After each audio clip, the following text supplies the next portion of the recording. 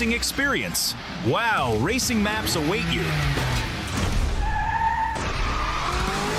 The new racing template is online. Create your racetrack gameplay.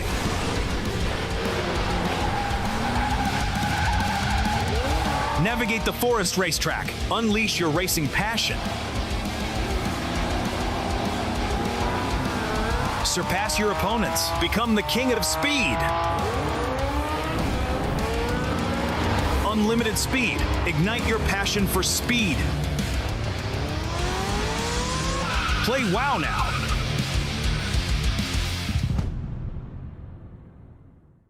The world converges. The race to be the one begins. The 2025 PUBG Mobile Global Championship will be held in Bangkok, Thailand from November 24 to December 14. The ultimate stage where legends are forged and champions are crowned. Let's dive into this year's updated format. The journey starts with the Gauntlet, a high-stakes 3-day stage where momentum and pressure peak from day one. The top 7 advance directly to the grand finals. Teams ranked 8 through 16 head to the group stage. Also new, Rondo replaces Sandhawk in the map rotation, starting each match day. After the Gauntlet, the PMGC continues with Group Green from November 28th to the 30th and Group Red from December 2nd to the 4th. 32 teams are split into 2 groups of 16. In the group stage, the mission is simple. Finish in the top 3 of your group to secure a spot in the grand finals. Play 4 through 11 and you get one last chance to stay in the fight. Land in the bottom 5 and you're eliminated. Once the groups are over, the final 2 grand final spots are determined in the last chance stage. 16 teams compete over 2 days on December 6th and 7th with no room for error. Only the top 2 keep their dream alive. After the PMGC League concludes, it's time for the final fight, the grand finals, the best of the best. 16 PUBG Mobile teams, including the host country, invite. Prove they are the one. The epic conclusion takes place from December 12th to the 14th. Who will rise on the road to glory, claim the crown, and take the lion's share of $3 million prize pool? Who will write their names in history? The journey to greatness begins here. Welcome to the 2025 PUBG Mobile Global Championship. Virtus Pro çok iyi oynadı. DX zaten I don't think any PMSL champion teams are stronger than us. ممكن اقول لرؤوف طور لعبك لانه حبي احنا جايين ندمرك.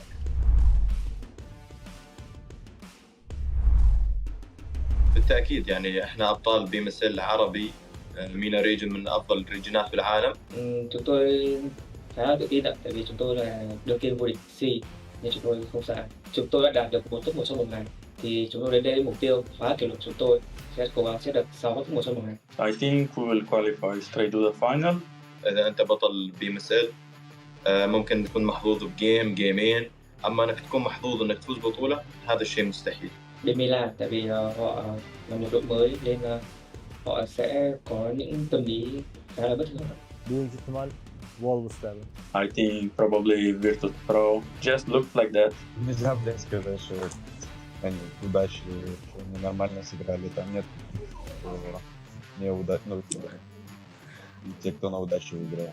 Я посмотрел, типа, фавориты своих регионов выиграли. Wolves Esports. They have Coops. Best player in the world in my opinion. Đội VP ạ, tại vì bên khu vực đấy khá là căng thẳng và họ chứng minh bản thân mình từ những ngày đầu tiên. İyiler, kötü değiller ama heyecanlı oynuyorlardı. Study everything and we'll be ready. Я считаю, что из всех победителей PMSL мы являемся самой сильной командой. Virtus Pro çok iyi oynadı. DX zaten bu PUBG Mobile oynadığımdan beri hiç sevmiyorum oyun tarzlarını. Kendilerini seviyorum ama oyun tarzlarını hiç sevmiyorum. Yani bölgeleri güçsüz olduğu için ben MENA bölgesi demek istiyorum. Oradaki takımları biraz daha vurmak kolay diyebilirim.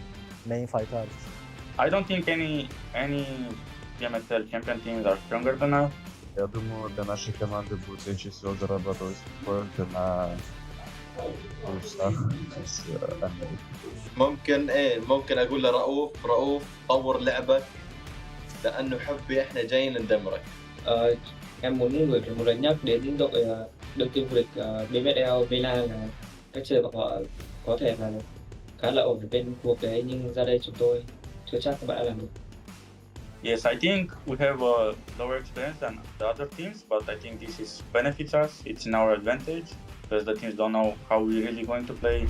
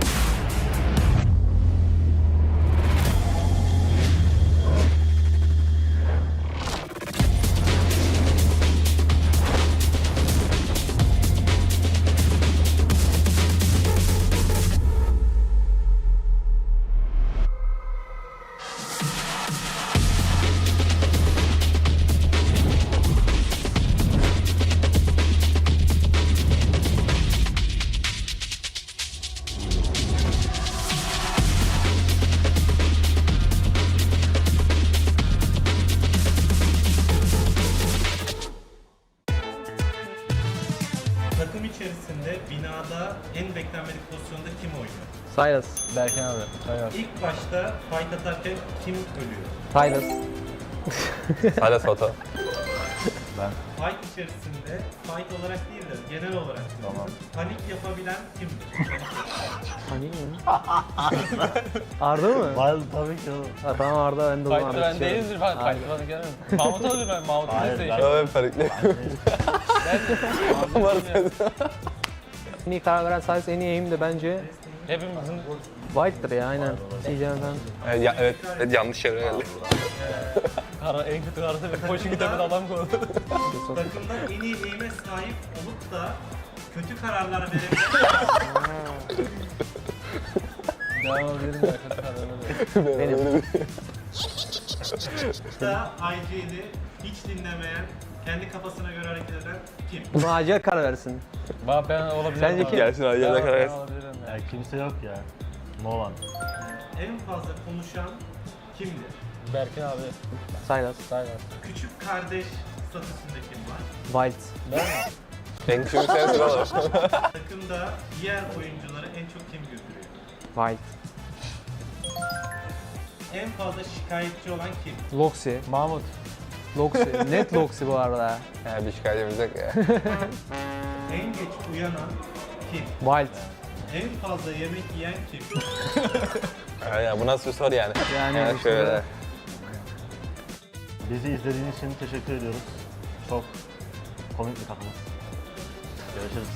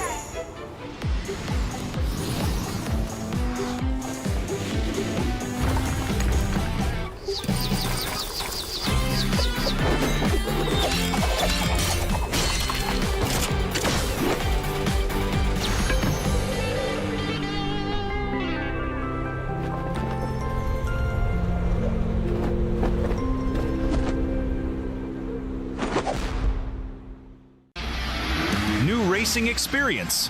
Wow, racing maps await you. The new racing template is online. Create your racetrack gameplay.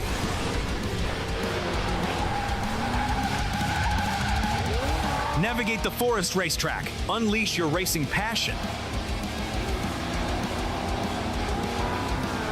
Surpass your opponents. Become the king of speed. Unlimited speed. Ignite your passion for speed. Play WoW now.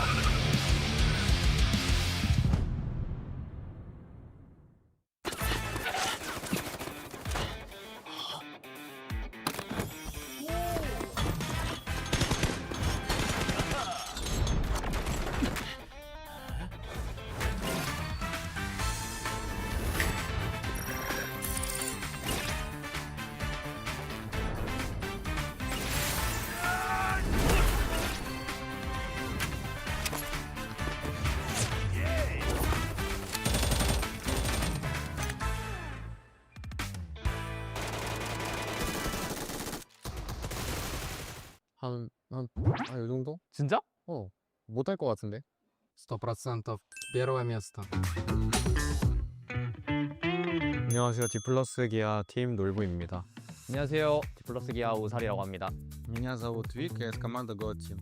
Я держусь с командой Go Team. Сегодня мы прошли в гранд-финал PMGC и будем выбирать предикты на группу Red.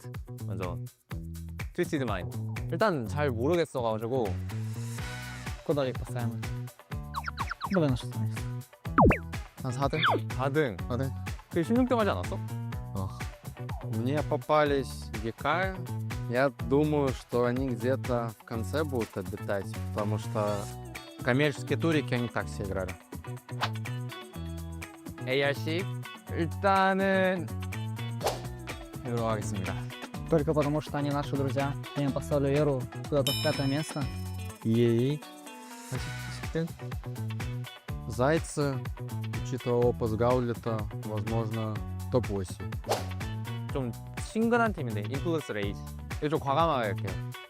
Ну, где-то возле Гикеев поставим, наверное. Ребят на их выращивают.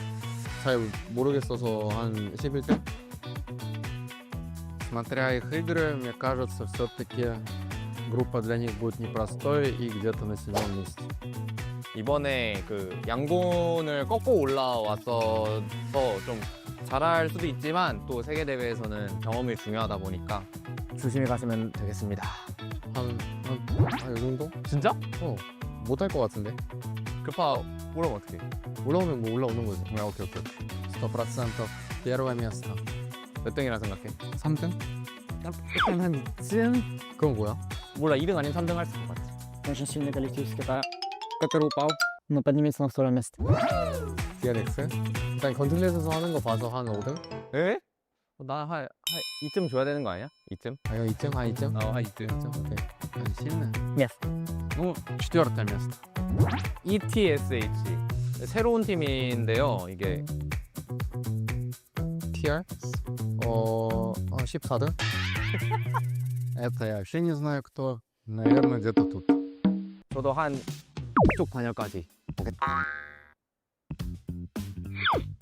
오케이. 뭐? 오케이. Китайцы, которые неплохо, да, показали свою игру, был на 3 месте. 처음 보는 팀이 몰라요. 어떤 팀인지. Девятое. 유명한 말레이시아 팀인데 요즘 좀 많이 흔들리는 것 같아서 한 이쯤으로 하겠습니다. Как будто нужно было расставить на 14 ставить на 9. 이거 어떤 팀인지 몰라요 이것도. Ну, НРЗ остались, как будто очевидно. 바꿀게. Окей. 아니 나는 솔직히 한 이쯤? 아, 그건 아닌 것 같아. 오케이. 여기로 가고. No will pick this. I don't say anything. В итоге получились у нас предикты. Возможно, мы были неправы, и команда на деле кажется сильнее, чем мы думали. 또 여러분들도 좀 많은 예측과 기대를 좀 해주시고 다들 화이팅. Bye.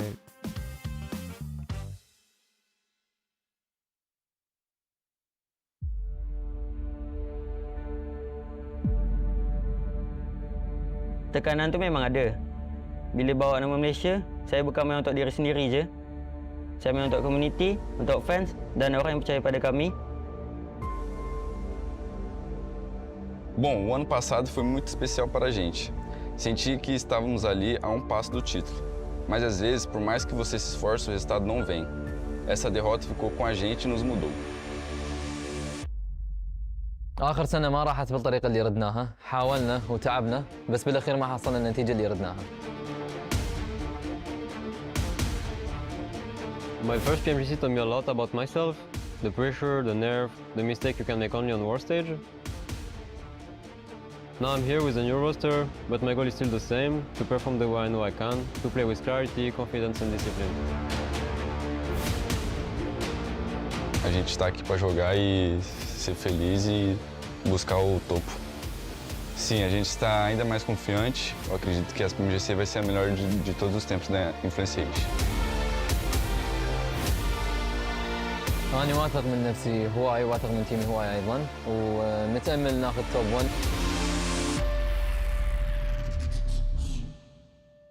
Perjalanan PMGC kita orang pada tahun 2024 boleh dikatakan sangat teruk. Kami langsung tak berjaya untuk lepas ke next stage. Tapi 2025 akan berbeza. Saya tak akan biarkan kesilapan yang sama berlaku dua kali. It's not my fault, but I'll always come back. Don't get it twisted. Our talent was never the problem. Bom, este ano voltamos com mais fome, mais disciplina e com a mentalidade bem mais clara. Acredito que este é o nosso momento. Saya tak nak orang lain ingat tim Malaysia ni datang untuk bercuti je. Tapi saya nak diorang tahu yang kita orang boleh bagi saingan terbaik untuk tim-tim global. Sonraki maçta kalp krizi geçirmiş olabilirim galiba. Alo. Anneciğim ne yapıyorsun? Anneciğim, iyiyim bebeğim. Sen ne yapıyorsun? İyi ben de çok iyiyim valla. Maçları izledin mi? Oo, izledim. Ben olur mu? Kalp krizleri geçirdim ben burada. Bana 2'ye çıktınız, ikinci oldunuz. Geri 3'e düştünüz, geri 2'ye çıktınız. Ben kalp krizi geçiriyordum yani o sıra. Neyse mutluyum annem. O da diyorum ya, 3 gün formayla takıldım. Valla. 3 gün formayla gezdim. İş yerinde öyle. Görmüyor musun? Resmi atıyor beni iş formada. İş yerinde de formayla yani şey yaptın değil mi? Formayla gittin. Evet, evet. İyi sen ne yapıyorsun? İyiyim anneciğim. Özledim seni, sadece seni özledim. Ben de seni özledim valla. Aradım akşam, bakmadım hayırlı olsun demek için. Uyumuşum bir de uyuyakalmışım. Ben de dedim kutlamaya mı gittiler, ne yaptılar bunlar? Öyle işte. Tamam anneciğim. Tamam. Seni seviyorum, öpüyorum. Ben de seni seviyorum öptüm hadi. Hadi arkadaşlarına çok çok selam söyle. Aleykümselam. Yok annem, canın sağlığı. Bunları da tebrik ettiğimi söyle, ilet hepsine tek tek. Tamam aleykümselam. Onların da selamı var sana. Tamam aleykümselam anneciğim, hadi görüşürüz. Hadi görüşürüz öptüm bay bay. The action continues as Group Red is ready to take the stage at the PUBG Mobile Global Championship 2025. The circle hasn't even started to push in yet. You're challenging a team that has cover right now. Finally, he lays down the law, and just one player now remaining. Federal steps forward. He's given it a good go. The dance around the rocks. It's a 1v1 for the peak, but they will not be denied this time. 5 elims in the second place would be brilliant. It will be taken down. Wayball Gaming able to find a chicken dinner. Cold as brass, and the reds may be going through. I'd say not peeking this. Finally will close this down. DRX take the chicken dinner.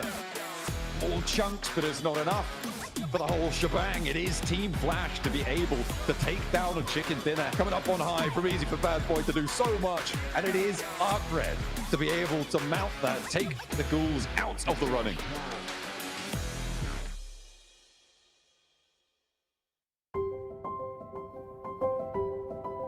Merhabalar, ben Berke Sayras Çetin, Regional KD Sports'ta ayrıca konumunda oynuyorum. PUBG'ye ilk çıktığı günden beri oynuyorum. Ailem o zamanlar izin vermiyordu. Gizli oynuyordum.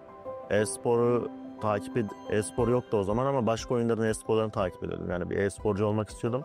PUBG Mobile'da buna açık. Who have won the title? RCB pipped to the post. It's South Korea. D+Kia. Benim için geçmişe kaldı ama aklıma geliyor illaki tabii. bazen. Geceleri özellikle turnuva bittikten sonraki ilk aylar böyle geceleri editleri açıp falan izlerdim yani, bir duygulanırdım. Ama ileriye bakmak lazım yani bir yerden sonra. O yüzden o turnuvaya dair herhangi bir şey hissetmiyorum. İkincilikte sonuçta güzel bir başarı. Ama son maçtaki talihsiz alanlardan sonra nasip değildi. Belki bu sene olabilir yani. Yani bu sene güzel başladık. Yani WC'de daha iyi bir sonuç getirebilseydik bu sene benim senem diye, yani bizim senemiz diyebilirdim yani. Aslında daha yani çok uzun bir yolum var. Elimden geldiğince çok şey kazanıp kendime tarihin güzel bir yerine yazmak istiyorum yani. Bu işi en iyi şekilde yapmak istiyorum. Dünyanın belki de en başarılı e-sporcularından biri olmak istiyorum kendi alanımda. Takım değiştirip de iyi olmamın sebebi de birazcık da disiplin ve tecrübeden kaynaklı. Servet amcam ve Çınar amcam kendi öz ailem dışında. Onlara çok teşekkür ediyorum. Eski takım arkadaşlarım dahil, yeni takım arkadaşlarım dahil, bütün şu ana kadar gelmiş geçmiş bütün takım arkadaşlarımla, onlar olmadan ben buraya gelemezdim. Onların emeği de çok etkiliyor takım oyunu olduğu için. Onlara da buradan çok teşekkür ediyorum. Ve beni destekleyen herkese de çok teşekkür ediyorum.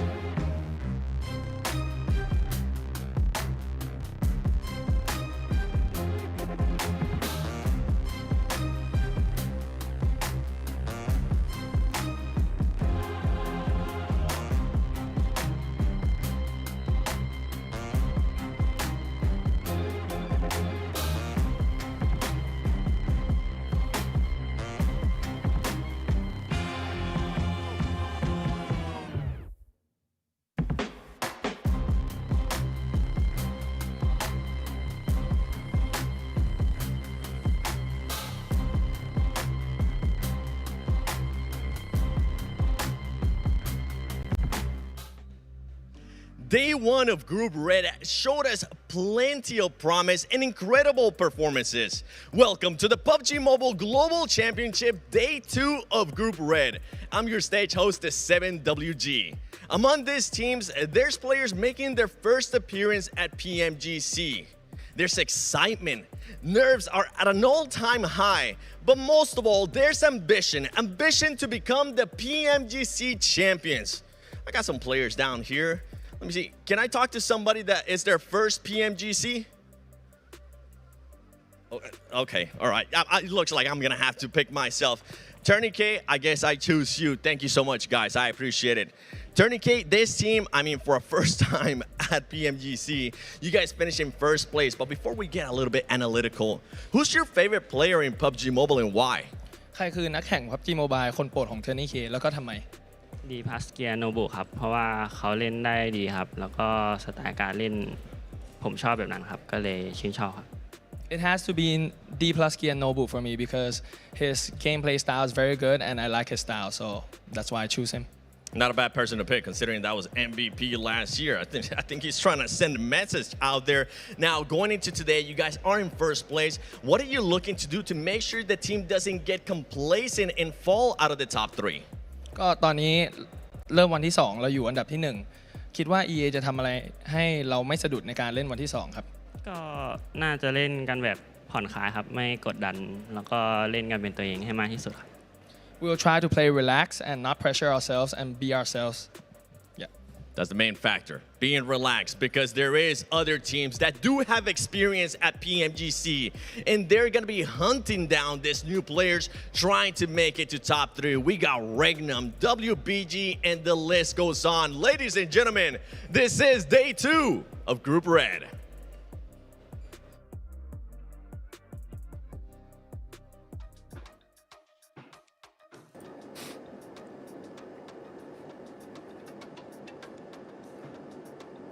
And just like that, day 2 has begun. We got some of the new legends joining the lobby versus some of the old kings. Max, Mad, Neptura. This is a big day for so many squads here. Max, how you doing? I'm doing fantastic. Day 1 was definitely a bit of a surprise because Group Red plays very differently from what we saw back in Group Green. So I wonder if that's going to stay the case for the entirety of this group, or if today teams are going to be a bit more hungry and they're going to go super sicko mode. I think so. That could be cool. They better, that's for sure, right? Because we got 5 more teams going home at the end of tomorrow, Neptura, right? I love that start of the show because we get to see, right, so many new players, new squads joining the PMGC for the first time. And man, some of them popped off on day 1, Neptura. Didn't they just? It's so nice to see some fresh blood coming in and doing so well. We get new teams, new players coming in all the time, but you know, being their first PMGC, we don't expect too much from them, but these guys have gone above and beyond, and you know, to have a fresh player new to PMGC on a roster that's #1 currently is crazy. So big GG's to Tony K over there. I'm looking forward to seeing what he can do today, if that streak is going to continue. I mean, they don't just have Tony K, they have 3 Supermans on their team. Yeah. Oh my god. How are you going to stop them, Hot Jukes? I don't know. It's impossible. Yeah, pretty much, especially in Rondo for day 1, right? I guarantee you that you 6 get to hear of them. Yeah. They got the recall. That's right. They keep coming back. They will not stop. You can see right here, guys, this is the point format. You know, we got $3 million on the line. We got today, tomorrow, a day off, and then we go to last chance for 2 more days, and then we're in the grand finals. These are the teams that we're going to be seeing playing today for those that could be just tuning in for the first time. But oh my goodness, if you missed yesterday, day 1 EA, match #1, Sakura in particular, 11 points on his own in that one game. A performance we're probably not going to see for the rest of this tournament, Max, man, right? So we got to definitely give him some love for that. That was such a mental first game on day 1 here coming out from E-Arena with that, especially 11 eliminations coming out from Sakura, right? That was a mental performance from that player in particular. And you know what? Virtus Pro, they got their position stolen away from them, Niptra. Are they going to seek vengeance in this next game on Rondo? I do wonder, but Virtus Pro definitely want to try and make sure that if they do get good position to actually win that fight, is go through some of these replays and look at Sakura on that mountaintop. I mean, what do you want to do? It's too OP. Yeah, I mean, once he had a really good position up there, it was kind of like it was solidified. It's like, okay, done deal. Time to go home, everybody. It's done. Rondo's over. Try again tomorrow. But, you know, we had a lot of teams really pop off yesterday. It was really nice to see, you know, some real consistency from Influence Rage, for instance, right?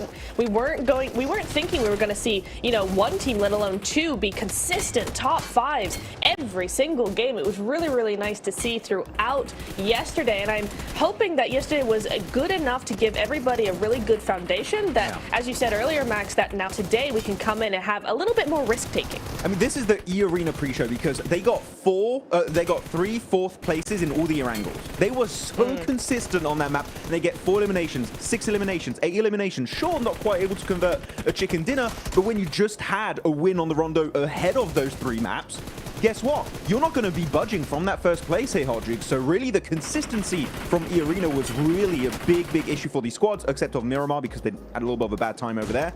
But E-Arena, if they even do something just remotely close to their day 1 performance, top 3, they should still be there very comfortably after day 2. Yeah, and speaking of consistency, right? Influence range. You see Law right there with that beautiful play towards the end. They were super consistent at the start. What were they? The first 3 matches, all top 2 finishes, right? And then they went into a 5 elimination game and then a top 4 finish. And you can see right now, these are your leaderboards. It was Flash right there at the end with some sick performances, Max, that was able to rocket launch them into 2nd place. But I think the big storyline here, guys, that we got to definitely talk about, right, is obviously that top 3. We're starting to see some point sponges. Those last couple matches definitely started making things a little bit closer towards the top. But these teams, especially in the mid pack, they got to start off strong today, Max. Yeah, definitely. I'm looking at Regnum Kara in particular. No chicken dinner, still 16 placement points, which is technically a really good stat in comparison to teams like Arcred that do, in fact, have a chicken dinner under their belt. But Regnum Kara, Niptra, we expect more from this team, right? Especially after the Gauntlet. I thought they'd come out a little bit more hungry here. They're still in 5th position, but if any team is going to make that ascent towards the top, it just has to be Regnum Kara, in my opinion. Yeah, I think yesterday we were seeing a lot of weird things going on just in terms of the whole lobby, right? Is like it plays very differently. In VP, we're having problems. Regnum are a similar team. They are also having problems, but just not as much. But today, I think they have a much better chance of coming back, bouncing back as we see the head-to-head here. We have Regnum Kara on one side and Team Flash on the other, Max. And, you know, we have the new versus the old, the inexperienced, the fresh out the gate, and the team that's been here many, many times before. So it's really interesting, Max, to see how the comparison here, what points they were actually able to get yesterday. I mean, Win able to live up to his name on Team Flash. Really good. No, 41 eliminations is going to be huge for only 4 extra placement points. Able to actually gather that many more eliminations is quite significant in favor of Team Flash. So I'm very stoked and I feel vindicated. I feel so vindicated right now because I put them in my top 3 prediction and they were not cursed. Everyone in the chat, I knew it. I knew it. I always believed. Okay, the Team Flash were going to pop off, and so far they had a great first day. Beautiful for Team Flash. Love to see some new blood come and just crush it on day 1. A lot of those points, though, were gained on Rondo. We'll see if they can replicate that here today. And that man, Sakura, top on the leaderboards when it comes to players. And it made sense because when you get 11 matches in match number 1, you're bound to end up here, Max. Definitely. And you know what? I saw some people in the comments talking about some of these average stats. They say, oh, but like in my games, I have 8, 9 average eliminations. I'm like, bro, this ain't PMGC you're talking about, okay? PMGC having anything over a 2 average elimination per game is mental. And right now, Sakura just going completely ballistic, especially off the back of that Rondo right now. 2.5 average elims with a survival time of almost 21 minutes is an insanely good stat to have in a global championship. No, it really is. I mean, if you look at our Ultimate Royale matches, Max, it's nowhere near 2.5 average, and it's nowhere near PMGC level, right? So to actually have that kind of stat is really, really crazy. I'm so excited for Rondo. We saw so many really cool plays coming in here. Rondo's going to be the first one up here. We got those recalls coming in. We've got maybe Sakura popping off again. You know, we might just see just a really, really cool game once again. I'm super excited for this one. So excited, so excited. I mean, one thing that I definitely noticed from Group Green to Group Red is that Group Red much more calculated when it comes to those end games, right? We're not seeing a lot of teams, at least in my opinion, take those crazy risks to win the game, Max, as opposed to Group Red. I think we're seeing teams be much more like, oh, you know what? We don't got zone here. Let's just get as many points as we can, which is a good strategy, right? Because that's going to get you some consistent points. Sometimes going for that risky play will end you out with nothing, right? My question is, though, at what point in this tournament where we need to start seeing that change? You know, I think it's still a little early, but eventually on, we're going to have to start seeing some of those risks, right? Eventually. I mean, if you're at the bottom today, there's still ample space for you to make that comeback. But if you're at the bottom of the leaderboards, I'm going to say at the halfway point of today, you got to start getting a little bit desperate here, especially if you're Virtus Pro. I feel like that has been the biggest surprise, oh, well, not surprise, upset of that day 1, right? So if there's any team that we think is going to be making that jump back, it has to be Virtus Pro. Well, let's see if they can do it here. And they're going to get it done on the Infinix GT30 series, the official gaming phone of PMGC 2025. Engineered for precision, performance, and victory, empowering every gamer to hashtag be the one and hashtag outplay the rest on the global stage. And I'll tell you what, Virtus Pro need to put those bad boys to work today because they don't need to wait till mid-game. They need to start off the rip. They had the worst performance we've seen on day 1 in any stage so far in PMGC. 8 points is tough. And it all started with that Sakura nade from, like, literally from heaven, right? And then boom, the whole team's gone. And I think that definitely shook them up, Neptura, but you got to shake it off here today if you want a chance of even continuing in this tournament. Yeah, you absolutely have. I was also watching the first Miramar, right? You know how I had said, oh, I think they're just really getting interrupted in their rotations. They're not ready for that early game clash that they keep losing players. And if you look back at the first Miramar yesterday, they made a very them, right in their strategy, a very them rotation from Ruins across to the north side. WBG, they come in and they interrupt that. That has been their rotation for ages. That is their set rotation.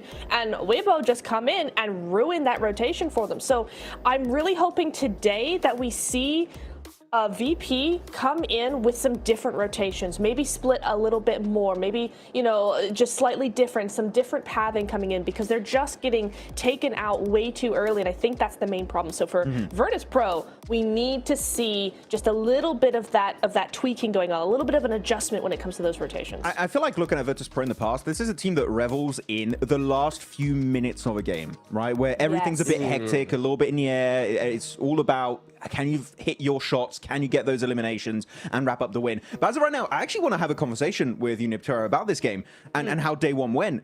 I feel like the game-winning play happens in like circle, maybe sometimes 5, 6. Like, I'm looking at Weibo. They're chickened in on a wrangle, that 2-2 split, third party into the western side on E Arena. That was the 2-2 split that literally won them the game, but you just didn't know it yet. But that was the play, and we've seen it also on the other maps. So I wonder if we're going to see that kind of momentum kind of continue into the second day, because that was a very unexpected day one, in my opinion, for that group.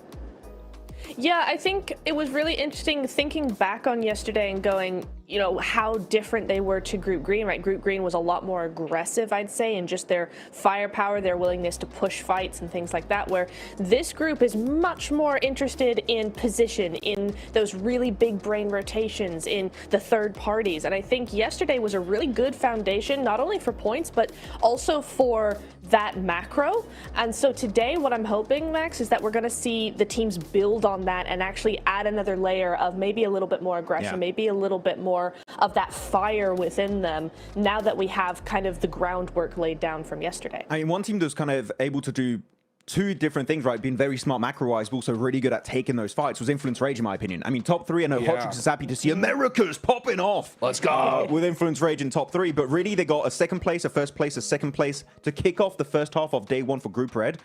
Amazing consistency from this team. It did fall off a little bit later on in the second half of the day, but still, it was such a good initial performance.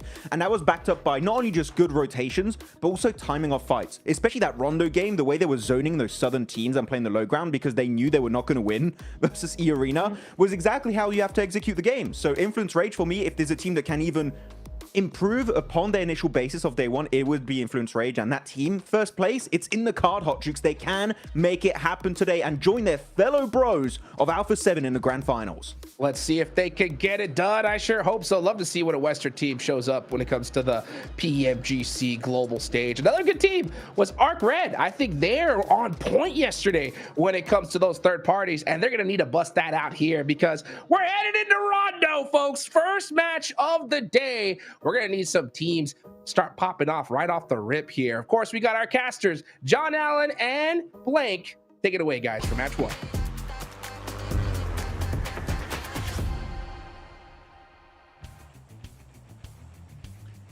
Oh, it doesn't ask for much, does he? He's only wanted everything all at once right at the start. Hot Jukes is in for the day, and I think we are too. Blank will be cracking on with Rondo. Of course, those recall beacons at the forefront of everybody's minds. That is right. Teams will be going hell for leather into the fight, and then immediately going straight back in.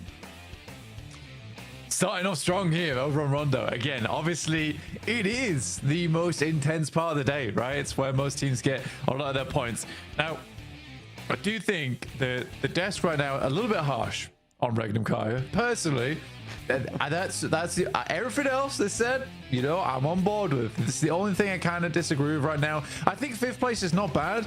I think considering where Regnum Kai starts in a lot of these circles and where some of the other teams were basically able to get 3 wins off the back of, I genuinely think that Regnum Kai is playing quite well so far, at least day 1. I think that day 2, I'd agree with the boys, Hot Juice as well as Maxman, saying that, you know, now is the time to step things up, get more points on board, because if that doesn't happen, yeah, I've got concerns. But I don't think 5th place is that bad. It's not disastrous, right? A bit of a hard south circle as we yap on about Regnum Kaya, but yeah, it's not the end of the world. They are definitely within striking distance, right? 45 points there, 20 points behind the leaders, E-Arena, who generally have been fairly passive, I think it's safe to say, over the course of their games yesterday, except for obviously that first one. They had a massive game there, but they got almost half of their points tally in just that first game alone. So for the rest of it, we've seen them stick to the edge, play quite passive, and it's definitely a catch-upable situation for teams still behind them. Not to mention there's 3 places up for grabs as well, so you don't even need to get into 1st place to qualify directly to the grand finals. We're on board with a classic hot drop between Flash and True Rippers here. So it looks like Zeus holding the staircase, has got the spot on the True Rippers, but they are aware of the angle, and he's not going to pull the trigger just yet.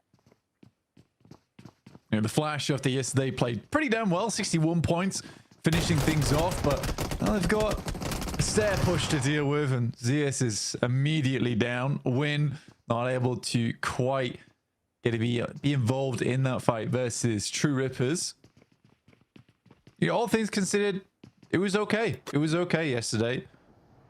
I don't think I had too many complaints. I think there was just a couple times where on their rotates they got cut out. I still think OG had the better macro just from the initial eye test so far. But I think Troopers are playing very decently at the moment. They are cracking on against Flash. Win goes down next. Tops is across the way, and you do need to be careful, Hydro. Oh, okay. Does survive another peek. I thought he was going to get shot down there. But Tops is hiding in the corner for now. Rippers have been spotted, one on the downstairs, one on the upstairs, and Harsh has to hit the deck. Tops nearly with the transfer there, not quite able to get that second, but that is going to slow things down, give him time potentially to bring Win back in, drops back behind the wall, and will initiate that res blank. So looks like they're coming straight back as well with the regroup coming through from Bose. Steps out against Hydro, and Tops is giving them the runaround. True Rippers don't know how to handle this guy. Tops is on a tear. Yeah, I'll give it to Hydro. That guy will fight. That guy will fight. He's taken some pretty good pushes in the past. That one was slightly overzealous there. Does get punished for it. But for True Rippers, they do have a player they're sending wide. So you sort of want to try and get as much value out of this as possible. Whilst still, you know, either losing this fight quick or winning it quick. Because Jelly really does want to pick those players back up again. But he gets knocked off in the distance, which now makes life very difficult for True Rippers. Oh dear, this is actually very bad now. Ooh, really tough situation. I mean, for Harsh, the main goal right now should be to leave this engagement, right? Should be disengage, get away, get to a recall beacon. With your outpost taken down, Geeke and Team Flash have been able to control the closest recall beacon on that northwest side. So a really rough situation. Bringing back KIO, though, is going to help a lot, right? Playing as 2, you can leave a little bit more effectively. For Flash, though, they're going to be aware now that Geeke have moved in from that north side, and it could be a multi-way engagement. As the Arena lose one, Nuclear Zone able to pick that one up towards Hemetown. And a lot of other teams have actually moved towards the zone, all the way down on that south edge blank, and they have put themselves slap bang in the middle. For Regnum Kai, losing a player is just, it's annoying. It's very annoying. I think this is happening so much at the moment. I think some of the early rotates towards center circle, maybe a little bit aggressive at times and slightly lacking information. And they're just hoping that they get in with 4 players. It is a little bit annoying at times. Very interesting fight here between the Flash and True Rippers, because the 3-1 split that the flash went for was the exact same one as True Rippers. So Jelly just gets 1v1'd by one of the players there from the flash. Kind of an unfortunate deal. Yeah, they only get the 1 point for Rondo. It's not nice. But that is how the cookie crumbles this time around. Over in Hametown, we saw Irina losing one, but they've got some time to play around with. Joker, actually, the split off, the 3-1 for them with Alliance very close by. For Irina, it might be a little bit harder to go for that recall, but over towards Muhopan, you still have got that recall beacon available. The question is, do Alliance flex down? Do they spot it? Do they try and change things around there? Or are they going to allow this recall to come on through? Because Irina now on the back foot when it comes to rotating down from the north side. I mean, for Alliance, like, if we're talking logically, there's absolutely no reason for them to pass through Joker. I think they could probably do a drive-by and see if there's any players there. Maybe pick yourself up 1 point and cut out Irina later on. But I think for Alliance, with this kind of circle, it is much more sensible, in my opinion, just to try and send down towards the south now. It's a long journey ahead for both these teams, so they do want to start getting in towards the circle a little bit sooner. A lot of squads are very central right now, and to do with the playing path. Arcred, though, moving up. Easy shots to start off with, but no dice on that one as Baby is able to come out top. Over the bridge, far away. Arcred losing one as ETS8 there on the suspension bridge, but no suspense on that fight. It all came crashing down pretty quickly. As Baby now looking to hold the line against Ramses as well. For Arcred, again, it's all about just getting to those recall beacons. It looks like they've already managed to do that, and they'll be picking themselves back up. ETSH, though, wants to slow this down against Ramses, force them to go for another pickup and make their lives just that little bit harder. They are on the full surround on this building. What can Ramses do here? You know, this is a big opportunity to get an extra point at pretty little to no cost, right? For Ramses, if he's able to get one, I'd say just commit for the flush. You're going to get picked up back anyway by the rest of your squad. In goes Reverb, around the corner, goes for the knock, can't quite find it. So no point earned. That's not friendly, but worse things have happened, and they will be staying as 4. Yeah, frustrating, though. Considering that was not a bad spot to hold to try and get across the bridge later on. They also have Glory over towards the northwest side, you can see, and on the western edge is Easy for Bad Boy. So overall, the team is quite disparate. They are not together right now, and it is uneasy land that they have to cross going forward, and they're split off there by Geeke as well as ETSH. I'm very curious to see how they play out the rest of this game. Towards Tinlong Garden, you do have Regnum Kaya on there. Did they get back up to 4? They did. So they were able to get a recall on that one, which is great news. So Wild's back into the picture. Weibo very close to them over on their western side. They have lost 1 player, so unlikely to try and target Regnum Kaya in the near future. Holding on the top of Tinlong Gardens might work out well for them. We'll have to wait and see if that is going to be the dominant position, or if the circle's going to have other ideas. It has been a little bit mean occasionally to a lot of our teams, except for Influence Rage. Absolutely loves those guys. They're having a great time with the circle. Over the course of yesterday, they had a couple of shifts go their way. We'll see if that repeats. Virtus Pro now crashing into ETSH. I say crashing, more just sort of slowly getting along. Low friction, it seems. Shiva's not even going to take shots. Does he realize that was an enemy? I don't know. Yeah, I think so. They just kind of waved him goodbye. I mean, there really wasn't a team shot there for them, so they didn't want to just get popped. Especially on a rotate, you're on the western edge. Bit of an awkward EMP zone there for Virtus Pro, where they might want to try and wrap south. That actually makes things very difficult for a lot of teams on the north side of the circle.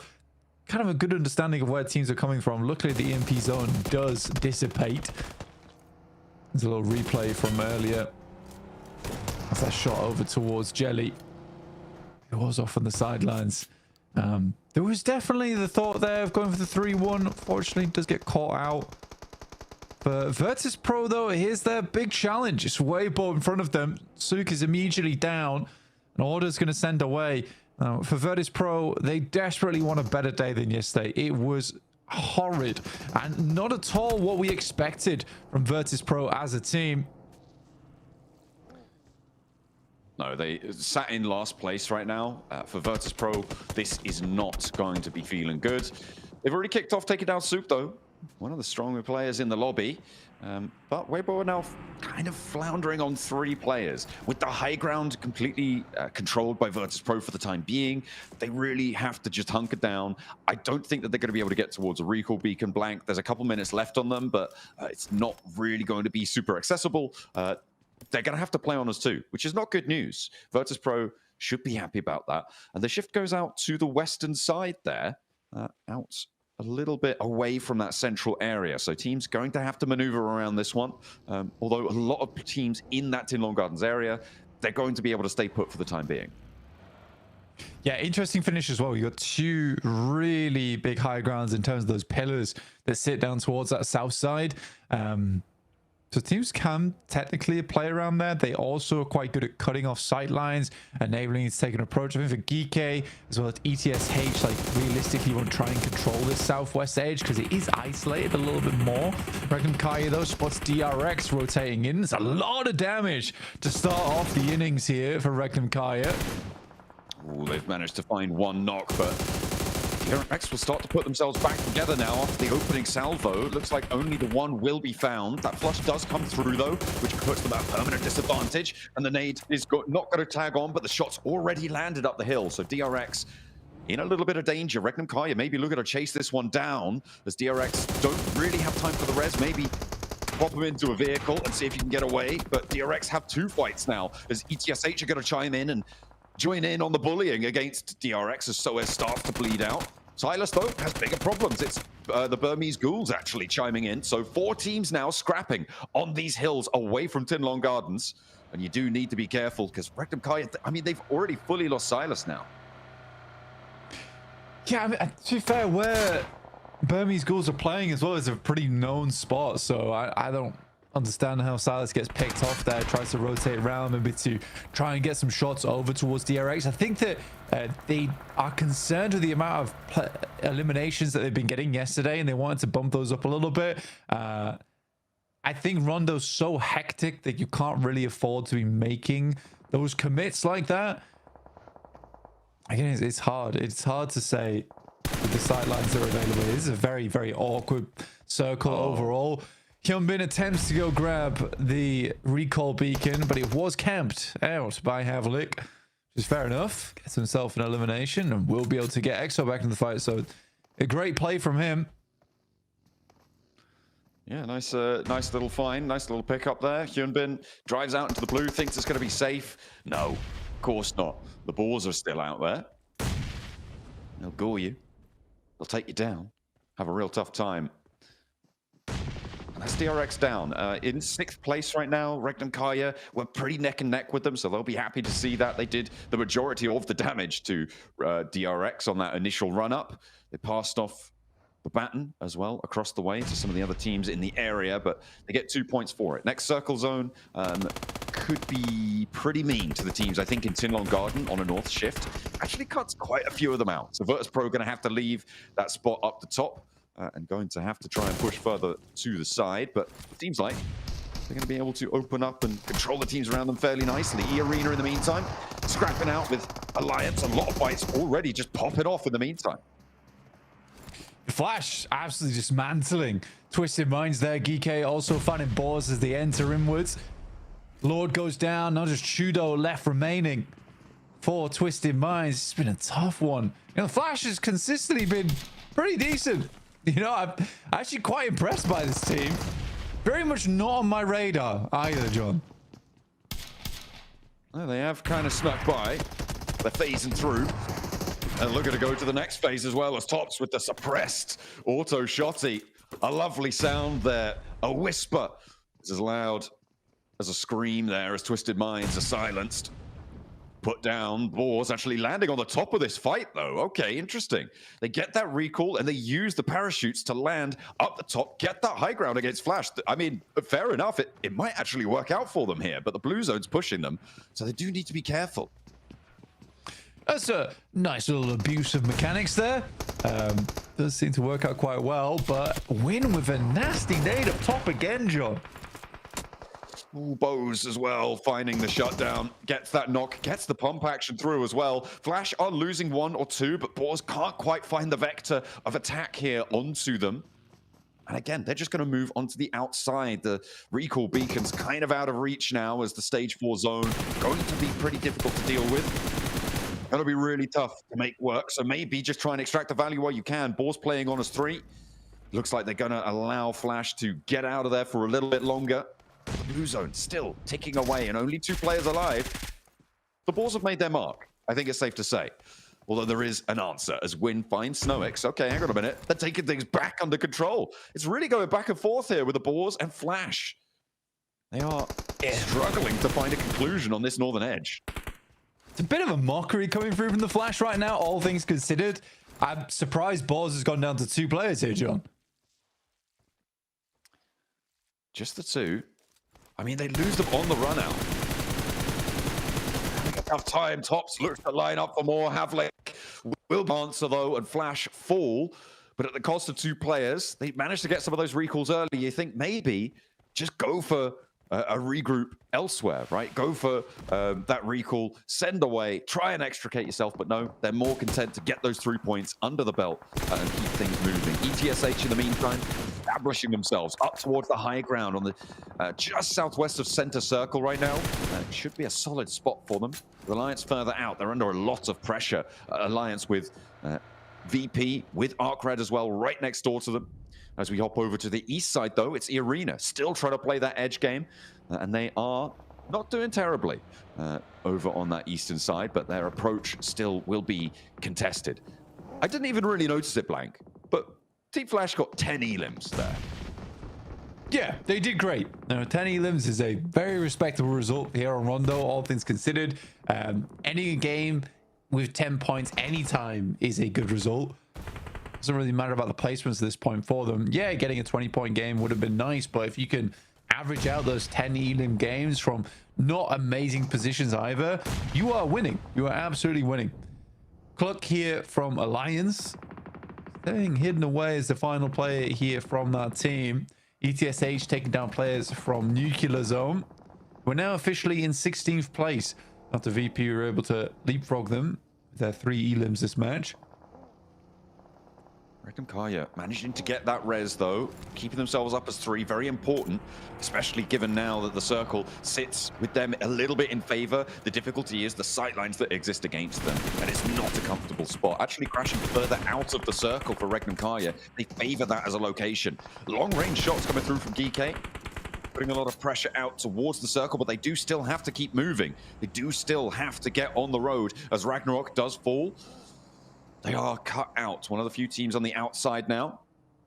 I do want to go back to Regnum Kai. I know we talked about them a lot, but they just pushed away from the middle on the roadside to a position around this rock. They want to keep this under control, and maybe Virtus Pro are going to punish them for it. They step into their turf, and it's only Loxy now to survive. Zedwolf, I don't think he's going to be able to get away from this one, and the MG3 is loud. It's ringing in the ears of Regnum Kaya. Loxy heads back to the roadside. I mean, they really committed to this edge situation, but it's gone absolutely terribly for them.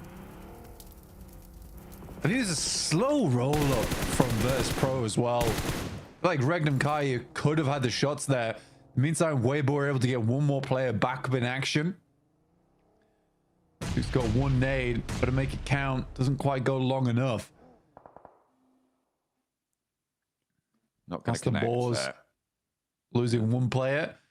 EXO on that north side, final player for them now. They've been consistently playing. I don't think they've ever been in the circle right now, John. I think they've been always on the outside. Yeah, it's not ideal, as I say. We are hopefully going to see them find a little bit more, but you know, they're in 13th place, which is already exceeding my expectations. So fantastic news, really.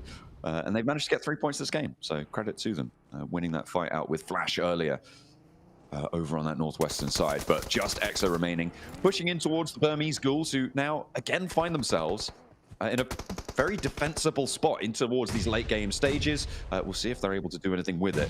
Weibo kind of trapped between Arena and Virtus Pro. Ooh, it's kind of nasty with it. Virtus Pro looking to add to their points tally. 6 elims found. That one gets stolen away, though, by eArena, as the rest of Weibo sending a lot further north around the rock. Yeah, I think Max is absolutely right that Virtus Pro is a team that really thrives when it comes to basically cleaning up. They're a janitorial squad, right? They love to sweep teams out of the way. They love to get the mop and bucket out, clean up house when it comes to these end games.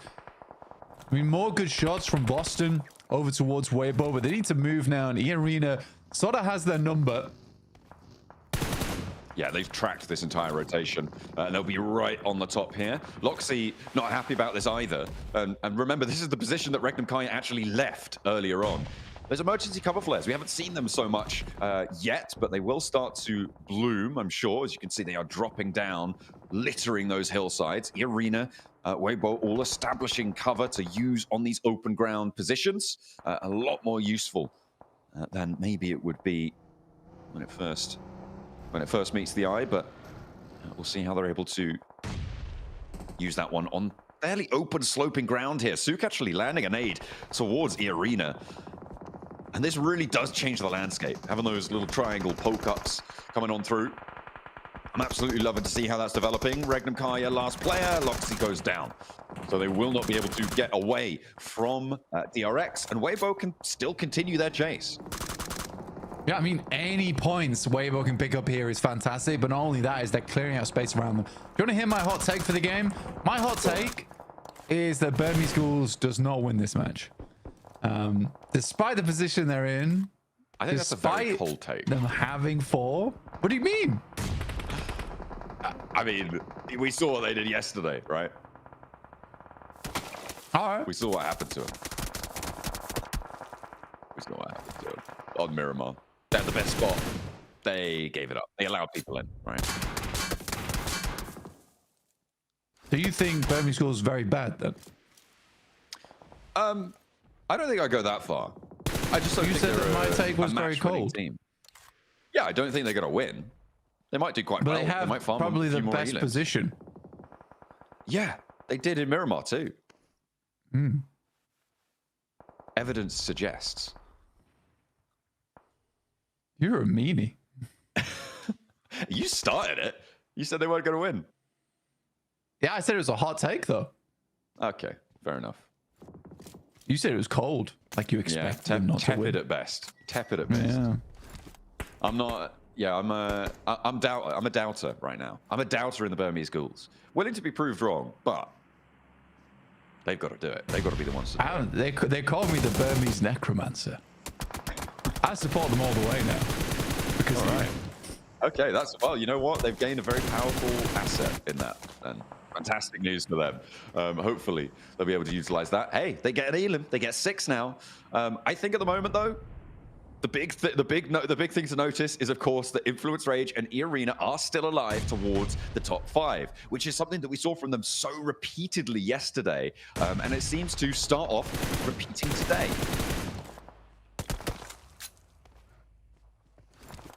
And for eArena, 5 elims, right? Doesn't look too bad.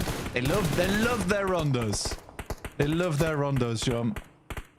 Hope to get some more points here and shoot them further ahead here.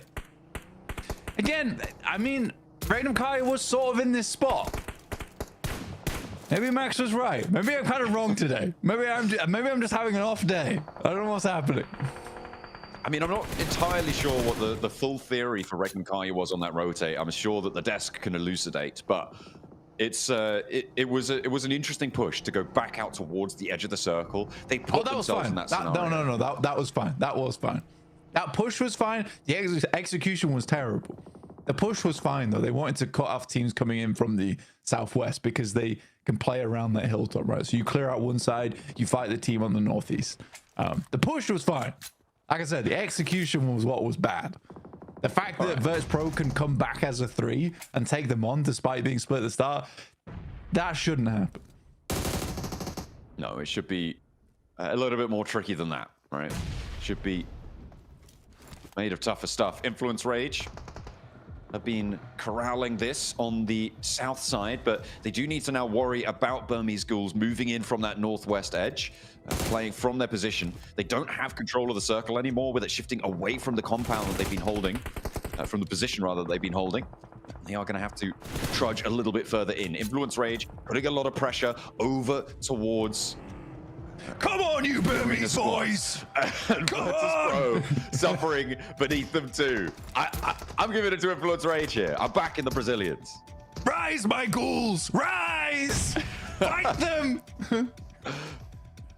Oh, I need more aggression, ghouls now. Come on, rise! Come on, Influence Rage. Let's go. It's either way. It's got to be a team from a country beginning with B that's going to win this one, right? It's either Brazil or it's Burma. Alright, so on the high ground right now, Burmese Ghouls grab themselves a lot of angles. This looks a lot better than yesterday. They are allowing the foes ahead of them to do most of the work for them, and that's fine. As they pick up the chicken dinner off the back of it. Turney K overshot over towards Law, and he is down. Turney K going a little bit crazy here, and in come the Ghouls. Oh dear. I'm gonna have to eat my words, Blank. They have transitioned well. They've kept this fight in. Influence Rage put too much stock in controlling the fights to the south. Lil Boy, though, wants to make the most of it. Make a meal of E-Arena. Turney K will fall down, and this is the last player now for Influence Rage. Burmese Ghouls moving up with 4, but it's Malloy from Virtus Pro, who still have 2 players alive who are taking the shots from the sidelines. He gets lit up, though. Needs to dodge around the blossoms, making himself a little bit more ethereal, hopefully, to dodge those bullets. Burmese Ghouls with it all to do. 4 players alive. Very little that anyone can do anything about this one, Blank. And you know what? We all believed in them right from the start. 100%. There was no one who ever doubted them. Oh, this ghoulish gusto on my screen. Lovely to see the Burmese Ghouls at it again. That's fine. Ooh. The Ghouls rise again. That's what they do. Okay. From the mud. Res him though, please. Please res him. Aragon, not going to go down just yet. Godspeed, nearly getting the spray down. Has to go for the reload, and Aragon's out behind the tree. Yes. Oh, okay, but can Malloy get across to get the res? Lil Boy might make that harder. He's already challenging, but Malloy has the first shot, gets that first tick of damage, and the second comes through from the Burmese Ghouls. It's Malloy now down on the ground, alone in the dirt, as Aragon flushed away. They don't need the res, Blank. They're going for the 3v1. Oh, Malloy on his lonesome. Come on, Unknown. Run him down. No! On the side of the car. It's a drive-by as well. Burma goes crazy here. In the first game of the day, over on Rondo, it's easy pickings. They had the best spot in the circle. They were the best boys for the job. Oh, well, absolutely proved me wrong. There is egg all over my face. Brilliant win there coming through from the Burmese Ghouls. Fantastic showing to transition out. Yeah, you know what? Super dumb for me, to be honest. Absolutely. I had no faith in them whatsoever. But you know what? That is brilliant. That they've been able to carry forwards from Miramar, not having the best of times there, moving into today, not letting that affect them. That is brilliant news. They did not stay timid. They got a little bit more bold and brash with it. Absolutely. Fantastic stuff. Great to see. And I think the Burmese Ghouls certainly do redeem themselves from yesterday, John. A brilliant redemption arc coming through from the Burmese Ghouls. How far can they go? Can they rise to the top? We'll have to wait and see for the rest of the matches today.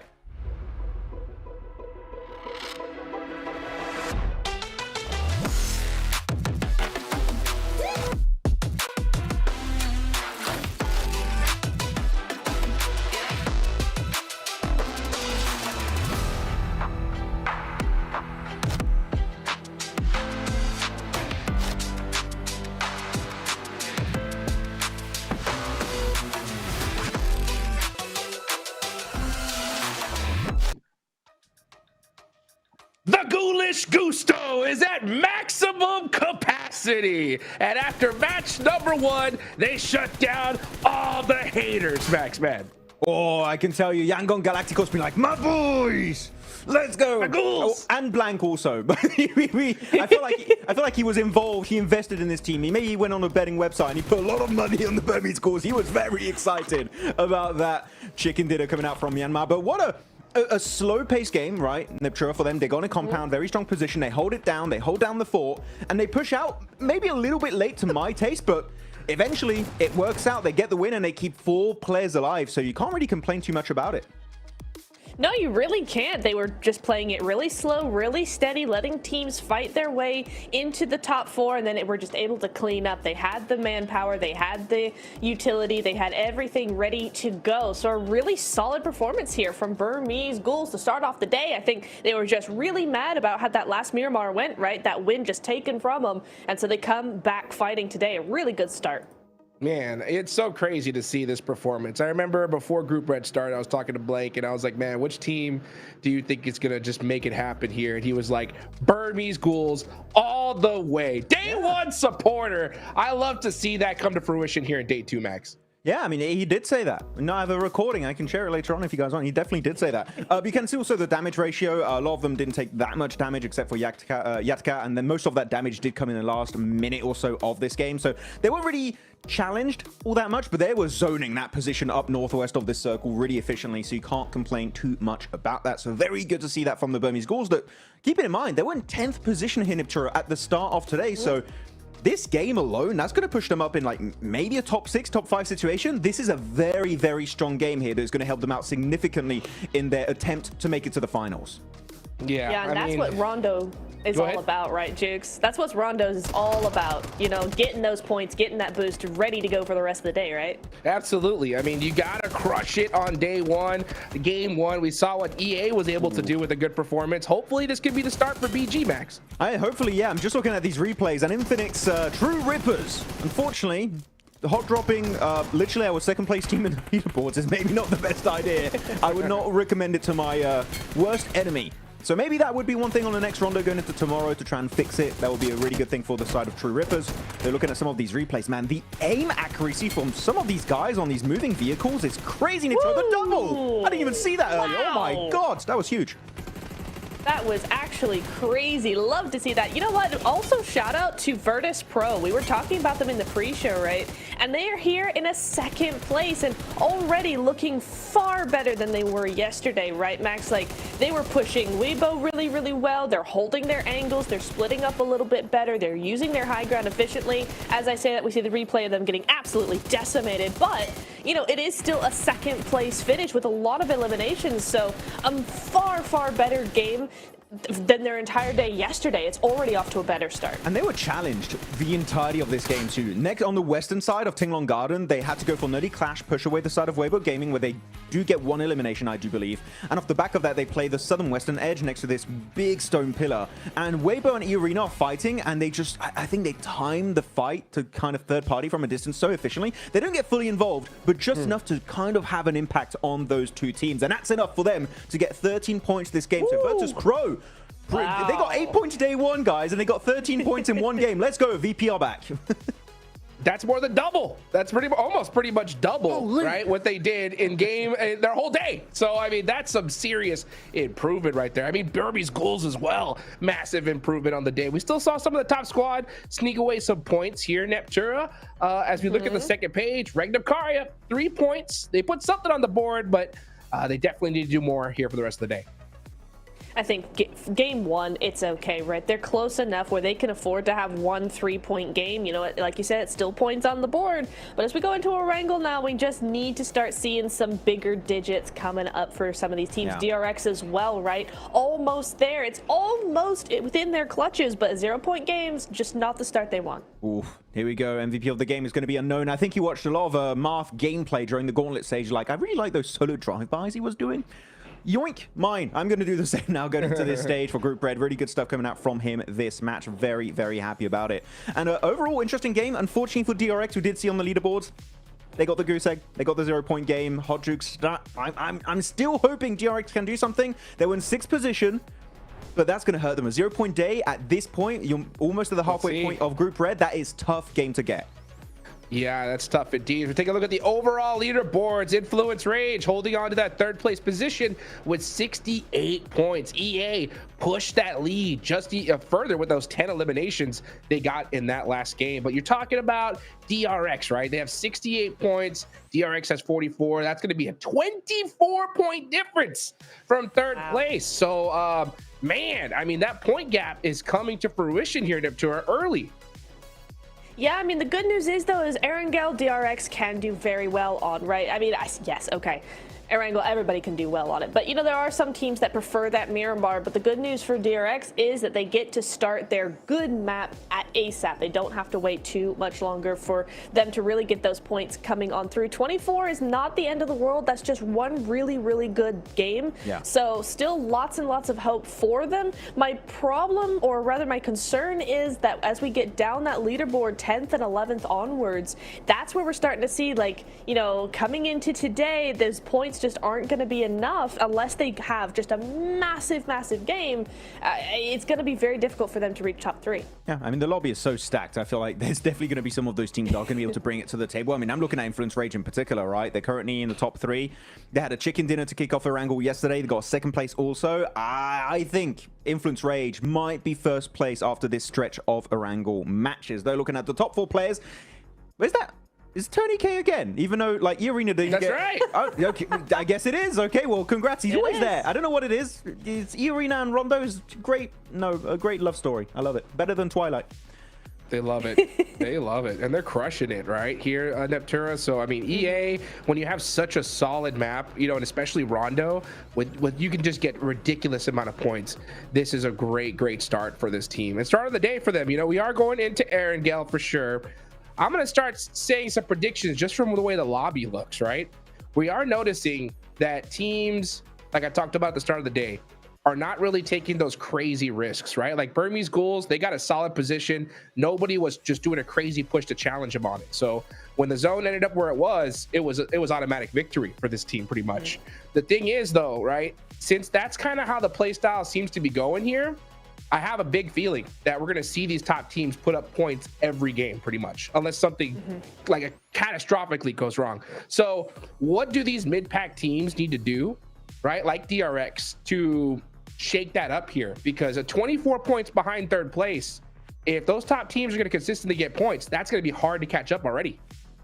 Yeah, I think honestly, and I don't know what you feel about this, Max, but teams that are playing center tend to do much better in terms of placement, because I think a lot of this lobby waits a lot, and so you end up seeing a lot of fights break out on the edge. And so if you're not a team that can really sweep effectively, I think a lot of those mid-place teams could do a lot better by just going center, playing a little bit like Burmese Ghouls here. They had that compound, they kept that compound, they waited for the end game. I'm not saying be super passive or anything, but I think maybe just not going for those fights on the edge would help them preserve their placement points a lot better. I feel like, because as you said, right, some teams tend to delay their particular move or their engagement. I'm remembering Group Green, we had third parties every single day. And I feel like this lobby in particular kind of has a fear, an inherent fear of third parties. That, oh, but if we crash first, another team is going to crash upon us. And because we're not going to be ready for that fight, we're going to crumble, we're going to die, we're going to get eliminated. I feel like that's an issue they currently have. But if you take those fights early on in the match, there's a very slim chance of you getting third party if you scout it around you, of course. So, yeah, we're not... Actually, now that I'm rethinking of it yesterday, we didn't see that many big third parties. We did see a few, of course. You're always going to have some in PUBG Mobile Esport, but nowhere near as much as Group Green, Hodrix, which is actually quite odd now that I think about it. And I'm going to pay even more closely attention to that going into Erangel. Yeah, I think that makes sense. I think we definitely should keep an eye on it, because I remember specifically Arc Red was that team that was like hunting those third parties. Like I always saw them just kind of waiting for that fight to happen, and then they were going for it, right? But one thing I do notice is it's a little bit more difficult.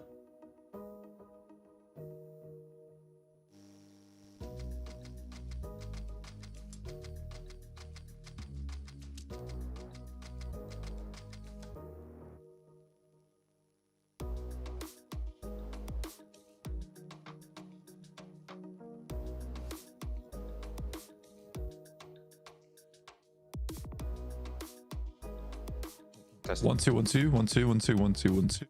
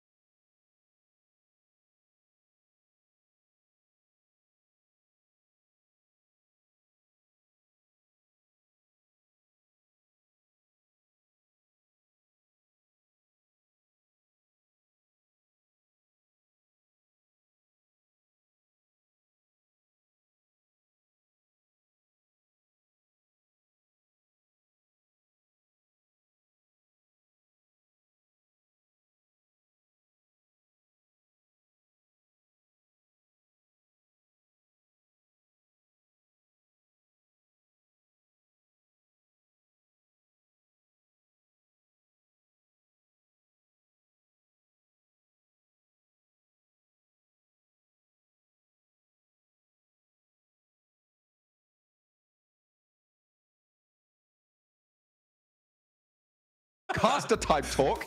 You guys, so stop it, you know? Stop that. Because we're here. We're cracking on. I couldn't really hear what they were chatting about. I'm pretty sure they were throwing shade at me just a moment ago, but we were talking in the meantime. So fortunately, I didn't hear a word of it. Either way, we are going to be heading into our first Erangel of the day as we are underway very, very soon. Just dropping in. Hopefully, we'll see some more action. Pretty lickety split. What do you think? Blank, you ready for it? Yeah, I love action, me personally. Action is the best. I wouldn't go. That's a subject we should leave alone. You know, okay. That's some past scars that I don't want to talk about. Makes me sad more than anything. That's all right. You'll be okay. You will. I've cried about it many times. Yeah, well, I know I was there.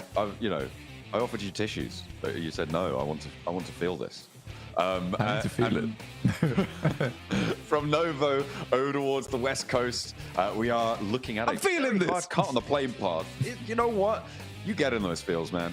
Real men do cry.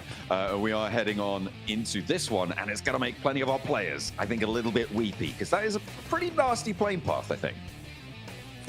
Yeah, it's tough. It's definitely tough. I mean, it's slightly less of an issue where you can get towards a lot of the general landmarks on the map on the western side. But you're right. Getting over towards the east, where you typically want to spread out, it's hard. It's hard to do. There's going to be some early crashes, some early skirmishing over vehicles, I imagine, on our screens. But there's also this consideration to make that the one thing I did quite catch, which Max was saying, which I'll enlighten you all upon, because that man is a cauldron of wisdom.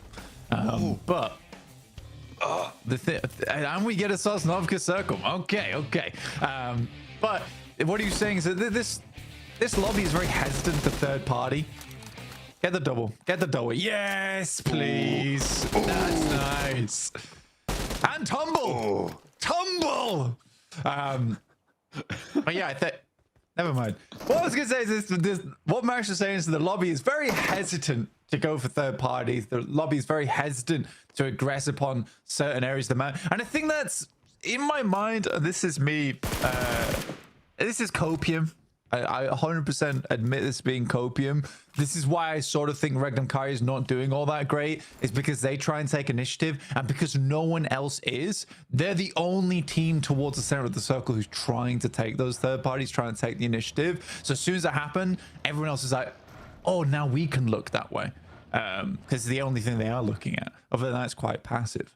So I think unfortunately for Regnum Kai, they have to play a really slow game. The problem with playing a really slow game is that you rely on luck to get a lot of your points. I mean, I think that's true, yeah, because you're waiting for so long. Everybody's waiting for so long. It's just, who's in the better spot in the end. And that is fully decided by the circle a lot of the time. Sure, you can make those inroads, you can make those rotations better, but you're right, it does start to close it down. He's not done just yet. Those iron sights are good enough for Walsh. He's only got 14 rounds though. Has to swap over to the UMP, and Hawkred, they're being hunted right now. They did lose a player and they did get flushed, but they managed to get Glory back up. They're going to take shots out that way. Twisted Mind's investing a lot of time going for this, but if you could take down the team over towards school, fair enough, especially on a circle like this. But maybe it would be more profitable for Pachinki to just head straight down to that Sosnovka circle immediately, like we saw the Falcons do back in Group Green. Luckily for me, the Burmese necromancer, my ghouls are waiting in military base, ready to cause carnage and havoc amongst the rest of the lobby. I'm ready for it. Hey, here's a quick replay we saw for shush now, shush. The Burmese necromancer is talking. I need to set the record right here, because I've been gaslit this whole time. All right, you were the one who initially said you didn't have faith in Burmese ghouls winning. All right, I just said that wasn't that bold of a take. I doubled down on it, but you gaslit me into believing that you thought that they were going to be successful the whole time. So I did, as the Burmese necromancer. Oh, no. I believed in them all the way. They're going for a little split off here as well. And personally, I really like what the Ghouls are doing right now. Very intelligent. You could tell that the Burmese Ghouls have eaten a lot of brains this morning. Eating your brain for sure. Off on one. Oh, my brain is full of wisdom. I'm happily lending it to the Burmese Ghouls as the Burmese necromancer. I don't think you're getting that back, though. They seemed mighty peckish, certainly in that last game, right? It That's was good. Quite a few it's a points. sacrifice I'm willing to make. Wow. Okay, you're really back on this team now. Boys. After your initial doubt that you definitely had. Talking more about the circle overall. Now that I've had my fun, and I am now officially a Burmese Ghoul stan. Regnum Kaya over on that north side, they are definitely playing a little bit safer this time around. Unfortunately, and we did get to see this slightly, we didn't talk about it too much, but True Rippers did get ripped apart a little bit on their approach over on the eastern side, sadly. Down to now just 2 players, which is a bit rough for them. Definitely not all that playable. Suddenly you're thrown into this situation where you have to play a lot of these awkward angles, play around ticket booths. It's not easy. I know that's typically something you want to be forced into. Well, you never really want to be forced into it, but if you are, it's something you want to happen around about the 18-20 minute mark, where there's a lot less eyes on you and a lot less 4-man teams breathing down your neck. So I think for True Rippers, it's going to get slightly more difficult going forward. But it does open up a lot more space for teams coming in later. For instance, like the Flash, Arcred, Nuclear Zone, even Twisted Minds potentially.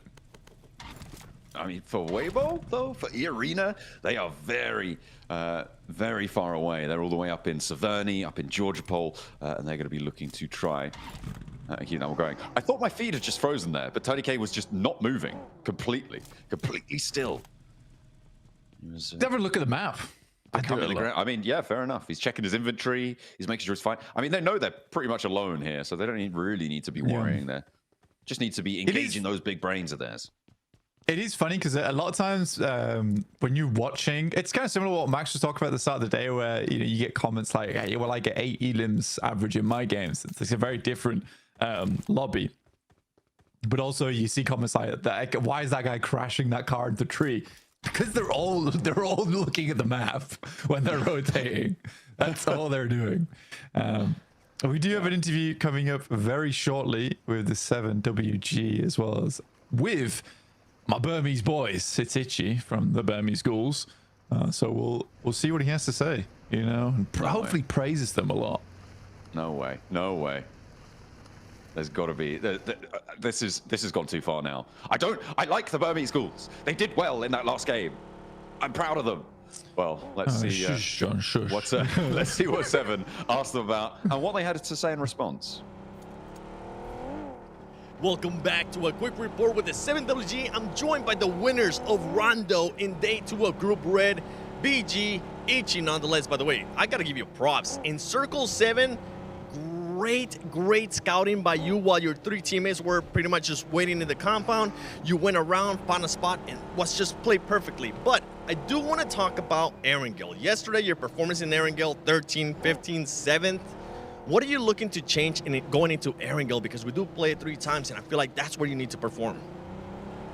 ဒီနေ့ Erangel မှာဘယ်လိုမျိုးပြောင်းလဲထားတယ်ဘယ်လိုမျိုး plan တွေချထားတယ်ဒီနေ့ Erangel မှာကစားမဲ့ပွဲနဲ့ပတ်သက်ပြီးဒီနေ့ ranking မှာတော့မနေ့ကအမားတွေကိုကျွန်တော်တို့အကောင်းဆုံးပြင်ဆင်တယ်ပြီးတော့ဒီ rotation တွေပါတယ်ပြင်ဆင်ထားတယ်ကျွန်တော်တို့ဒီတပ်ပါတီပါတယ်ပေါ့မနေ့ကအဲ့ဒါနဲ့ကျွန်တော်တို့မှောက်တာဆိုအဲ့ဒါကျွန်တော်အကောင်းဆုံးပြင်ဆင်ထားပါတယ် we have prepared for rotations and then other rotation and map going around the maps so because these are the really important factors so Well, I love hearing that because you do need to adjust to what this lobby is giving you. And even in this situation where you guys, in a way, felt like it was going to be a free win going back to Rondo, but then the circle went away from you guys were able to adjust quite great. And there was people doubting you even in that position, saying you weren't going to win, blank, John. But you guys were able to pull off, especially with that great scouting that I mentioned. Do you have any message for your doubters out there? ကိုယ်မယုံကြည်တဲ့လူတွေပေါ့ဘယ်လိုမျိုးပြောချင်လဲဘာစကားပြောချင်တာရှိလဲ အများကြီးတော့ထွေထွေထူးထူးပြောစရာမရှိပါဘူးကျွန်တော်လည်းအကောင်းဆုံးကြိုးစားသွားပါမယ်လို့ Not much to say. We will do our best. Well, the team that took down the PMWC champions, Yangon Galacticos, coming in hot in day 2 of Group Red. Let's see if we still have some doubters out there. Hey, you know what? It's good that they're not taking your doubting words to heart, Blank. I'm glad that they're just going to try and put it on the battlegrounds, you know. So, you know, they're not going to be too harsh on you, I'm sure. In the meantime, though, big shifts on the circle as we head on over to the west side of Sosnovka Military Island. Teams seem to have condensed fairly amicably, and it's kind of what you were saying before, right?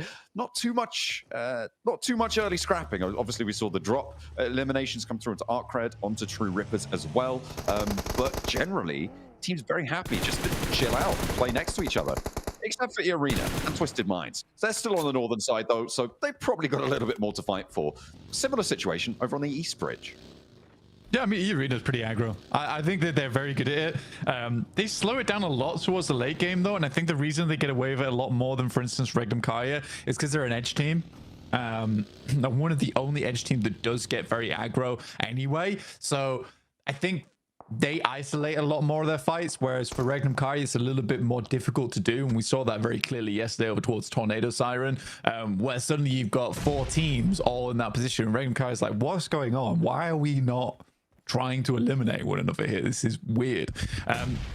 Slight changes apparently coming here on our angle for Burmese schools on their rotates. Well, look at this, lads. You don't have to rotate at all. The circle comes to you, which makes your lives much easier, I imagine, going forward.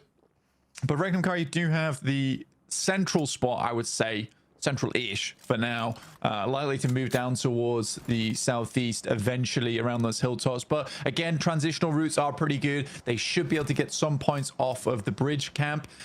Circle shifting over towards that side, though, was unexpected, to say the least. Alliance now having a strong spot over towards the beachhead in those smaller compounds. A little bit more of a split required there, so I do think they will have to be quite vigilant on the approaches from some of our other teams.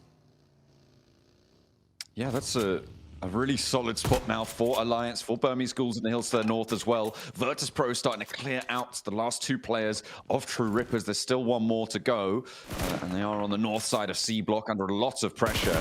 Meanwhile, over towards this East Bridge, it's still just trying to hold this out, trying to get through. I mean, Nuclear Zone actually not doing terribly. It looks like they might actually just be able to send this one straight across.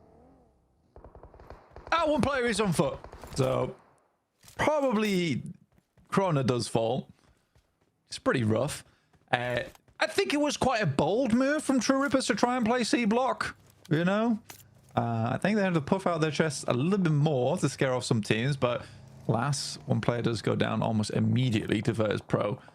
Again, for Virtus Pro, it's also a slightly wild crash into C Block, considering there might have been a 4-man team there. Good shots from Regnum Kai, though, as Influence Rage attempts to push up towards the northeast and immediately gets rebuffed. That is the most confident we've seen Regnum Kai look so far in Group Red. Yeah, they held out that run really nicely against Influence Rage. 2 players carrying on further out to the west. We saw that bridge camp coming through for DK, who are putting a lot of stock in holding this east side bridge fight. It might work out quite well for them, Blank. They have got an outpost towards the circle. Nobody else really contesting at all for the east side of this one. I feel like this might play really very well for GK. Normally, I don't like sitting on those bridge camps for too long, but I think this scenario, it's going to work out for them. Yeah, I think it will. I think they can spend a lot of time here. It clears out a lot of area as well. Then you can start working the beachhead over towards the eastern side, even trying to play the high ground. I imagine that for ETSH, goodness me, we'll just play the compounds down towards the south side for quite a while. Unlikely to move from there. Weibo, they've been out in the blue for a long time, John. I think this is the first time they've been out of the blue for quite a while. In fact, they're not even out of the blue yet. What am I talking about? But they've got a lot of meds to work with. Hopefully he can get through. Arthur from Nuclear Zone underneath on the south side. He's going to let them pass, you know, as the gatekeeper. He keeps the gates open, apparently. A nice guy. Nice guy. No gatekeeping here. Yeah, I don't even know if he extracted a fee there. Weibo on 4 players. So they are, yeah, they're clear sailing. Enter. This is kind of bad news for Geeky, right? They were like, okay, those guys will, you know, sort themselves out. This is a really nasty circle. Goodness me. Over towards the water. I mean, it makes Burmese schools' lives a little bit harder. Reckon Kaya as well, going to have to shunt on in. For Alliance, regroup towards the hill. I think that's the hill that DRX did so much on last time around, as the East Side Bridge concludes with Nuclear Zone going down. Our first team to be fully eliminated in our first Erangel today. Yeah, it's a brutal circle, man. Very brutal circle. I think it cuts a little bit of the compound in for Regnum Kaya as well. It's fairly interesting. You know, off the back of a 20-point game here for Regnum Kaya, that easily sits them up towards the top 3, right? Especially with Influence Rage taking quite a bit of damage right now. Little Boy sends out into the blue, over towards the water on the north side, which is an interesting decision. Might seem safe for a while. I think what he hasn't taken into account that there is also still a lot of teams to make it into the circle right now at stage 4. Still playing over towards that bridge and imagining that some of the DRX players will have sightlines over towards this eventually. Arcred still considering whether they should make that push or not. Good hold again for Regnum Kaya, just holding that bridge down, finding another shot over towards DRX. And that's really getting fraught over on the western side. There are 2 teams still yet to cross. DRX trying, but really suffering on the hold against Regnum Kaya. You've got E-Arena behind them. You can see their health bars on the right-hand side of the screen on the tower graphic there are going lower and lower. We're in stage 4, Blank. It's really hurting, and Kaiksei has to dash forwards. I think, is this the last player for DRX? No, they got another one somewhere surviving, trying his best. Kaiksei continues to run on through, but Wild immediately spots him as he steps too far down. Regnum Kaya can regroup. They'll play on. There's still many more points to earn, apparently, on this bridge crossing as NC2 gets picked up. So is the last to play for DRX. Needs to extract value, so any point matters. We'll be able to find the flush over on towards NC2. Finds that point, add it to the tally. Zed Wolf backing off as the zone starts to put the crunch on. Hey, if you can't beat him, join him. I actually think that's exactly what Regnum Kaya is doing right now. Is like, well, if people will fight us and they just hold on the edge, then we're going to hold everyone on the edge. All right, no one's coming in. We're going to play this as best as we can. We're not taking fights. We are literally just going to hold you on your rotates because we know you all rotate really slow. That's okay with us. And they've done it quite well this game. I think it's a lot better, a lot nicer. Overall, quite impressive from Regnum Kaya this game. But less impressive in terms of like the flashiness of the match, but more impressive in terms of like, well, this is how we have to win. This is how we're gonna have to play. Joker's on the spin, and he gets his jaw spun. Tries to rock up to the middle of the circle, has a tough time of things. ETSH are able to establish crossfire with the very minimal pieces of cover that they have. I don't think that shack's going to be too secure for long once teams are allowed to get anywhere near it within nade range, and this is a bust for them. Stakara goes down as well, and that's E-Arena out. The fact that there are still players, I was just going to say, those players on the northern side, Twisted Minds and Arcred, is a little bit crazy. Walsh as well has made the swim. So for Twisted Minds, they're just seeing what Lord can get done here. The circle does go to the coastline, so they can keep going for a little bit longer. Lord raining for up on high here as Hardpoint doesn't quite have the angle. Drops down a little bit too low, and Lord follows him. He's getting in and amongst them, but he will not be able to find it. Goes down, gets flushed immediately. That will be a res for Glory, as Walsh was actually eliminated in the meantime as well across the river. Oh man, that's so sad. I felt the glimpse. He realized to himself, he's like, I gotta go for it, you know. I'll never live this down if I don't go for the jump. You know what? I respect the jump. It was one of his few options, and he went for it. Okay, even he goes down there. I think everyone can agree that was a cool play. Right, that was a cool play. Unsuccessful, but a cool play. You know, that's what makes him the man of the lobby right now. All right. Big hours for Twisted Minds. Real men jump. Yeah. They Verse Pro trying to move over by the way. The open ground. Yeah, Aragorn will be taken down though. I mean, this is really tough stuff from the southeast side. It's been treacherous, tumultuous on the south side for a long time now, Blank. And it seems like it's all coming to a head for Virtus Pro. They've been back of the queue for this rotate for a while, and Weibo will punish them. Kike as well, establishing that hold on the northern side. will be shutting them down. Virtus.pro not going to go very far here in the first Erangel today. Burmese Ghouls, they're up to bat now, and they too have a really tough time getting into this. Come on, Burmese Ghouls. It's balls. You can deal with this team. I believe in you. It's way better, isn't it? Yeah, well, if they want to go that way, sure. You know, it's unlucky. It's unlucky. You know, what could they really do there? That's a tough rotate. They may have started towards the center of the circle. You know, it doesn't mean that they can end up in the center of the circle. It doesn't always work in your favor. I will say, though, behind them. No, shush, no. I'm going to talk about it a little bit, all right? Weibo, on the other hand, excellent stuff. I think that the rotate that they made was unforgiving, long, and grueling, yet they have ended up here. And again, I think that I was talking about a lot yesterday. I think Weibo does have some of the best rotates in this lobby. Hasn't quite translated into points towards the top 3 just yet. But if you watch back, I think it's around about 60% of the games they play, they've made like a crazy rotate that has worked where they have threaded the needle. Look, they're going back to bed, all right? They're going to go back in the ground and they're going to come back out next game, okay? All right? Okay. It's just a little sleepy nap time for the Burmese Ghouls. They'll come back stronger.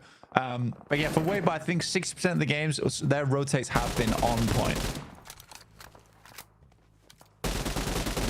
Looking pretty decent with it. 5 elims to show for this match. After guarding out on the southeast side, Wild stepping onto the beach. Able to get another point for Regnum Kaya. So they are going blow for blow right now with Weibo on the eliminations this game. Very close to each other on the tables as well. Both in those chasing positions right now. As Regnum Kaya, I mean, they have free reign over this beach at this point. With Team Flash condensed, clumped up. They can start to extend over around this way, but Geeke will meet them head on, right? And that's probably what they're worried about. The team that's far off around that beachhead, just taking a spot out. If they're completely out in the open, they just can't make that work. So instead, they head a little bit more inland. I really want to see how Regnum Kaya handles this now. It's not an easy circle, to say the least, and there is a lot of long-range shots required. I think Zed Wolf is insane at that, as is Silas, and Lockley has some good chops on him as well. Wild takes some very, very good anchor points for the squad, and that's going to be very helpful in this circle. But yeah, for Regnum Kaya, everything has led up to this moment right now, and I think that they have the chops to do it. It's a case where you see this circle, and for Regnum Kaya, this is an easily winnable game. I will be disappointed if they don't win it. Equally, I'd be happy if we saw Weibo win as well. I think they'll rotate from the north side. They're in the blue zone for about a good 10 minutes. If they win this game, also a very successful match for them. Yeah, they're crossing over on that east bridge. Really very successful. Remember, they were allowed to do that by the teams fighting around that area. They came in behind the Burmese Ghouls and were able to leapfrog everything as Regnum Kaya continue to add to their tally. ETSH now down with 9 elims for Regnum Kaya. This could be a big one. But it's Alliance who sit in the middle. Currently no elims, but in a really important building that could be a little bit troublesome. However, the open ground, I think, affords Regnum Kaya a lot of strength where Alliance very much crammed in and might not get too many points for this match. There's the nade I was waiting for against Team Flash. I was worried that it was going to be coming on through, and it was to be, unfortunately for them. The second one, a little bit short. Post another. No, it goes long again. They think they've gotten out of there. But Geeke, going to put the hurt down. As soon as you get broadside on the door, though, that should be easy nade postage, as Wynn has to step out, and he gets knocked. I'm not gonna lie, Geeke's really overthinking this. They are really overthinking this. Nade the building. Exactly. Oh. Finally. Oh my god. You're just expecting them to jump, to run out. But if they don't run out in the first three nades, start throwing some of them inside. That's a lot of utility lost there. A lot of utility lost. Nade over the top here, over towards Ragnarok. Looks fairly on target to me, slightly far. The hovercraft will come through. Silas very low. They're going to wrap around it, or potentially just wrap back there. Still more shots over towards that. Hovercraft is required to take that down for Geeke. That is a big old treasure on side for them. Very helpful towards the end game. Oh, Obviously a little bit low on Wild's ammo there. Mechanic for the team. Yeah, he's getting the vehicles in tip-top spick and span condition, you know? You've got to be looking good on the road. For Regnum Kaya as well, the next rotate probably going to be very important, especially with Geeky on the outside, right? They're going to have a lot of overview, and even more so now, they want to take control of this circle. Regnum Kaya actually being able to rotate over towards the beachhead. A lot of possibility here, but I think that you sort of just want to leave Silas there as an outpost. Same with Geeky, they're doing the exact same thing. You can try and control this southern side. You know, that's where most of the teams are. It's very open on the northern edge. So this is one of the few circles where you try and play outside the zone for as long as possible to try and gather position. That's that Regnum Kaya special. Take down the hovercraft. It ain't moving. Kevin just puts it in, spots it down, gives them a little bit of cover to the north side, to be fair. Kevin just rolled in and was like, oh, actually, I'm sorry. I'm sorry. I should have never came here. I'm sorry. Oh, dear. Well, he is going to get backed off. Does manage to find the cover of his team. And now Weibo pushing up on this eastern side. That's your teammate. That is your teammate. Hero literally just naded Souk. That is unbelievable. What are you doing? That didn't. Weibo's so good rotations, by the way. And there's the sticky. Hero goes down as he tries to pick his teammate back up. Weibo are their own worst enemy, Blank. It seems like EK are losing players to something. I don't even know. Because what on earth are they doing? And now Regnum Kaya have everything. Oh, Hero! What was that? It wasn't like he was even like towards Geeky. He literally just turned around and lobbed it at Souk's mouth. Oh, you got to be kicking yourself for something like that, man. Oh, Hero's so sad. Oh, the chase down. Geeky are doing pretty well here against Regnum Kaya.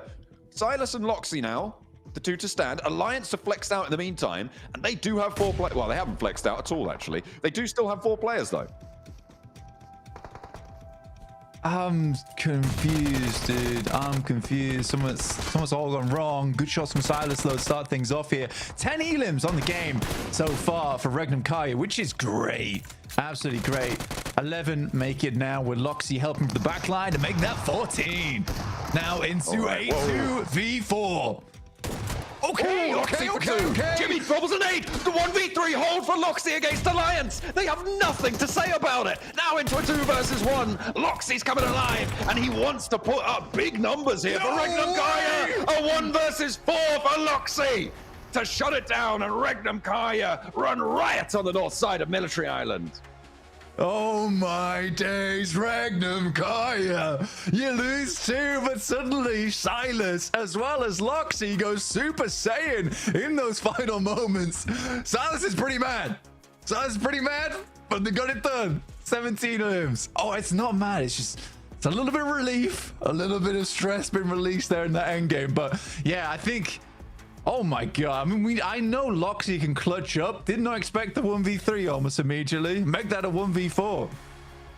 I mean, that was impeccable stuff from Loxy. Brilliant on the first hold. Getting those 2 knocks so early, of course, fantastic news for him. But reading that nade, hearing that pin and immediately capitalizing, I mean, there was confusion in Alliance's camp, and they've been biding their time for far too long. A second place pales in comparison to what's just happened there. That is beautiful stuff, and it almost made me forget about the fact that Hero naded Souk, you know?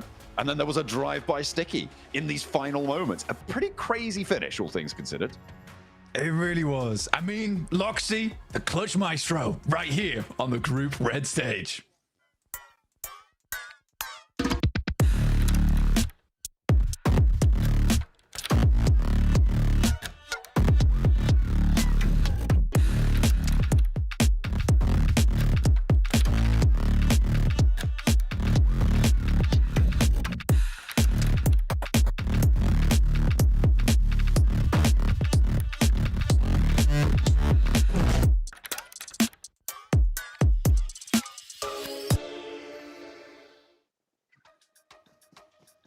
Alliance were on the road to victory, but Regnum Kaya Loxy said, "You shall not pass." The 1v4 comes up to get the chicken dinner, and right when Regnum Kaya needed it, Max.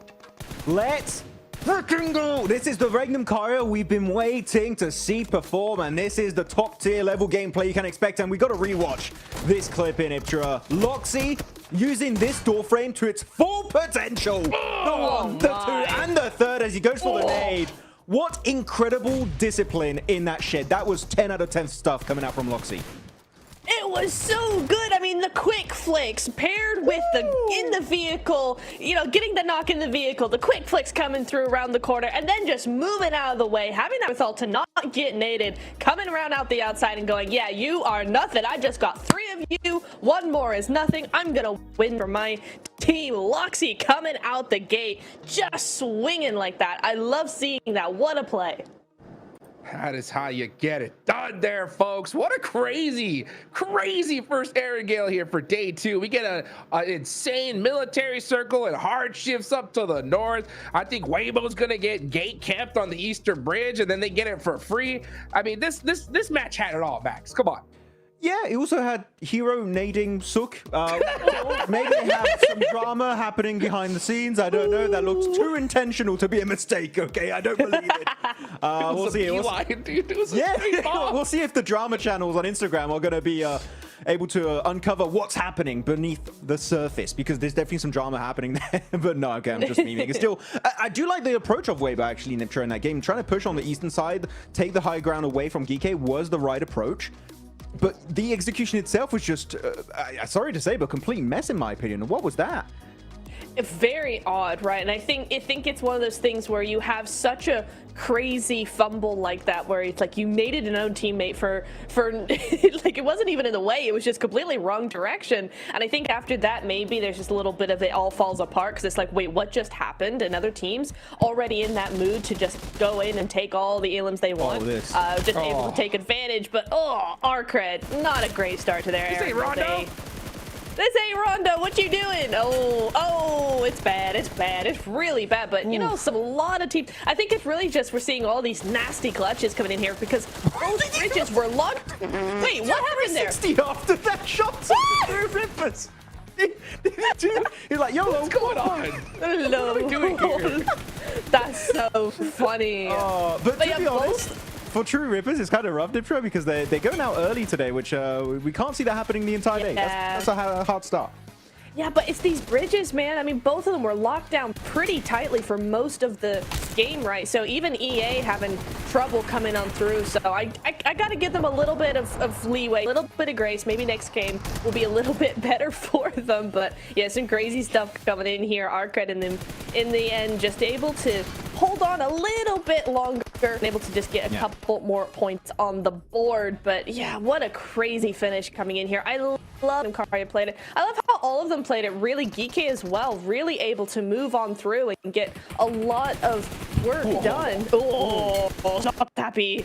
I feel like we have to change these desks every day almost. Dude, they're just getting slammed all the time. Huge nade going into that shed of Flash. And actually, talking about Alliance and how they just got 1v4'd by one player, Loxy from Regnum. Maybe, just recommendation, when you want to push a shed, maybe have a nade or Molotov to force him out, because he was using that door frame so well. I think it's not only just a great clutch from Loxy, I think Alliance felt way too overconfident and they just got shut down instantly. That was beautiful to see. Yeah, so take a look here at those rotations, Neptura, man. That sticky nade, by the way, from Safji Geeke was just so good. But you can see them, they were hanging around in Novo. We got this southern military island circle. Look at Weibo going all the way up to Severny for so long, and then finally making that rotation down here, Neptura. They did, and they used that the eastern bridge as well. I want to know how they even were able to cross it, because that's some crazy rotations coming through here. Just able to slip on by past Flash, coming on through down to the side, and Geeke as well. I really liked their 1-3 split going over onto the beach with Kevin, right? A really protective rotation coming here. A really nice split that they could protect themselves and also control the rest of the lobby from that beach side, make sure nobody came over. So really good stuff from them. But yeah, I think Weibo could have won it for sure had they not had the because Regnum technically were on the low ground, but it is going to be a Regnum win. 28 points on the board. They're running away with this. Yeah, and Blank is even telling me in the chat right now, in the analyst chat, that they had, even for Rengham Kara, they had one place, an anchor point on Sovnovka itself. So that just facilitates, not only facilitates the transition, it helps you pull it off so much faster. So Rengham Kara really having a lot of like just observation hacky to the max in this game, knowing it was going to be heading to Military Island. And yeah, again, this is more way aligned with my initial expectations of Rengham Kara, though GK, that's such a good hilltop position to the eastern edge, right, Niptro, this game. And teams tried to wrestle it away from them, such as Weibo and Virtus Pro, but if you're going to fight it, send it. Commit to the fight. Yes. I feel like they just got then like, okay, we can stay here, but guess what? You're in range. Bye-bye. It's such the case, isn't it? Like, it's always this thing of you either move, you either stop early, or you go full send. You don't stop in the middle. Never stop in the middle. It's never good for you. As we see Loxy, of course, going to be the MVP. There's no way he can't be, right? 6 eliminations, 4 of those to get the win, the 1v4 coming in clutch here, MVP, and what a player who deserves it, right? Like, you can't get better than that.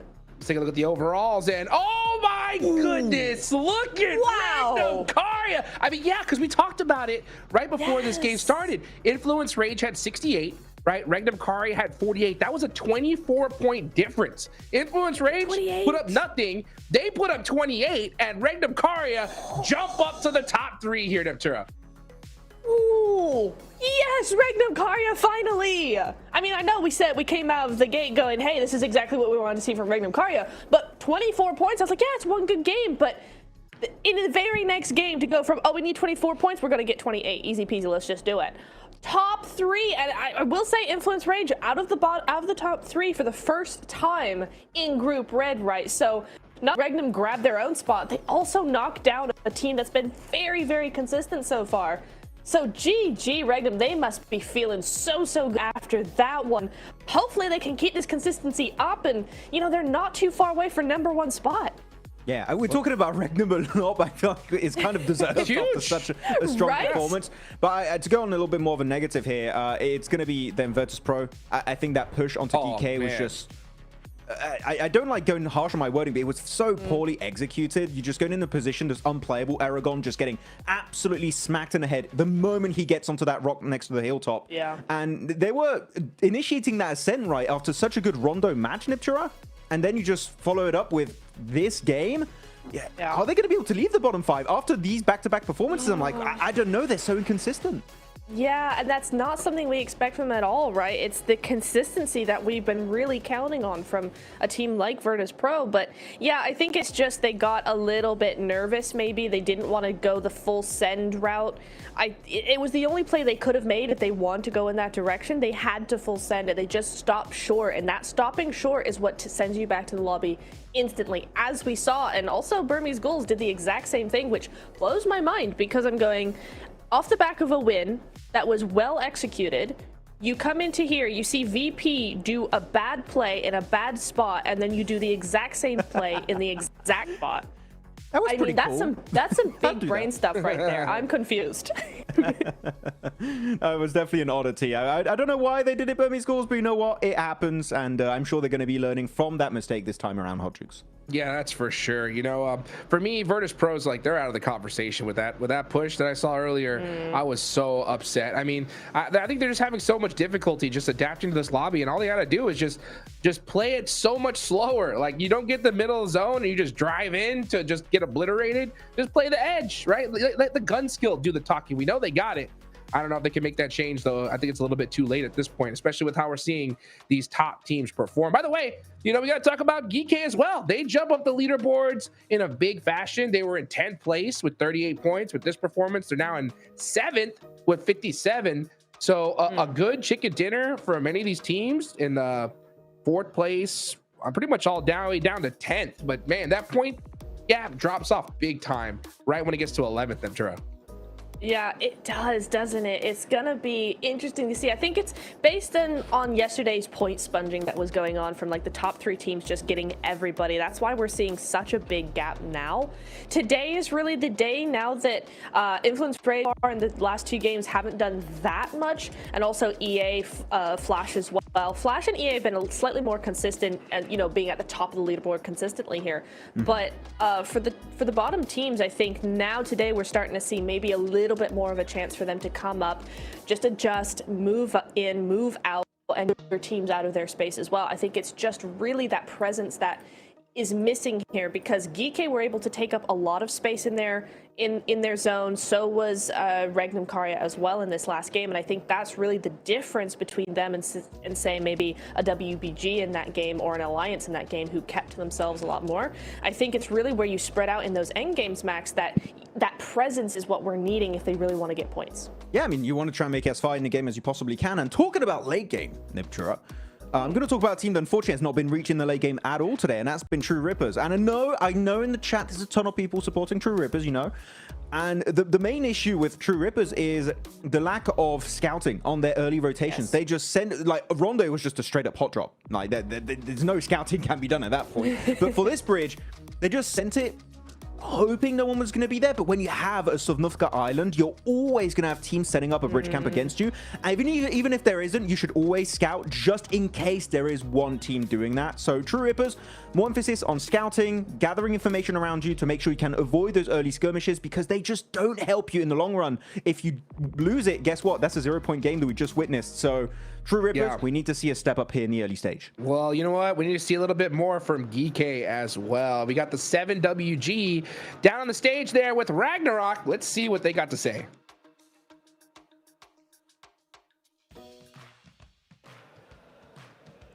Welcome to a quick report with the 7WG. I'm joined by Ragnarok from Geekade. Even though they didn't get the win, they put up an amazing performance. I want to talk about the aggression that we're seeing so far from you guys today. Yesterday, you had 18 eliminations after 6 matches. This match alone, you had 14 elims.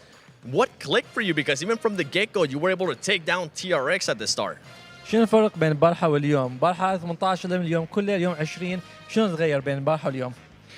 صراحة امبارح يعني كنا لسه شوي مش مكتسبين الثقة، لأنه جانتلت كان الأداء شوي سيء.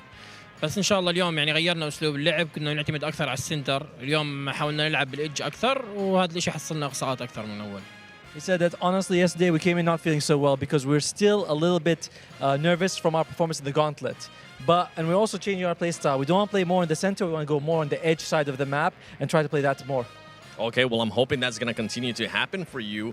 Now, are we going to continue to see this type of aggression from Geeky today? حضرنا بهذا المستوى من الاجريشن ولا لا؟ ان شاء الله يعني راح نحاول نساوي اللي بدنا اياه، وحسب كل جيم شو بتطلب. يعني احنا كل جيم مو كل جيم نقدر نلعب بنفس الطريقة، بنحاول نتأقلم مع كل جيم بجيمه. He said we're hoping to be more aggressive as well, but each game is different. In some of the games we are going to have to play a little bit more defensive, and adapt to it. But the overall plan is to be as aggressive as possible. Okay, and going back to the first answer that you gave me, with the quick switch of styles that you guys are doing, is there any team that you're seeing as a threat or as a rival? انت ما زال غيرتوا البلاي ستايل، في اي فريق تتباوع عليه تقول هذا فريق يمكن يهاجمنا او يسبب لنا مشاكل؟ صراحة كل الفرق هون قوية، يعني مش لوبي ضعيف، فكل الفرق بالنسبة لنا نفس الشيء. ويعني أكثر فريق ممكن إنه بيحاوطنا أو بيلعب نفس طريقة لعبنا أي أرينا، ممكن بس هم الوحيدين يعني. He said that honestly all the teams here are a threat, all of them are dangerous, causing us problems, but there's one team that's the most similar play style or the most threatening, we would say it's E-Arena. Okay, well, hey, one of the teams that is top 3 right now, I'm pretty sure that's where you guys are currently aiming to be in day 2. Let's see if they can continue on that aggression for the rest of the day. Good answer. I like it. There from Ragnarok. I mean, E-Arena definitely a threat in this lobby for sure. But the answer that stood out to me the most, right, was the fact that, yeah, they were nervous. I mean, who wouldn't be after having a rough gauntlet? But they said, you know what, let's change the play style. Let's start playing that edge, Max, man. And it's working for them. They're not just driving to the center and seeing what's happening in the middle of a gunfight. No, they're playing the edge and making it happen. Yeah, it's just a solid gameplay. The thing is, I don't have anything bad to say about Geeky, and I don't have anything to be like, wow, this is an insane team. It's just like, right now, it's consistent, it's average, it's good to be middle of the pack. You always need that little bit extra, Hodrix, if you want to be a team to be maybe in the top 3, because last chance, I'm telling you, you don't want to go there. You need to be top 2 or you're going home. So I think the Geeky right now, I want to see a massive elimination win. That would be the thing that would be like, okay, Geeky, there's hope. They can make it happen. They can maybe qualify for the grand finals. Well, they're 19 points away from that 3rd place spot. So they're going to definitely need to get some eliminations here and now in the second Erangel of the day. John and Blank, how many eliminations do you think Geeky are going to get?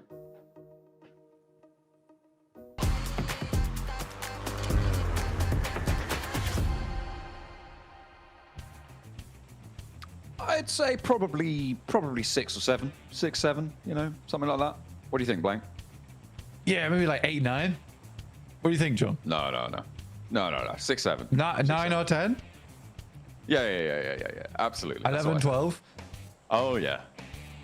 We just love counting. From that south side of the Sosovka military base, we are heading up to the north side on the plane path for our second go around Erangel. The analyst desk is fuming right now, but they are just going to have to grin and bear it because I've got the mic. Yeah, you like officially Ungstats, bro. You know, because that like kind of means on call, right? On call. You're on call. Sorry, I was busy coughing just then. What did you say? Playing back from the south to the north side. Shooting range, a little bit of a different one this time around. Slightly less egregious than our last playing path. For Regnum Kai, actually, this is so good for them after the back of that last game. Just because now they can really play a slow game. Because everyone else is playing really slow. But the difficulty is getting those big points and sort of having to manipulate the games to go in your favor has been really difficult. For Regnum Kaya, that win is so imperative to get at this point in time. That now allows them to sort of just play a much easier game, get those consistent points. This is difficult, you know, very western playing path to a sudden hard shift on the circle over towards the eastern side means a lot of teams need to get moving early. For True Rippers, great start for them, you know, starting in Milter. They drop down towards the south side anyway, towards Farm. They have a fairly consistent rotation path here. Boston able to find tops there from the Flash over towards the north side. It's a good start for VP. VP is I think that this team bows it out sometimes. I'm not a huge fan of it. Like, they're very good at the game. They've got great gun skill. Some of their rotates are good, and then some points of the game you just see them play and then they'll just go off and make a weird maneuver that was totally unnecessary. Just like who we've got on our screen, Mr. Hero himself, who is actually a villain. Oh no, surely not. Look, he's been banished to the north side of Severny. Yeah, you don't get to play with the rest of it. No, he is still closer. But I mean, I really desperately want to know what happened. I mean, Hot Jukes highlighted it before as well, right? With it must have been that he thought it was a smoke. Like that's the only reasonable explanation for what he did. Because like, yeah, it's bad. It's like, that's just really bad. Yeah, even then, Sook was already smoked. So yeah, you know, it makes exactly. It just kind of makes no sense. I think there's already 2 smokes down. So like, why send the? I think it was a whiff. I think it was just a whiff. I think he went to put it away, and then he's turning around. As he turns around, he throws the grenade, and it looks so intentional when it's just a big mistake. But it is a mistake that costs them a lot of points off the back of like what was an incredible rotate. Like the rotates at the moment, fantastic from Weibo. Their late game, on the other hand, there's something left to be desired there. It's discoordinated, a bit broken, it seems, on that front. And they could have been on the points tally where Regnum Kaya is, with a good game, with a good transition at the end of that. They absolutely could have been up in 3rd place. But for now, not so lucky. They're now 16 points behind. East side circle, over towards the mansion area, the north of prison, will be a lot of open ground there. You've got that lumberyard hilltop as well to the south. The Asfields out to the west. Currently, no one is in Lipovka. Virtus Pro, they're trying to change that by the looks of things, but they might actually divert and play more out in the open field, since it looks like they are I mean, not fully looted here, actually. No, Voston doesn't even have a vest or a helmet, so they will need to stop off and grab some loot. Wouldn't be too surprised to see them ending up in Lipovka. I mean, Verts Pros, the case of they just went from an okay position, like sort of split off around on that north side, and since then they have just been rotating. As have a lot of other teams. Regnum Kai is going to make that pass from Rozak over towards the eastern side. Much easier rotate for them now, considering OG isn't in the lobby, playing around just towards their south, and Arcred doesn't rotate quite as quick as OG here. So I think for Regnum Kai, they definitely afforded a lot more space in Group Red to play around with here on Erangel. Here, right, VP immediately over towards Lipovka with 2 players, playing that split over towards the north side as well. So getting a lot of loot on board. Many other teams who dropped far over towards the west, they've not even considered moving early. There's no real reason to. It wasn't like they were going to get a central position anyway, so they're happier just to play the edge. And it might work out. We'll have to wait and see. Arcred, 4 players in a vehicle. In minute 5, you got to be joking. Surely there's been another vehicle that you could have taken. By this point, it's a bit criminal, especially on this sort of... There's a buggy right there. Come on. Surely you've got to... Okay, fine. Right, okay. I'm slightly less... They could have put... Okay, it's the backseat. Fine. It's still 3 in a vehicle. What have they been doing this whole time if they only have 1 vehicle up to this point? Rotating? I'm mad. I'm big mad about it. Yeah, I can see that. Okay, garage is free. So to pick themselves up a nice shiny car.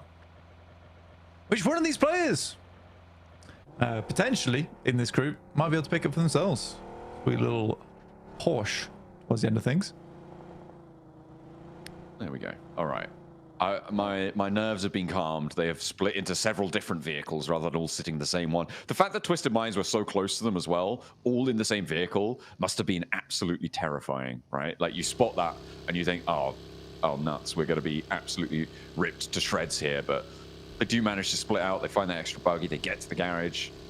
So it's okay. It's okay. I'm chilling a little bit more. Well, they've been rotating up on that north side. DRX, hits a little camouflaged hay bale there in the way. Need to regain some speed. Pop that stim so you don't stay below that max HP. And another little bobble on the ground. Catches them unawares. Having a terrible time out in the fields there. Yeah, it's not easy. Not easy sometimes. We're both going to make that rotate down from the northern edge. It's just to the west of the coast. So this is on top of where VP is currently playing, just the west of DRX right now, as you can see. I think this is an okay place to start, especially when you don't really know where zone 2 is either. You just pick up the L block there and it's fairly easy for the rest of the game for you as Weibo. Yes, there could be some big shifts on the circle there, but because, again, most of the teams are stuck out on that western side, I think Weibo's quite happy with this rotation they've been able to grab, which sits them on the eastern side of the circle, where they should know there's plenty more space to rotate around in.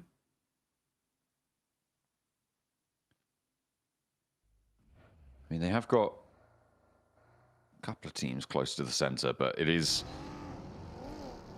difficult to move in a little bit further south at the moment. You do need that scouting on board, although you expect them to be aware of their surroundings. The Regnum Karya split right now between Heaven and further down towards south on the compound that oversees the dips to the west. Or one of the compounds, rather. We'll see if that's going to be favorable. If they can hold that split. I mean, holding Heaven as a split, I feel like is very, very bold. And we'll see if they're able to do so, because it goes kind of dead center onto that Regnum Karya split. Keeps Twisted Minds in it as well. A difficult compound to hold, to get out of.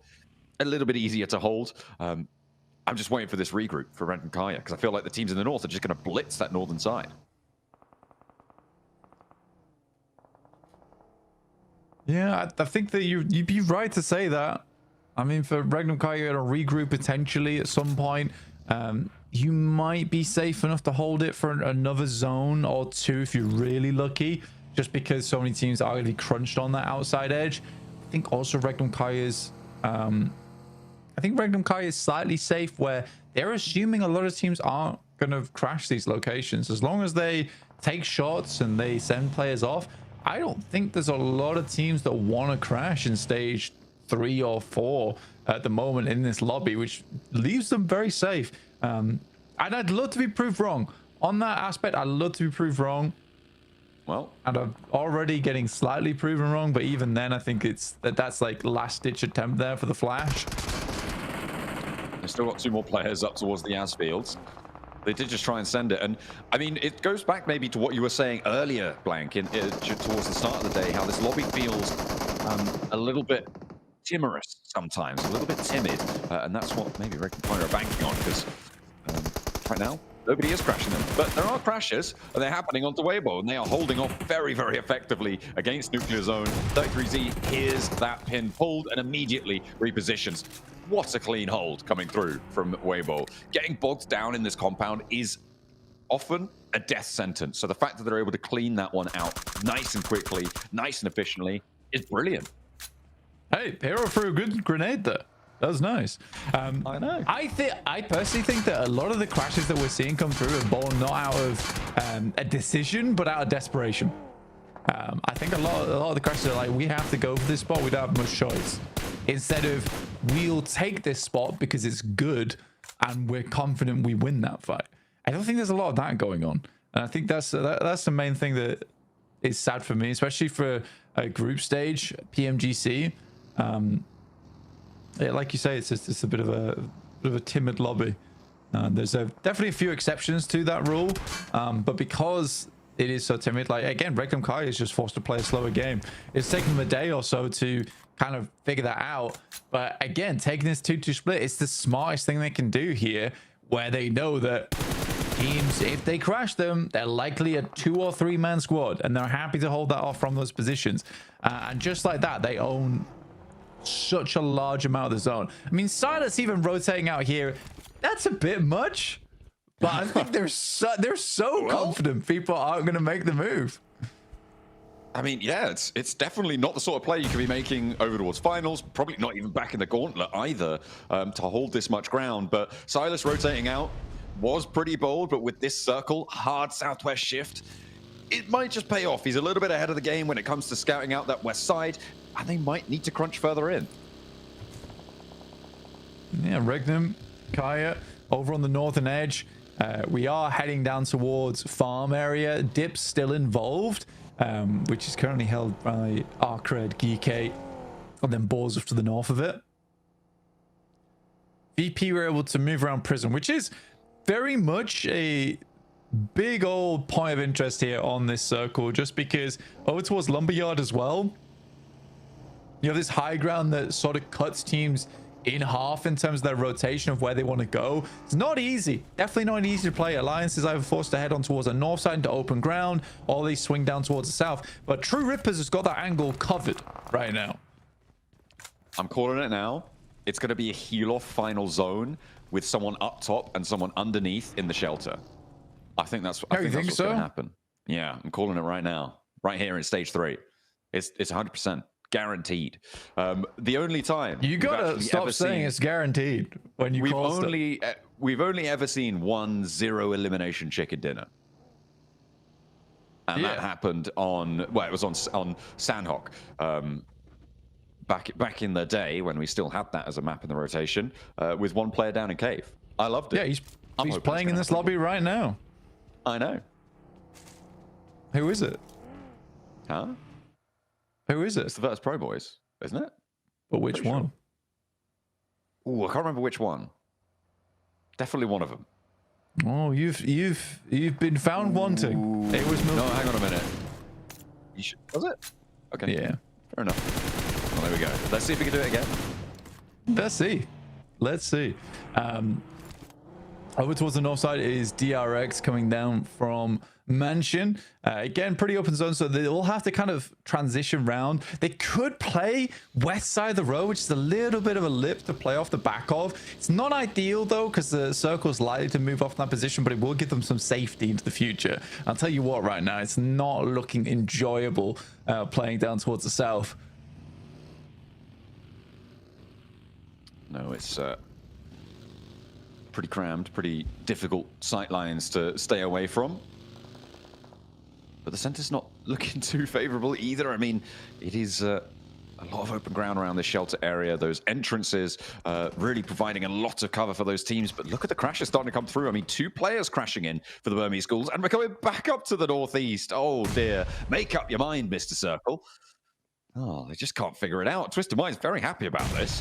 In their compound, they should feel pretty good with themselves. A nade around the side, but it's shot from Godspeed to be able to land over towards Bose. And that's a flush immediately.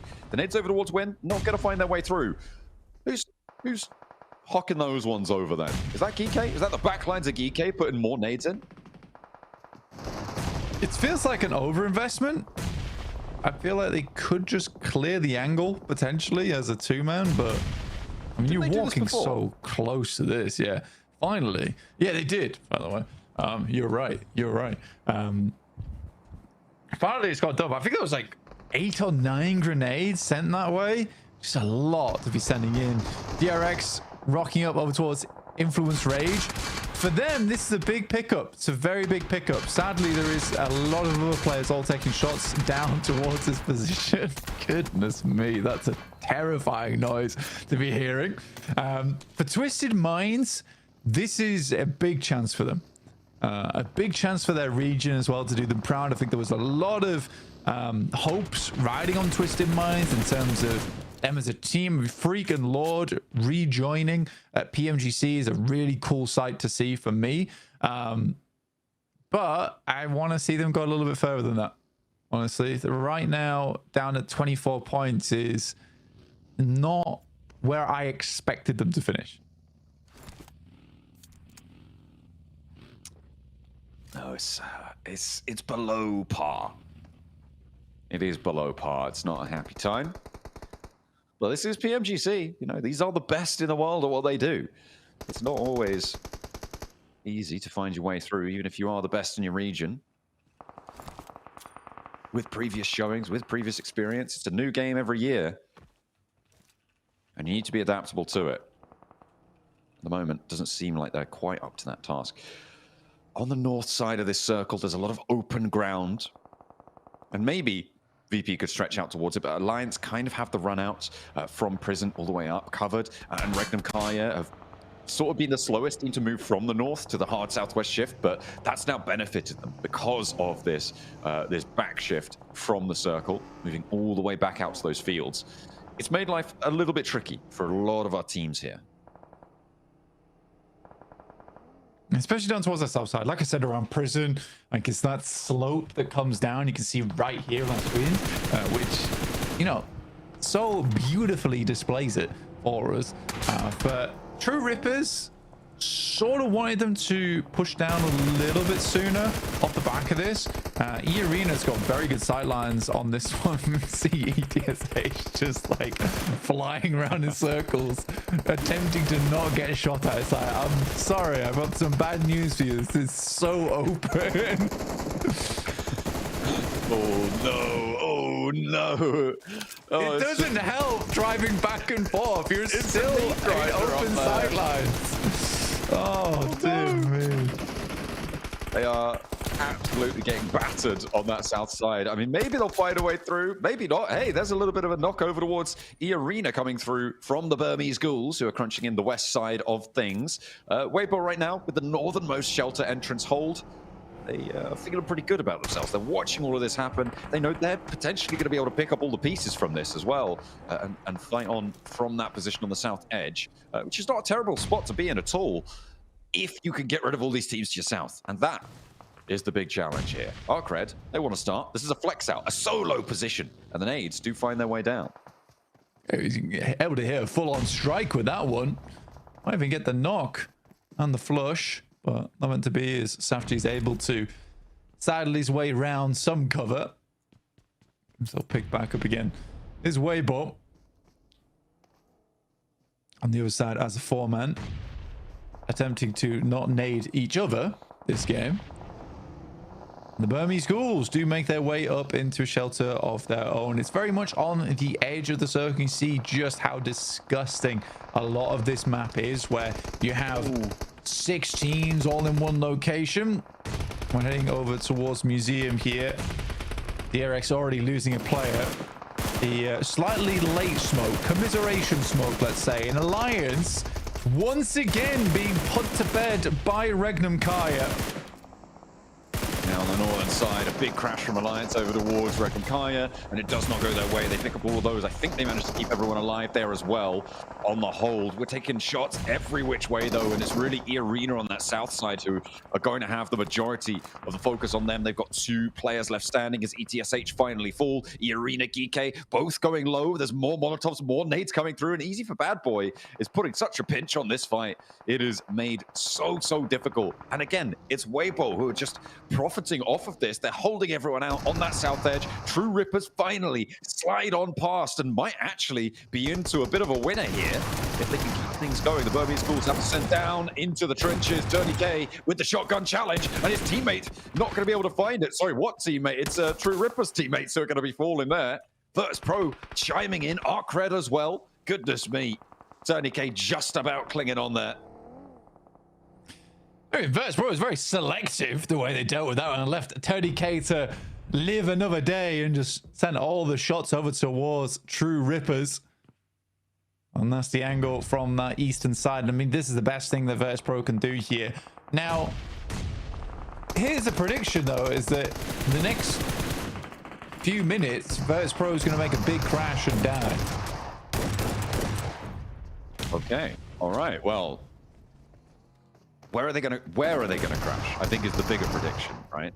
I think that you could definitely say that. True Rippers cannot deal with 30k today. Oh no, Jelly able to shut it down, but there's that Voston pickoff on the backlines. They do take all of the True Rippers out of action. 30k falls as well, so E-Arena drawn short. Regnum Kaya on the hunt for their first place spot. A little bit of ascendancy at the start of today with 2 Erangels back-to-back on big games potential for a big points tally earned by Regnum Kaya. As the circle shifts away from them, though. And this might be the time to crash towards Twisted Minds, or do you wait a little bit later and try and go out to the fields? For Twisted Minds, the only difficulty is the DRX is on the south side, so if Regnum Kaya did want to try and crash over towards the north side of it, you could potentially get something done there, but it looks like they're going to try and wrap around towards the east here, John, instead. At least 2 of the players sent out as outposts. Milky Way, do they see the vehicle? Is the vehicle hidden? Because as soon as they see the vehicle, they'll probably know a player is there. Milky Way on the move. Virtus Pro, they haven't gone for their crash yet. I'm still waiting for it. They're sort of slowly pushing into that fight on the south side to have an impact, but what more they can do. Hot Red, I mean, they've been flexing out down here for so long, and they want like, oh no, we need more elims for this. Come on, Easy for Bad Boy went down. We need some value. Let's get stuck in. And they're waiting. To their credit, they are waiting. Oh, here comes the Virtus Pro crash. Blank, they're going into Weibo on that northern shelter hold. Let's see if they succeed. Are they going to prove you wrong? Because a lot of damage already done. Sook and Order immediately falling here. Hero as well. But Virtus Pro, they're getting torn up from some which way. I think that's the Burmese Schools. 2 of their players are down as well. Now it's up to 33Z to hold down his team as Milky Way lights up the ground floor. Maybe he's going to send downstairs to go for that heal off after all, but no, has to stop because there's a Molotov in the way. Virtus Pro, it's not a full wipe, and they might actually get the reset. Yeah, it's not horrendous. They do get some points off the back of that. Now the rest of the team is looking to push downstairs. They did get themselves back up into position. A nade goes long. It's not enough. Luckily, Hero attempts to get one down. Will pick up the point for his troubles. And there is a reset available there for Virtus Pro. Not with the Burmese Schools pressure on, though. They actually fell in behind them, and Virtus Pro are downstairs, picking up players, trying to get out of there. Arc Red all the while are suffering. They tried to get stuck into the fight. They've only got 4 elims for it right now, Blank, as Weibo have been displaced from this northern side. It is a scrabble for the spot. Burmese Schools want to go a little bit further in. Let's see what more they can do, but on the outside, Regnum Kaya did go for the fields. They're playing a 2-2 split again. Yeah, fair enough. They're just controlling a lot of the zone. They really are controlling a lot of the zone. I think that they can see that Twisted Minds is so unwilling to leave that outpost and get anything done. I feel like if you were Twisted Minds, you'd look to try and clear DRX a little bit sooner and then control where Regnum Kaya was coming in from. Instead, now, Regnum Kaya just has a absolute freebie of a lobby. And still Twisted Minds are doing nothing. A little bit passive from them. DRX are on the wall, but Virtus Pro, anything but passive. Burmese Ghouls cannot get through them. And they're still down in the tunnels here. Blank, Rectum Kaya actually have now transitioned all the way down south. They are sat atop the pack. And it's going to go well for them. They're just going to keep everybody in. I mean, maybe they don't really have too much of a choice against the last player from Arcred. But that is what you're looking for. Across the way, DRX going down does mean Twisted Minds might find the confidence to get out of there. But Zedwolf just has the angle. He's going to keep spraying as well. There's no reason not to keep spraying this angle. He'd love to get that pick off there. If you can weaken the Museum team, their end game becomes so much more simple. And they can continue to sweep. This might be the back-to-back here for Regnum Kaya. I think they may have cracked the code, John. Good preemptive nade over to Safji, actually. Pretty huge. Hardboy did take some shots over towards them before, so they're aware of his position. And to get out of there, yeah, it's not going to happen. You're just not going to be able to find it. On the downstairs, the man himself does emerge into the light of day. The Rectum Kaya are ready to greet them. However, maybe they regret that. They didn't need to step too far forward. Zedwolf goes very, very low, but Wild is holding his nerve. Moves in, and there's a refrag coming on through, though, for Voston, who stays alive and gets two. Elims pouring on into the Virtus Pro bank right now. He's the last player alive, and Rectum Kaya are getting ruined on the run out from Virtus Pro. They had it all under control, but it's gone to pot now, and Wild cannot find Voston out in the open. It's Twisted Minds who are going to be able to pick this one up. Voston was so hungry for the elims there, dude. He was so hungry for the elims. We'll pick a couple. I think Wild was slightly far away trying to set up the nade. The nade comes through slightly late for Regnum Kaya. Now, Twisted Minds technically should win this game, but they've got really no utility to speak of. Ooh, you're right. And I mean, they've lost their forward position as well. Everybody else is so split though, right? With Silas completely split from Wild, they're essentially two solos. But Silas does have a much more central position. If the circle shifts south, I mean, sure, they got the numbers, but they're only really three in effect, right? Because Walsh, very inaccessible. Voston and Wild, their duel is still going. As Voston have the Molotov, Wild will be forced back by the buggy. Voston trying to spray, but steps up into the sight lines of Twisted Minds. Can't afford to go for it, but Wild takes the bullets too. And now Silas is all alone. Virtus Pro have turned the tables. Yeah, it's Shudo actually getting that shot over towards Wild from Twisted Minds. Silas wasn't quite able to hold that angle. Good shot towards Freak to start things off, but I think Voston should be coming through with the backstab very soon. Oh, not quite. Oh, he sets himself up behind it. Smart.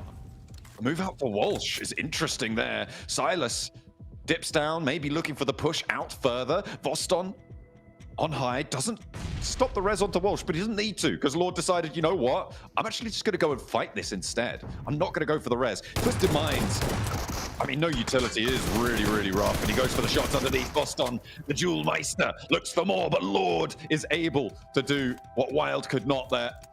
Virtus Pro, 12 elims, though. It's as good as we've seen them, and they'll be happy with that. Up into top three, though, for Arcred, who he's been chilling behind this rock for a long time. Yeah, can Arcred do something? Anything would be great at this point. He's gonna have to move. I think he has had an angle onto Chudo at some point during this game. Oh, Silas isn't investing in the first aid kit. Also, awesome bandages. Finally looking for something. Come on, Hardboy. This is your chance. It's a free. That's a free shot. It's a free shot. He doesn't want it. He's waiting for a better deal. I mean, Silas is closest to the center of everyone here by a hair, but other players are going to have to move slightly before him. It's all down to gun skill because there is no nades.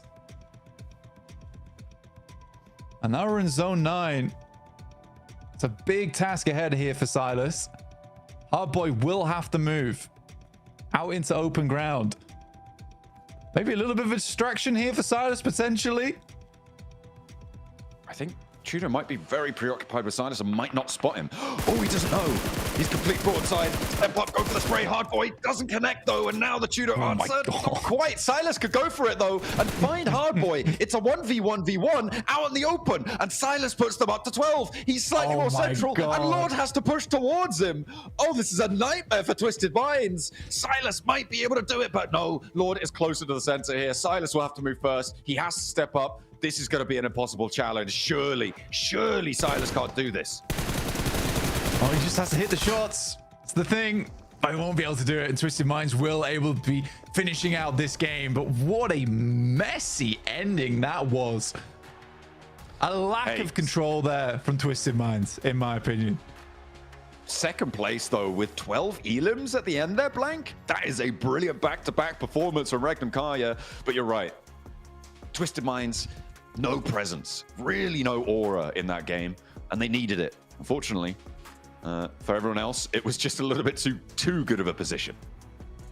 Yeah, very nice there from Regnum Kai overall. Like I said, Silas in a extremely fun little end game. For Hardboy, gives me with guys shaking at the end there with the amount of adrenaline going through him. That spray was awkward. Had to even go for the full spray reset to get it done. But yeah, for Twisted Minds, I wanted to see a little bit more out of them there. They do get the win after all. For some teams, that's all that's needed to get that confidence back on board. It's like you got to get the old shoelaces tied. That is important. But yeah, I do think that game in particular, VP do a very good job as well to get some more points. It was much more convincing from VP that game overall, which I was happy with. Well, they do close it down from the museum. They're able to put everyone else down in the dirt, but only just for Twisted Minds.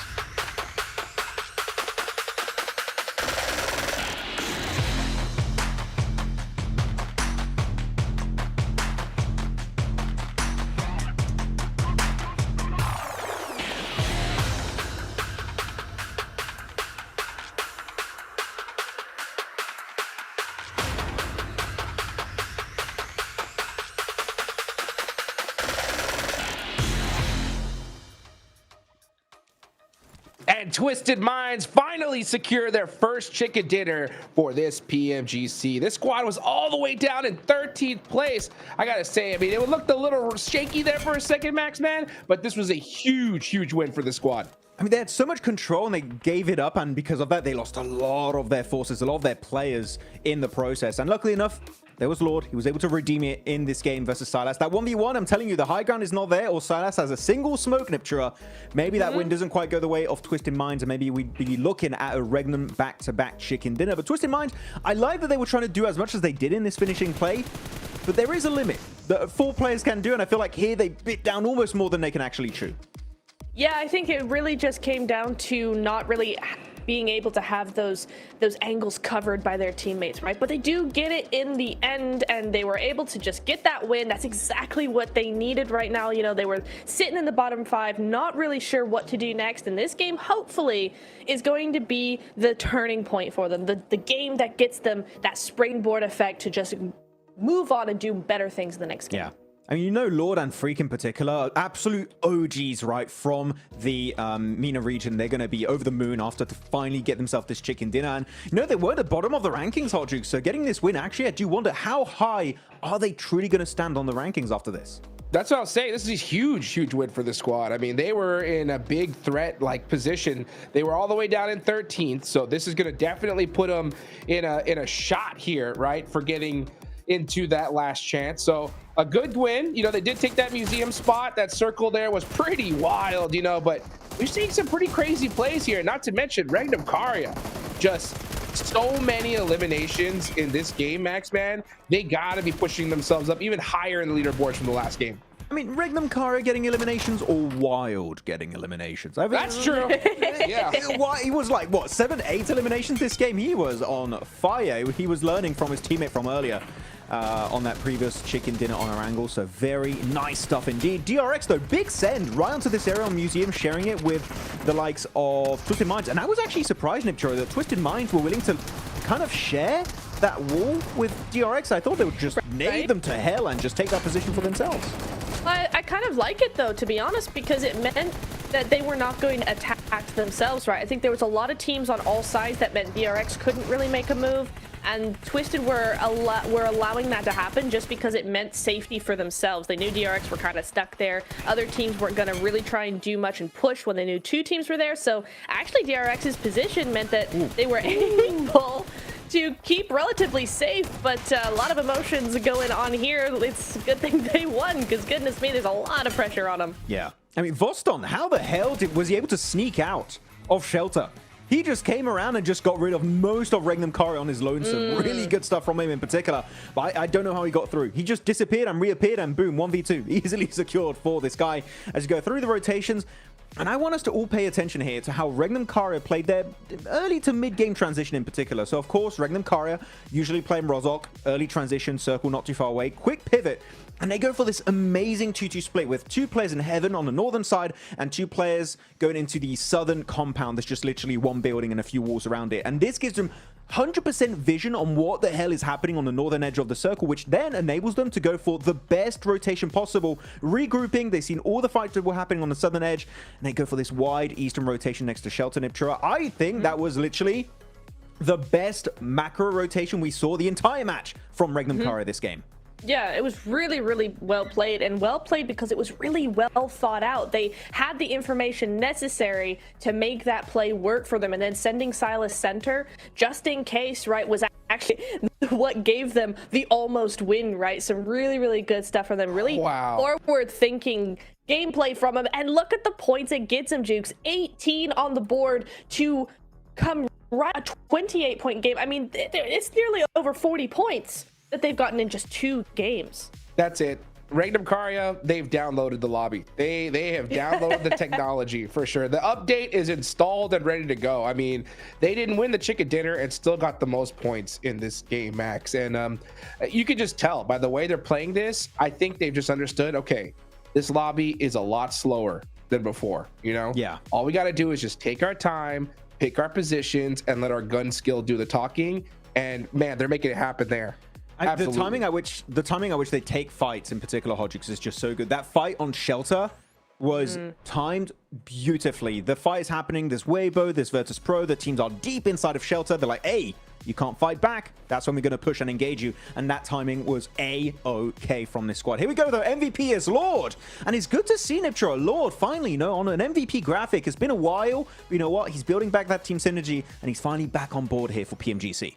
Yeah, it's really, really nice to see them back on where we expected them to be. Hopefully this is going to be just the game, the start of their next journey forward into that maybe top 3, still could be done here as we look at the overalls. And I am looking at Twisted. They are in the top 11 now, but Regnum Karia straight to the top. EA, after 8-9 matches, have finally been dethroned, and it is Regnum Karia, Max.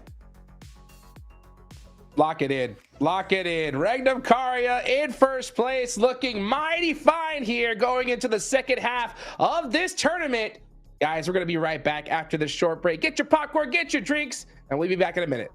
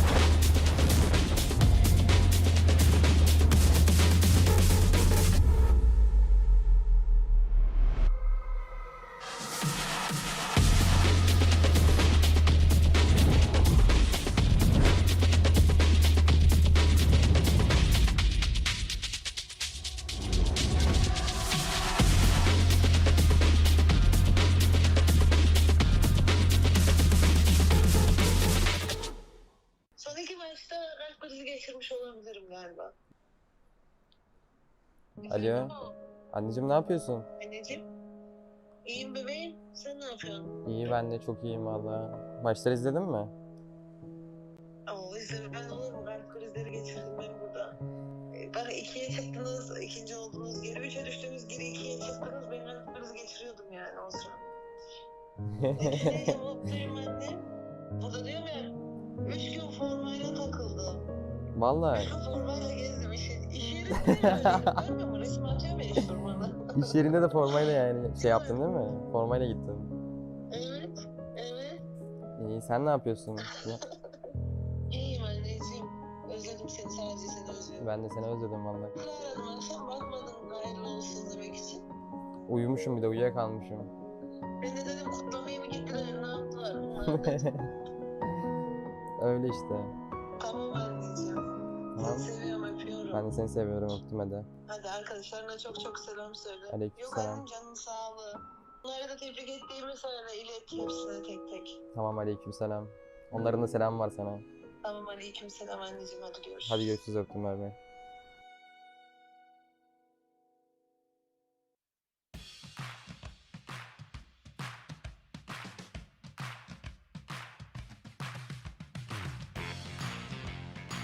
Welcome back to the halfway mark of day 2 of Group Red. I got none other than Boston from Virtus Pro with me. This is a team that you guys came in as champions of CSA, what made it considered to be one of the hardest regions in the world, honestly, for PUBG Mobile esports. You fell short in the Gauntlet, and in Group Red, day 1, you definitely fell short. In day 2, there seems to be a bit of a resurgence from the squad. What's been the underlying issue for VP? Так, Востон, вы пришли в этот турнир как чемпионы ПМСЛ Центральная и Южная Азия, что является одним из сильнейших регионов, и не справились с Gauntlet Stage, а сейчас испытываете немного трудностей в групповой стадии. Как ты думаешь, какие причины вашей команды? Ну, в целом, Gauntlet Stage для нас задался сначала... Ну, первый день был неплохой, остальные дни нам просто не везло. Мы делали мувы, играли не командно. Мы разобрали, зашли в Group Stage, но также испытывали трудности. Вот. Сейчас команда чувствует себя отлично, мы провели разбор. Вот. Ну, мы просто в целом устали. Перед ПМСЛ у нас была очень плотная подготовка. Перед ПМГЦ также очень плотная подготовка была. Сейчас мы выдохнули и с новыми силами на второй день зашли, показываем, я считаю, нашу игру. И то, что если мы не камбэкнем в топ-3, то на лast шансе мы будем бороться за 2 слота. So we just a little bit burned out after the Gauntlet because we got a hard schedule before the PMGC and also before the PMSL. And now we talked with our teams after the Gauntlet what we're gonna do in group stage, and if we will fail to be on top 3, we'll try our best in the last chance. So it's because we're just a little bit tired and we just burned out. So now everything is okay. We're gonna do our best. That's fair. There's a lot of factors that go when you go to such a big event like PMGC, the biggest one we have of the year as well. And you were talking about wanting to be in top 3, or if you fell from top 3. Well, I got some stats for you. You are currently 39 points away from third place and 11 points, or just actually 1 point away from 11th place. What is the team looking to do with 9 matches remaining of Group Red to make sure that you get to third place? До третьего места, до топ-3 у вас 39 всего лишь поинтов осталось, а до того, чтобы спуститься, 11 поинтов. Какие планы на последние 9 матчей у вас? Может, вы поменяете общий подход или игровой стиль? Мы будем также продолжать, как первые мы будем также продолжать играть хорошо, как вот эти первые 3 игры. Мы делаем все отлично по карте, все понимаем, все друг друга хорошо себя чувствуют. Все у нас хорошо. Мы будем также продолжать хорошо просто играть, и все. Такие вот планы. We will try as first 3 matches today, continue to dominate, and we'll do our best and try to continue as first 3 matches. Yeah. Okay, you're gonna try to continue what you were able to do in the first 3 matches. Well, we already had a resurgence from a PMSL champion like Rengnam Karya. We're trying to see if Virtus Pro can actually continue to bounce back and make it to the top 3. We have 9 matches left, 3 matches left today for Group Red. Let's see what Virtus Pro can do. Spasiba, Boston.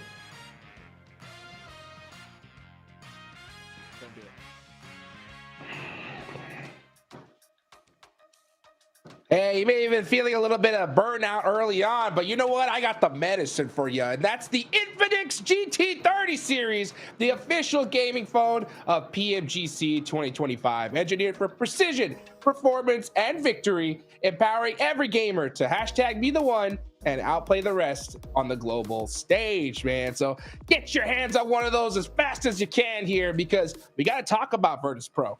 You know, day one, what's going on, right? Day 2, I saw some pretty crazy rotations, right? But I'll tell you what, so far they had 8 points on day 1. Now they're at 30. What was it?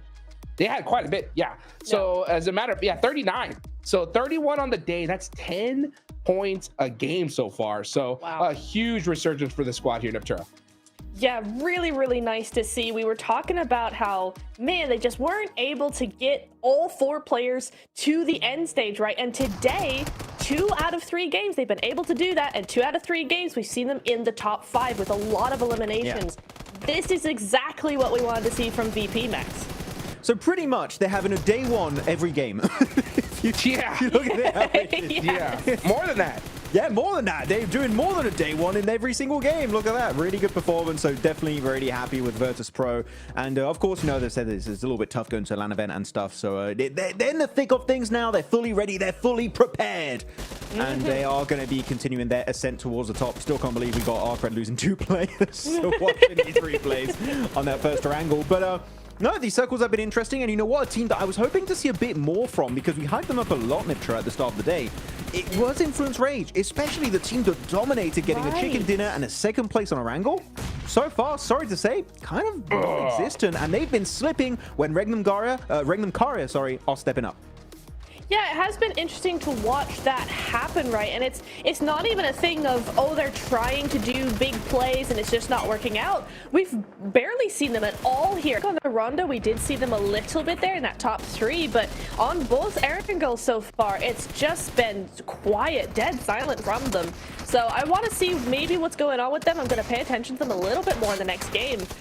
But it has been a weird thing. So that's where Alliance also, we just saw them go out there to Twisted Minds at Museum, because I was wondering what the heck happened. I loved seeing the different side of them, because in the first episode, they were very compact, and then they lose the 1v4. But then they come over to the next Erangel, and immediately they're spreading out over that eastern side in that last game. You know, they got a big split going. So I was like, okay, cool.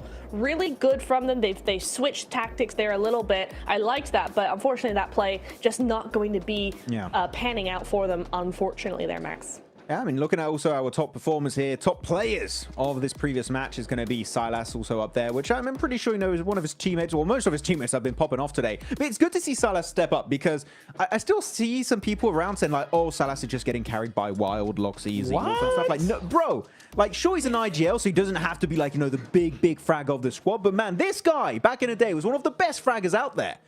Put some respect on Silas's name. Like, when he has to step up and pop off, he will pop off, okay? Do not doubt Silas, okay?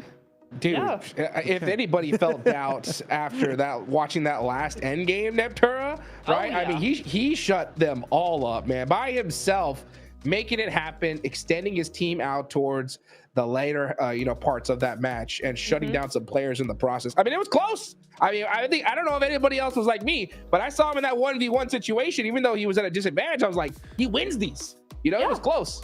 Oh, 100%. I mean, he nearly won the whole game for the rest of his squad. And yeah, maybe he didn't put up the amount of eliminations in that game that we saw from some of his teammates. But might I just remind you, in Erangel #1, he basically took out Geeke single-handedly. We're talking about the Loxy 1v4 onto Alliance.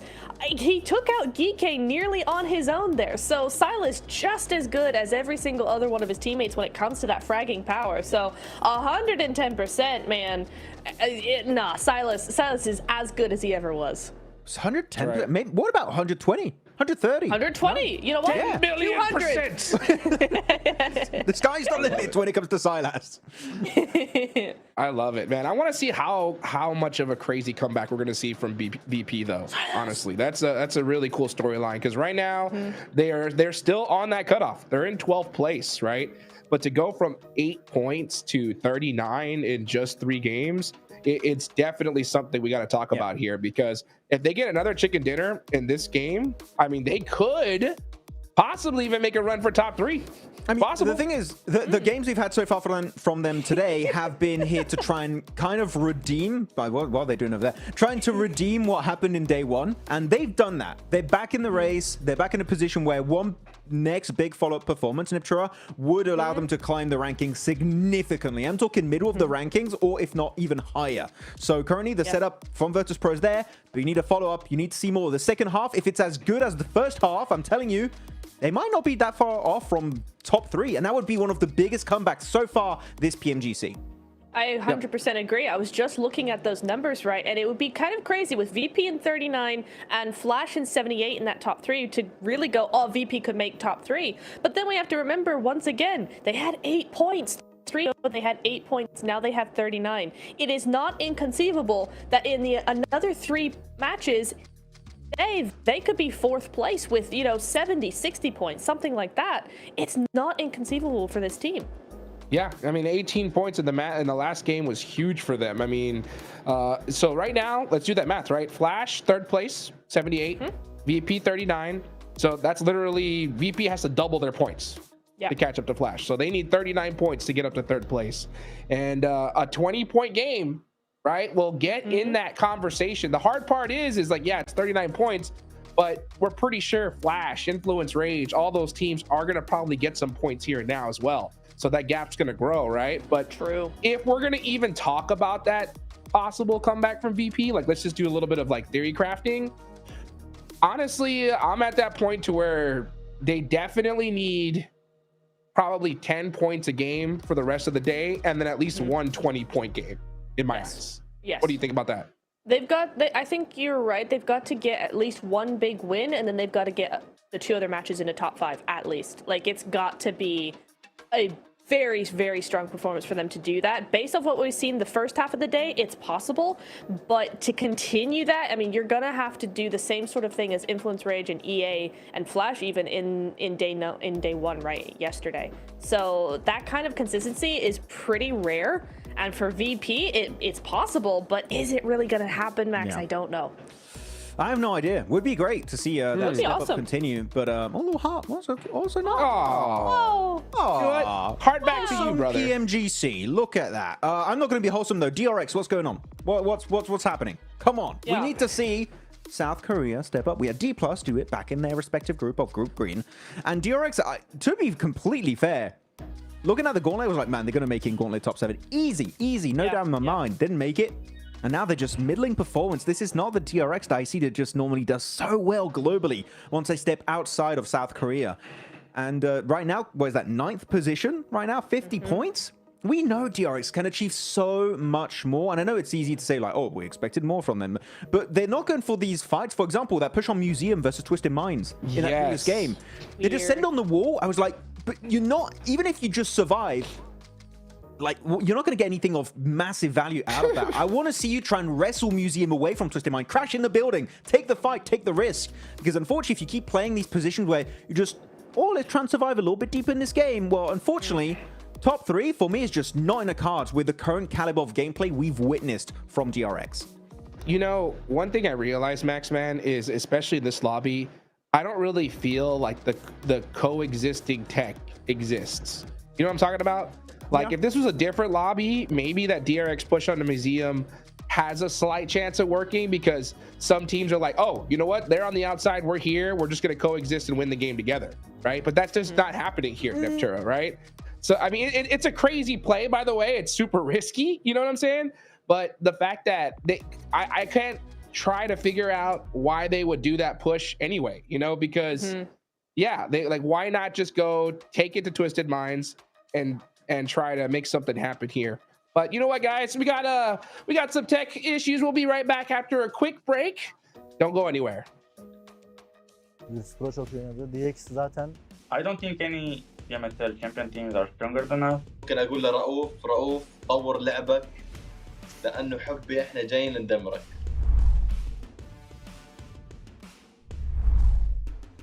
بالتاكيد يعني احنا ابطال بي ام اس ال عربي مينا ريجن من افضل الريجنات بالعالم. Chúng tôi khá là tự tin ạ, tại vì chúng tôi là đương kim vô địch C nên chúng tôi không sợ. Chúng tôi đã đạt được 4 top 1 trong một ngày thì chúng tôi đến đây với mục tiêu phá kỷ lục. Chúng tôi sẽ cố gắng sẽ được 6 top 1 trong một ngày.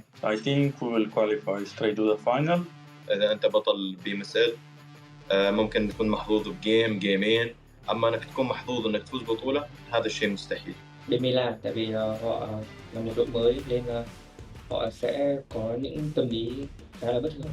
büyük ihtimal Wolves derdim. I think probably Virtus Pro just looked like that. Нельзя, блядь, сказать, что они удачи, что они нормально сыграли. Там нет неудачных. И те, кто на удачу выиграл. Я посмотрел, типа, фавориты своих регионов выиграли. Wolves esports. They have Coops. Best player in the world in my opinion. Đội VP ạ, tại vì bên khu vực đấy khá là căng thẳng và họ chứng minh bản thân mình từ những ngày đầu tiên. İyiler, kötü değiller ama heyecanlı oynuyorlardı. Я считаю, что из всех победителей PMSL мы являемся самой сильной командой. Virtus Pro çok iyi oynadı. DX zaten bu PUBG Mobile oynadığımdan beri hiç sevmiyorum oyun tarzlarını. Kendilerini seviyorum ama oyun tarzlarını hiç sevmiyorum. Yani bölgeleri güçsüz olduğu için ben MENA bölgesi demek istiyorum. Oradaki takımları biraz daha vurmak kolay diyebilirim. Main fight hariç. I don't think any PMSL champion teams are stronger than us. Я думаю, для нашей команды будет легче всего зарабатывать поинты на плюсах из Америки. ممكن اقول لرؤوف طور لعبك لانه حبي احنا جايين ندمرك. Em muốn gửi một lời nhắc đến đội đương kim vô địch BMSL Milan là cách chơi của họ có thể là khá là ổn ở bên khu vực đấy, nhưng ra đây chúng tôi chưa chắc các bạn đã làm được. Yes, I think we have a lower experience than the other teams, but I think this benefits us. It's in our advantage because the teams don't know how we're really going to play.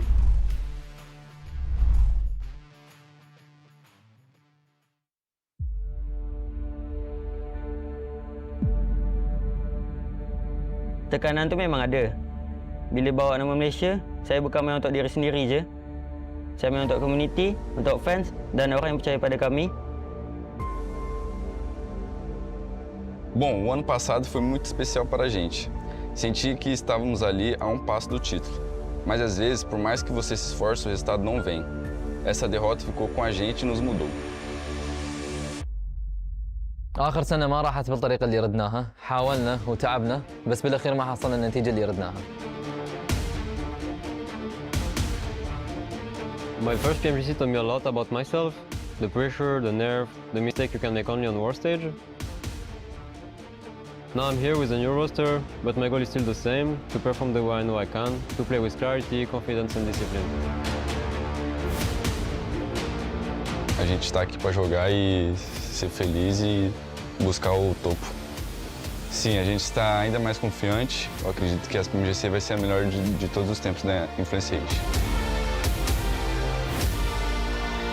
أنا واثق من نفسي هواي، واثق من تيمي هواي أيضاً، ومتأمل ناخذ توب 1.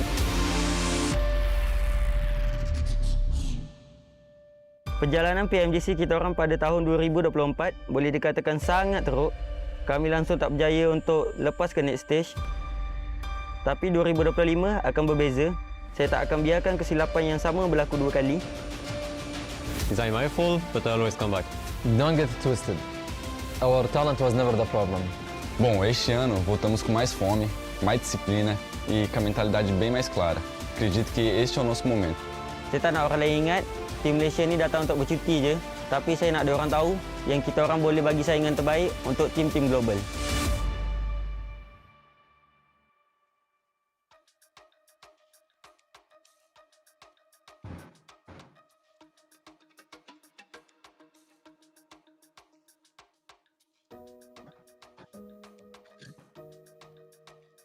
Damn. That could have been a good topic to talk about.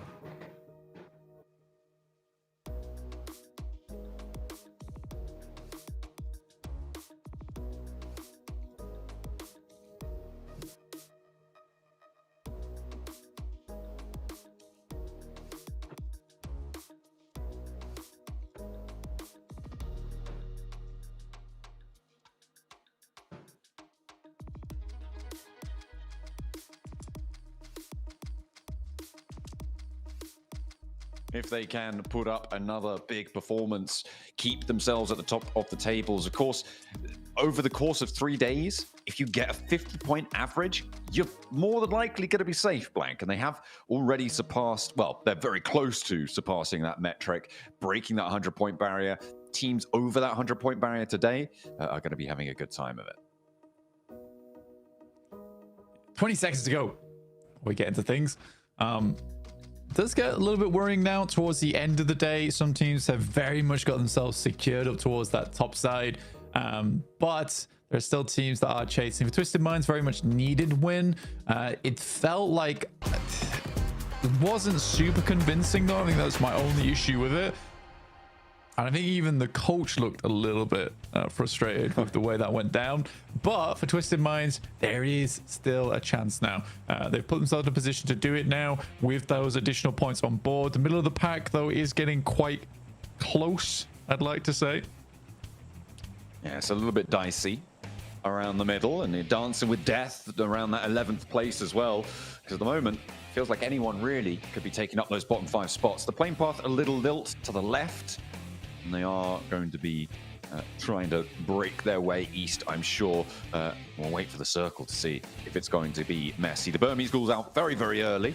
So are Virtus Pro, actually, over the military island. But a big split for the Burmese Ghouls. They're chilling. See if True Rippers are going to give them any trouble this time. I think for Burmese Ghouls, it's been a little bit slow on the rotate outside of Sosnovka at the moment.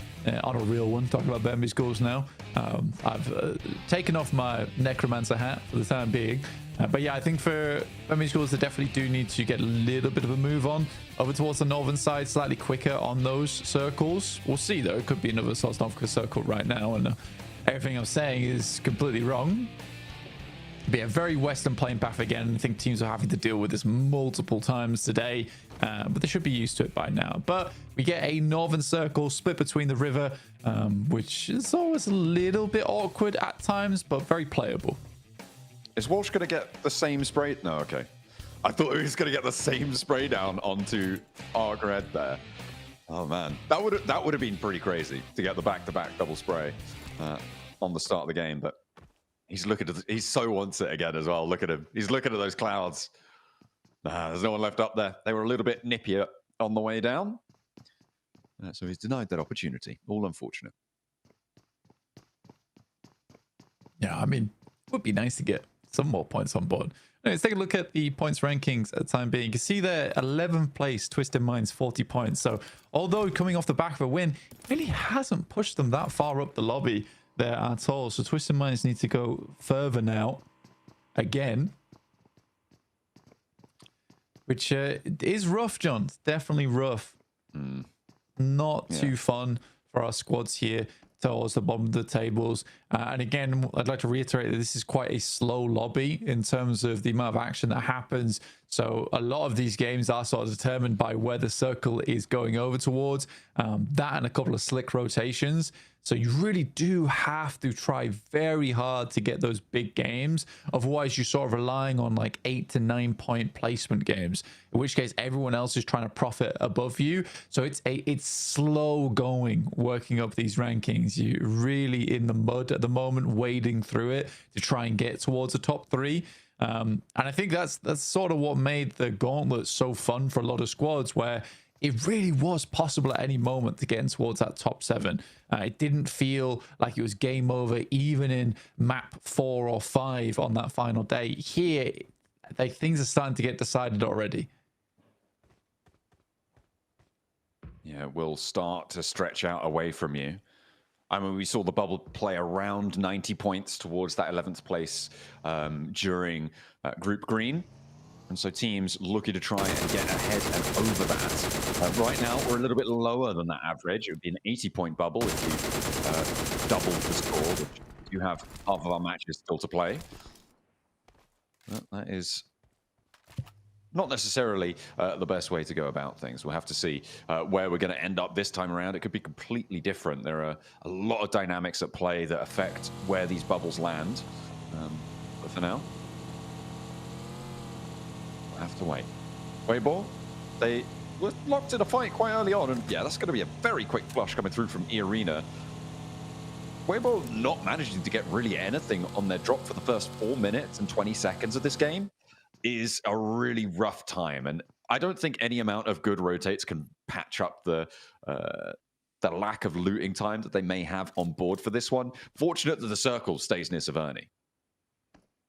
Yeah, I think something I'd be really interested to look into is the amount of eliminations compared between Group Green and Group Red so far, specifically on Rondo. So I think both our Rondos for Group Red have been pretty quiet outside of a couple of initial skirmishes. It's mostly that end game where things start to get a little bit more hectic, but even so, like, most of the mid game is very slow. No one's really taking those fights. The amount of recalls we had weren't too frequent either, because honestly, most teams remained as 4 players in the first place. Boars are going to look to try and hold out the Burmese Ghouls as they leave from Sosnovka. There's a replay on order going down. I can report to you, Blank, that over the 3 matches that we had on Rondo in Group Green, there were 245 eliminations. I don't have the stats to hand of what we've seen so far. Of course, that's over 3 Rondos. So if you divide that by 3, then, of course, you get about 81 and 2/3. So about 81 or 82 elims per match, which is obviously a lot more than players in the lobby because of those recall beacons. I don't have the stats to hand on this group currently, but in general, that's the sort of metric that you're looking at. Just a bit over 80 is probably around where you expect those elimination counts to be for a Rondo. I think someone to add those tallies up in the background, please. Thank you. Burmese Ghouls do make that exit, but it's not amazing, as Unknown will get shut down. Cause does get picked up, though. They did send out the sacrifice from the Burmese Ghouls. Try and figure out what was going on the other side. I think it's point in time, though. Like, again, this is a bit of a strange one for me. You're even still going for it. It's a bit of a strange one for me, because I do think that it's not a horrible time to go for an Eastern Bridge rotate. And I don't think that True Rippers are a team looking for that bridge camp here. Well, not yet. On that western side, it's a little bit too fraught for liking. Yeah, Burmese Ghouls, they got to divert. They're not going to try and push through the Boars. And the Boars are spending so much time down here, they're kind of scuppering their own game a little bit. And losing a player as well. Well, not losing, but taking a knock to it is far from ideal. Even if they are going to get a point, it's going to slow them down very, very heavily. Moving into the rest of this one, you can see Influence Rage. They're just about to meet the south side of the center of these teams. And they're going to have a tough time finding a home, but DRX still moving means that there's some flexibility in where Influence Rage can end up. Yeah, exactly. Influence Rage. A cut between DRX. I'll make this rotate through. DRX has a lot of angles. Even got to play up towards Everest right now, scouting.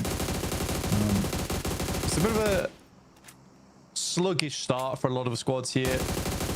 But we're waiting on stage 2 to really define where these teams have to leave to. And I think most teams, it's fair enough that they are keeping this one under wraps, right? You know, playing it a little slower, just because the next zone could easily head far over towards that north side or far down towards the south, in which case some drastic rotates have to come through from a few of our squads. So you don't want to get bogged down right now just before the circle shifts. And it is over towards the north side. probably less ideal for most teams. Most squads don't really want to go sit up towards the north side of the map at the beginning of the game, just because there's so many more critical locations on the south side. But because it does move north, it means there's a lot of squads that need to readjust. Yeah, it's going to force teams to go over those rivers, those bridge crossings. Very, very hot spot action potential. And a lot of wide flanks, I think, in the very near future. For True Rippers, it may be better to stay back for a little bit. I think, unless you can really blast through right now, playing edge on this one might be a little bit better. A really unfavorable position around the south side of Rosok, I think it's safe to say, because there's already teams to your north, and you don't have the flexibility to go out wide that other teams do.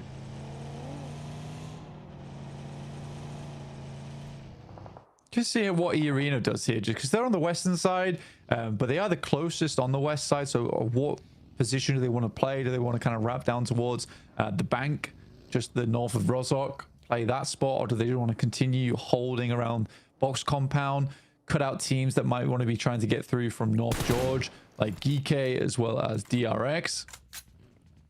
It's True Rippers, though, managed to squeeze their way through, John, surprisingly, towards the south side of Rosok. Absolutely. I do have an update on the stats that you requested earlier.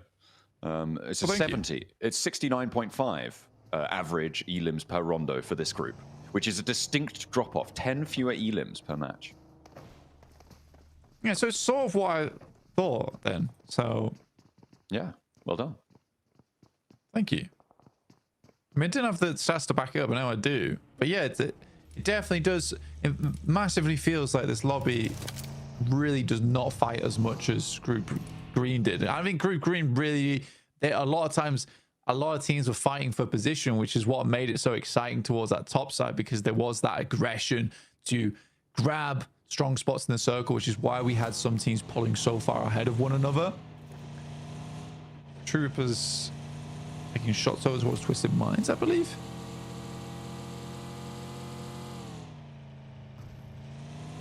Waiting for those to pop up, and yeah, Twisted Minds getting a player conked out for now. Hopefully they can pick that one back up. I mean, they're close enough, but it's going to be tricky. Ooh, Regnum Kaya taking a knock. To be fair, Rosok's getting very, very full. And these are shots across the way, so unlikely to be fully flushed here. But against Regnum Kaya, any blow's a blow. And you'll be all too willing to strike. I mean, the team flash position right now, right, on the northern side of this river, pretty powerful. It is going to be ending up north here, so Weibo, they are on 3, but they do have a solid spot. I'm looking at DRX, I'm looking at Virtus Pro pushing in too. Yeah, I think the DRX quite like their position, but like you say, Virtus Pro strong on that north side, can hold that out for quite a while as well. But again, it's just that thing where you look towards Rosok. So many teams didn't take shots at one another. Arcred didn't take shots towards it. True Rippers, as they made their way in. Regnum Kaya can't really peek because of the sidelines from the flash on the north side. It's so weird. It's very, very weird. And again, this is going to be so difficult to leave now. And we saw having the situation from yesterday on Miramar between the Burmese Ghouls as well as E-Arena, where both teams do struggle to evacuate. Arcred make a quick rotate across. They lose one player for it. Hardboy is that outpost for them, though, at the Wizard Tower. The question is whether the rest of the team can even regroup with him. That is a big question. Getting that regroup, I mean, it's so important when teams are so packed in like this. Having your players together, you do not want to be severed in that scenario. So we'll see if they can navigate that one. That is a bit of a hum, isn't it? And fortunately, there are other teams around to pick up the pieces here, but Regnum Kaya, uncharacteristically, not hitting those shots, but they still do get both of the points. Or just one of them for now. The shots were technically good because the vehicle exploded. It's very surprising that none of the shots were on target towards the players.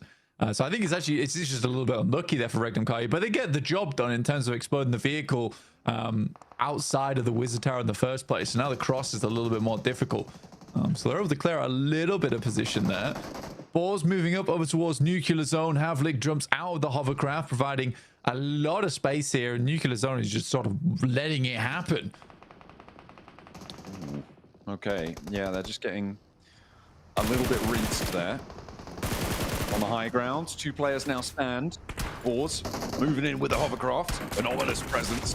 Big threat being dealt. The hops in and out through the monster truck, through the windows. And Arthur's giving them the runaround. A little bit too hard of a sword to pull out of that stone. And he's not going to be able to extract the point there for Boars. Exo wants vengeance, but taking down Havlik, I mean, this is really nasty for the Boars. They had a massive advantage in this fight. Losing a player on a single player roll-up is not good news. Now, SnowX with the pressure will be able to enter through the back, and it will be able to find that revenge. But they lose a player, and that's nasty. Yeah, it's over-aggressive, right? I think it's the best way to describe that. Is it's over-aggressive. It was unnecessary as well from Havlik. It looks cool if he's able to make it happen, but you risk going down because he was completely isolated from the rest of the team's sidelines, so they couldn't even provide him any help there. Circle moves up again, so the Flash still in a strong spot on this circle. It's quite a big flat zone towards the center of this one. A little bit of higher ground off towards the western side, but I think most teams sort of want to get towards the center of this one and start posting up around the tree line, which is what Influence Rage are doing. Yeah, it's something you need to be a little bit more mindful of. DRX taking shots at Influence Rage, though, and even if they're able to get into this position, you can see it's far from safe. The smokes are starting to bloom. They need to start to hunker down. Everybody's looking their way for now. Weather out the next 30 seconds. For Influence Rage, they might just have a stronghold atop this hill. And they're expending smokes, though, to do it. Which is the worrying thing for the team, is that you don't have infinite supplies of smoke, though. So you need to survive through to stage 5 and wait for other teams to get forced in. Twisted Minds, they will lose Lord there. Oh! But big shots. Big shots indeed with their PP Bison. Oh, finally down. Oh my god. That was devastation in the flying vehicle. The passenger side window peek out as in the air. Beautiful stuff, but pretty does not points make, unfortunately. This time around, will be denied. So we have had 2 teams now fully eliminated. Another 1-pointer there for Nuclear Zone. Not a great run for them. True Rippers, they've made their way up towards the north. They are playing as 3 and they're running straight at Regnum Karya. Turns around, Jelly not going to go in fully for that fight. And will get away for now, scot-free, if that remains. And yeah, that's not going to work out for you. The run up on towards Influence Rage. Seemingly a very bad idea. ETSH is currently taking a fight with the whole lobby at the moment. And we'll get shut down there by DRX. I do feel bad for Twisted Minds. So sorry for Virtus Pro there, because essentially Nuclear Zone leads the Boars directly to that fight that was concluding. so many of those shots came down that way. So not only did they basically scatter their own chance of this game, they almost scattered Virtus Pros as well. I'd be pretty fuming about that. Yeah, that is kind of nasty, right? I mean, losing a player for Virtus Pro, having to play on as 3, it's already not the greatest. I mean, they'll take the 2 points, but they'll definitely want more to keep their momentum going into today. Obviously, a massive dearth of points seen from them yesterday. They have just come off a big game, so wanting to do a little bit more here to convert into good times. Stay up in that 11th place, or at least, well, preferably higher, but 11th at the end of their first day seemed a little bit out of reach. So yeah, it's good that they are now in and amongst it. Circle down towards the south, but it doesn't keep Regnum Karya in. It's Virtus Pro on the north. It's Team Flash as well, who regroup. I mean, Team Flash, I actually quite like their spot on this south side. It's a lot of control they have. For Regnum Karya, I'm not expecting a massive game out of them this time around. This is a tough push over towards the north side. It's not easy to do. I think as the northbound team inside of Rozhok, their hope was to get points and eliminations from teams that are exiting. I think they have to sweep East, but there's so many teams still out there. It's crazy.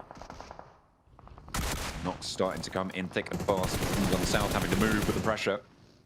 Yunbin is down for DRX, but Soaz holds the tree line. Burmese Ghouls having a tough time against it. Not really able to find the confirms as Spraydown's actually coming from Alliance across the way. A third party on this engagement. The nade behind, and that will pick up the flush. Alliance on the hillside being pushed back a little bit. I don't think that's by the Burmese Ghouls. I think Alliance decide we don't want to overinvest because we've got Regnum Kaya bearing down upon us, and they are sweeping east flank. They are moving through, and for now, they haven't taken a knock. They find another of the Alliance players, and it feels like we're always going to see this fight. Regnum Kaya versus Alliance, and more often than not, it's going the same way. Yeah, they seem to hate this team. And if I was Alliance, I would also hate Regnum Kaya for doing this to them.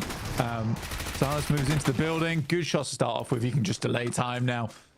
But it does not even necessary. Silas is up to 4 elims once again, proving the haters wrong. Get the quick heal off. But yeah, good sweep. Good sweep. Yeah, you're right. Broke Sentry on this game. Already 7 points. And what did we say? They needed 8 to 9 points now on their games. And they're basically set if they're able to do that over the next 6 matches.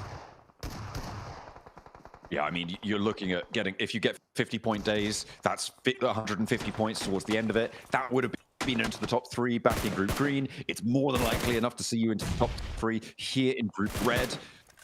It's got to feel good for Regnum Kaya, especially coming off of yesterday, coming off of the Gauntlet stage, to finally be atop the pile once more. It's kind of what we expect from them, to be honest, at this stage. So it's good to see them back in the limelight. Nades over the top for Influence Rage, keeping the day going worse and worse for Weibo as time goes on, though. There's some absolute hero nades coming here through from Influence Rage right now, directly on top of Sook. Okay, there you go. I thought you meant nading your own team, but you were still flaming him. Excellent. I love it. Oh, dear. That's a lot of smoke. I can't see what's going on, Blank. Nothing. There may or may not be happening anything inside this building, but it is going to be the shutdown. It looks like, yeah, that's Pro having a really bad time around that one. Not ideal. Not ideal. Weibo eliminated as well as Influence Rage pilfer through the boxes. It's kind of nice there, honestly. Arcred, Hardboy, once again in another game where he is the final one alive on Erangel. See if Influence Rage don't get Weibo box fever, where you just pick through all the loot the entire time and forget you actually have to play the game. Yeah, I think for Regnum Kaya, making this switch out towards the east was pretty damn good. And they didn't really take any damage at all from the Alliance, so they can continue on. I don't think they had to use too much utility. This is the difficult push, though, right? Over towards the Flash. I don't know how they make this push work. So many vehicles on low HP as well. Do you go for the Flash, or do you sweep around and try and go for DRX? I mean, it's a difficult choice here for Regnum Kaya. It might just be send over the top and hope for the best. They've already got a good game. They're already over 100 points. You know, they may be able to afford to make some quirky plays here and then. Oh, we'll have to wait a little bit longer. It seems like they just want to hold on the hilltop for now. And to be fair, they don't have to move just yet. No one really wants to move around this location either. I mean, to the north of, or to the northwest at least of the Flash, it is just a flat plateau. It's really disgusting. Not even that weapon. Nox there versus Geek, who are now up to 4 eliminations, but only 2 players, and Influence Rage, they're on the way. Off towards that west side.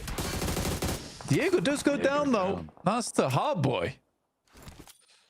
Yeah, big off-angle player. The man just likes to survive into these later game circles. Influence Rage losing 1 on the north side is actually kind of big news for the teams towards the south, because before this, they were this threat that could extend over this hillside when things start to quiet down, but now they're a little bit less fearsome. The maybe for DRX, that is going to be a big opportunity. In the meantime, Markred do get eliminated, and here comes the crash from E-Arena over towards True Rippers. It's up to Jelly now, the last player to stand. Doesn't have a lot of HP to play around with, and will get taken down. E-Arena crash in successfully. It's a cruel backstab there from Regnum Kaya as well. Over towards True Rippers. They're just going to send it. They need this initial knock, and they don't find it. I think Regnum Kaya's chances here are very slim now as they lose 3. I'm not entirely certain that this was the right play. It also really didn't throw any smokes either. But again, 8 tall elims. Not a bad game. No, and they still have Silas. He lost out quite a while, and he's still in the zone. He can chill for a bit. He might be able to outlast a couple teams and start racking up placement points to add on to their tally. The more, the merrier. As far as he's concerned, the nades are starting to really punish Influence Rage now as DRX are moving in across this hillside, extending their influence. This looks like it might just be a DRX chicken dinner here if they can keep this hillside under control. Because Influence Rage, they've just been removed from it, and everybody else is kind of trapped down south in the compound by Team Flash. Yeah, I can't. It's still weird. I feel like Regnum Kaya could have swept right. I don't think they had to push the Flash, especially pushing one of the hardest buildings to assault in the entire game and doing it dry with no smokes. It was certainly a choice.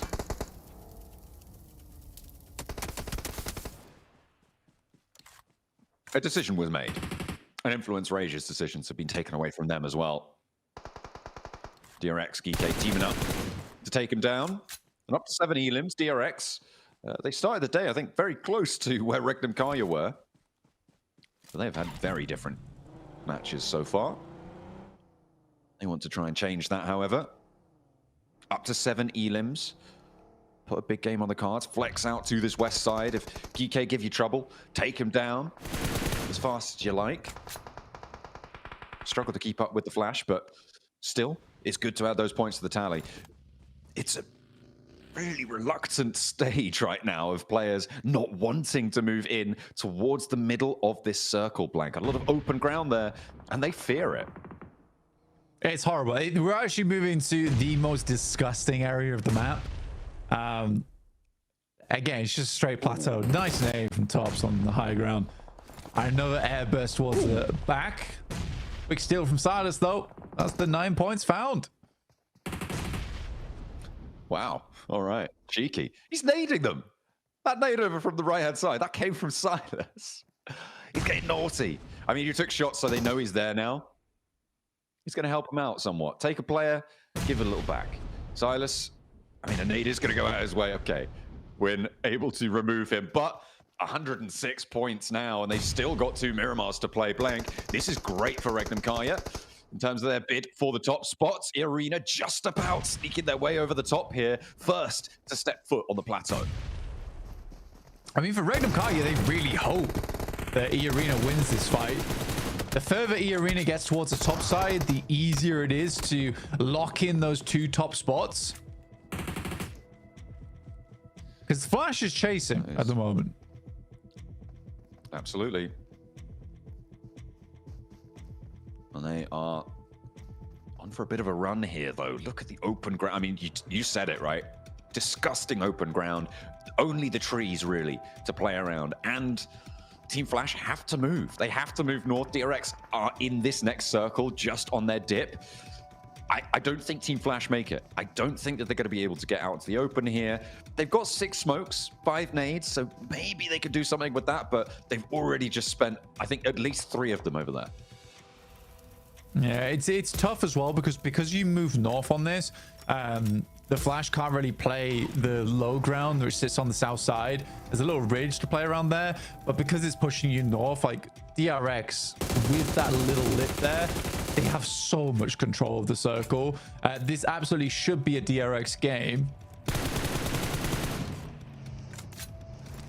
Ooh, there's a spray down. That is unfortunate.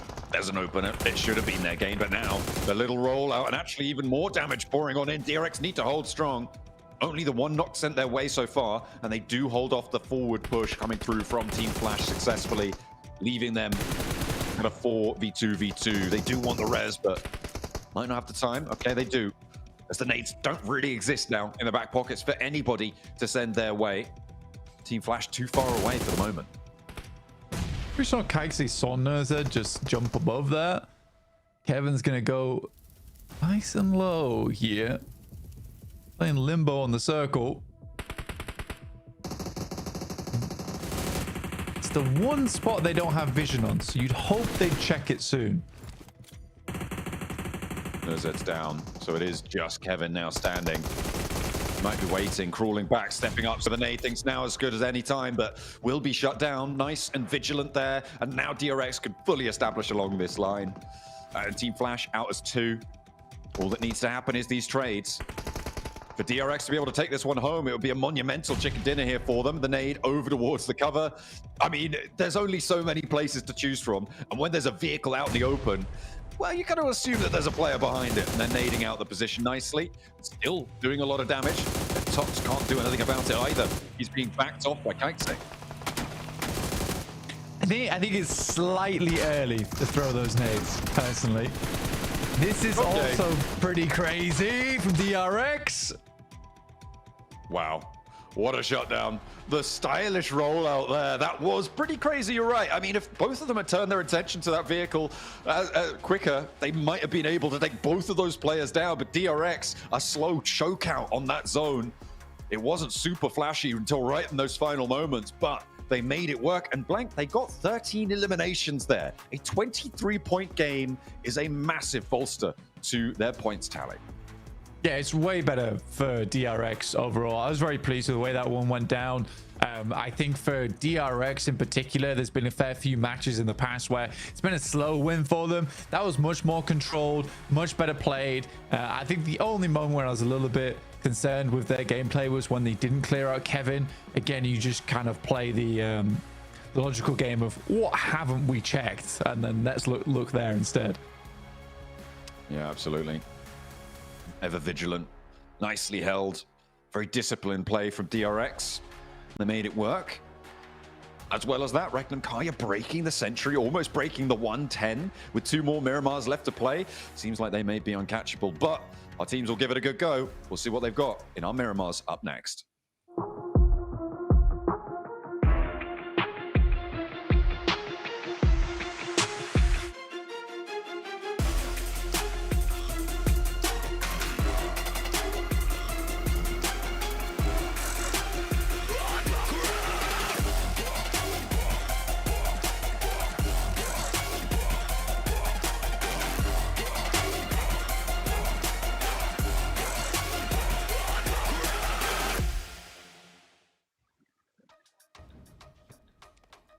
And just like that, DRX lock in their second chicken dinner here for Group Red. And right after, Maxman said, I need to see something from this squad. Coincidence? I think not.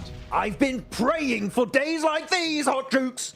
It's coming to reality. Again, I'm going to overhype a little bit. A really solid game coming out from DRX. They were very much in control of this ridge line, making sure that teams like Flash could just not even get remotely close to their position. And Iptura, finally, not a solo crappy drive-by. They put 2 players in the car. Yes! Wow!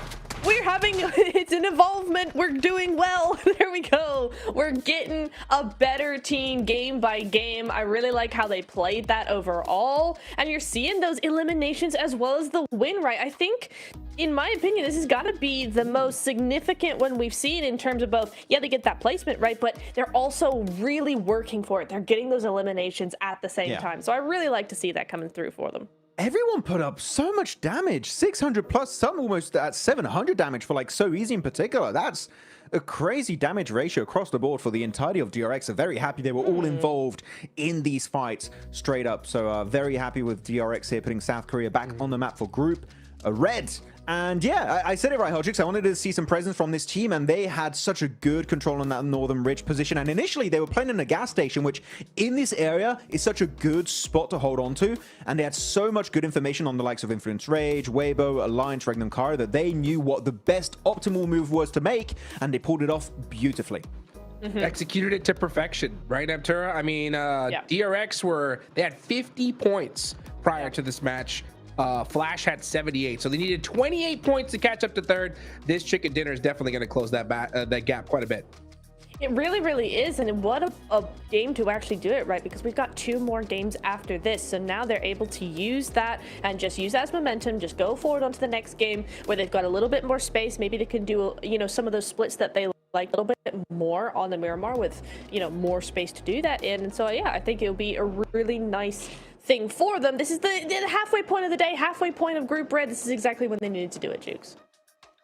Absolutely. So, well, actually, now that I think about it, Max, this was a pretty top-heavy game, right? Yeah. This one had a lot of teams at the top that ended up towards the end of the game. So DRX getting this win is huge, but you know, it's going to be even tougher for these teams to try to catch up to these top 3 squads when you have so many top teams just constantly getting points here. If we didn't have a point gap created at the top now, well, then we definitely have it now.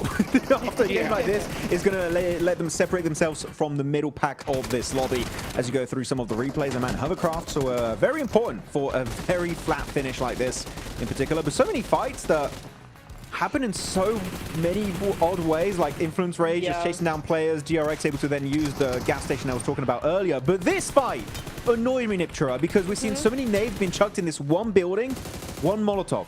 One Molotov, the building is dead, and it just never came out. It's very weird. Yeah, you've really got to use Molotovs for that, and the way, how long it actually took them to finish up that fight made sure that there was a lot of third parties going on down. But that other fight that was really weird was Weibo, right? It's like we just weren't able to see the Weibo we saw yesterday. They just went into one position and kind of stayed there. I love Silas is trying to third parties like, sit down! It's an hour fight. You don't get involved on this one, but no, they do clear the remnants of Geek. Kevin in particular, I know Blank was a little bit, scared they wouldn't be able to clear it in time, but they do find it in the end and do wrap it up in style. But you actually talk about Weibo. They had the compound that DRX took at some point in this game, and they didn't even fight for it. I was so confused in Iptura that they didn't try and compete for it. So Weibo playing more passive than I really expected. Yeah, they really did, didn't they? No, but I do want to say as we look over on these rotations that both Geek and DRX really impressed me in this game. We're going to see in phase 2, I think DRX is going to have a huge northern shift over here. Yeah, there you go. That rotation going all the way around amongst Geek, actually. But Geek go way up to Severny and DRX decided to go a little bit further south. But you can see that there. They go straight for that center. They hold that compound for a good long while.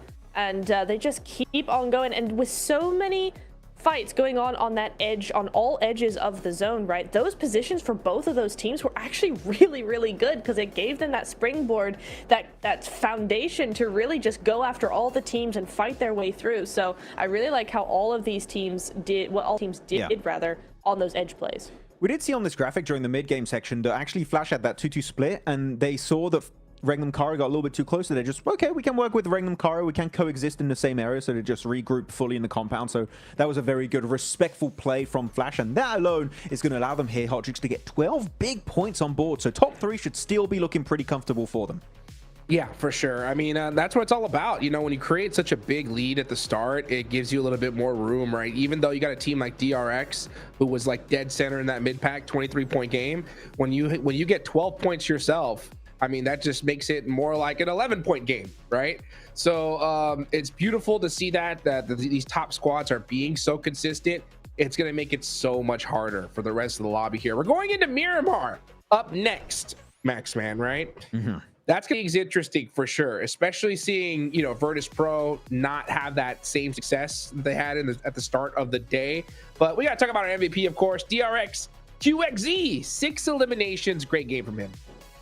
Yeah, it's really good. I mean, all the players of DRX have that potential to be an MVP contender, and QXZ in this game in particular, 6 eliminations, he was shredding it this match. Very happy with QXZ, and yeah, DRX, again, I want to see them top 3 hot tricks. You know what?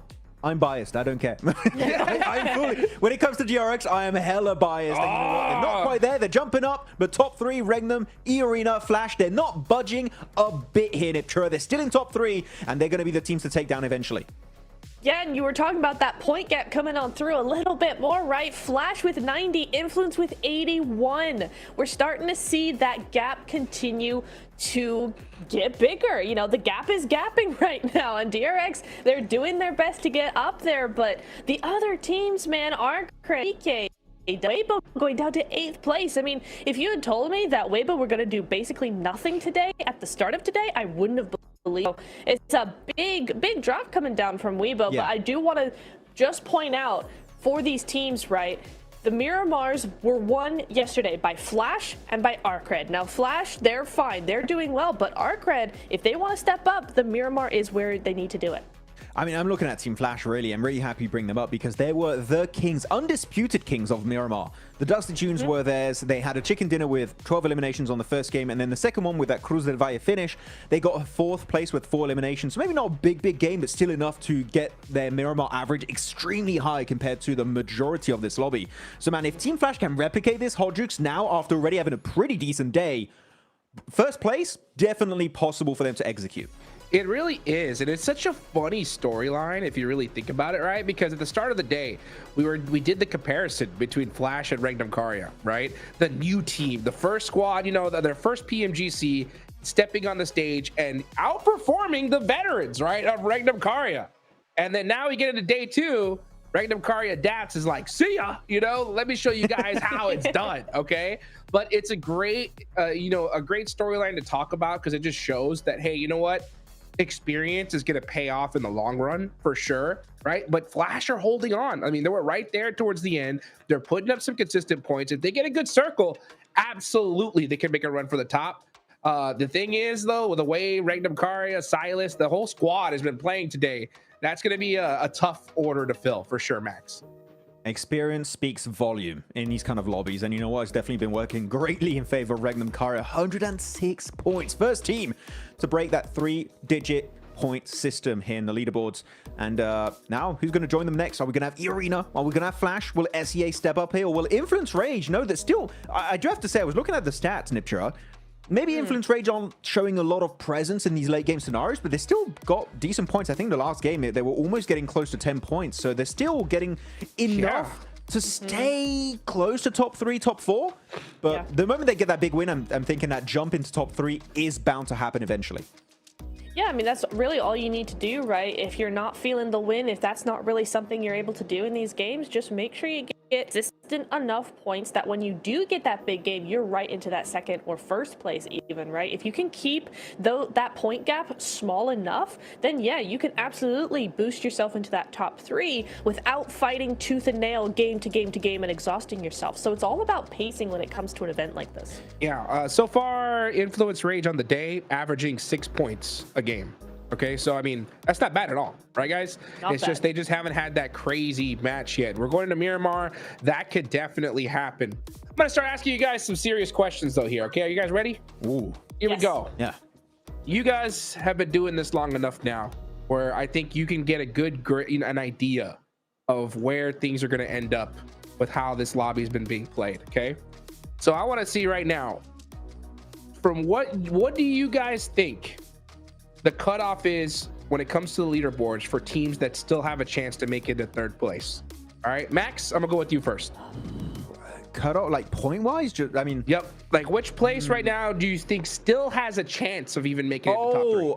I thought you wanted me to calculate the point cutoff. I was like, oh no, why are you asking me that? Yeah. Don't ask me about numbers. We'll leave that to John. Currently, yeah, in conversation for top 3, I would have to say currently, I would say Burmese Gauls 9th and above currently are the ones that I'm going to be saying are in a position where they can easily jump up in top 3. Neptura?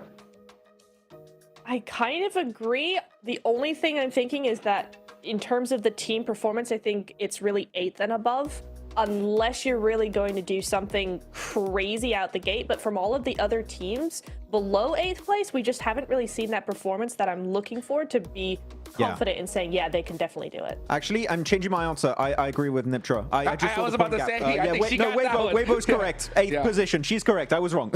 Yeah, no, I think that's the right call because these top teams right now, I could just tell they've got this lobby downloaded. Like they're gonna put up points almost no matter what, unless they make like an obscene mistake. You know what I'm saying? And when you have that kind, I mean, we just saw the last game, right? I mean, it was pretty much all the top squads in the end game. So if that continues to happen here, yeah, it's gonna be really difficult. I think 8th place is that number for sure. I think Weibo still have a possibility, but I'm gonna even go as far to say that it's kind of dependent on these next 2 matches. Honestly, I think if Weibo don't get it together in Miramar here, I think their chance for top 3 just might be over. Is that crazy to say? No, I would agree, but I don't like saying this about any team. And tell me if you agree or not, Niptra, on this. But the only way I could describe Weibo's playstyle and mentality in that previous game was scared. They did not even want to clash with DRX. They're like, you take the take the compound and everything in it. We don't want to clash. And then they go on this ridge next to Influence Rage, and they get naded to hell. That's not a playstyle for me that shows you can be top 3. So I need to change your pace like ASAP. Yeah, that mentality needs to be done away with immediately if they want to do anything in these next 2 games. And really, they only have these next 2 games to do something before it's really getting down to the wire. So 100%, Max, I agree with you. They're looking scared for some reason, and they don't need that from yesterday. I mean, what is this? It's not the same team. We need Sook with the explosive bow, and they'll come back then, Hot Jukes. Yes. Woo! Let's see it. They've taken the control of the lobby before, but they better do it here for this next 2 matches. Let's take it on over to Blake and John for some Miramar action.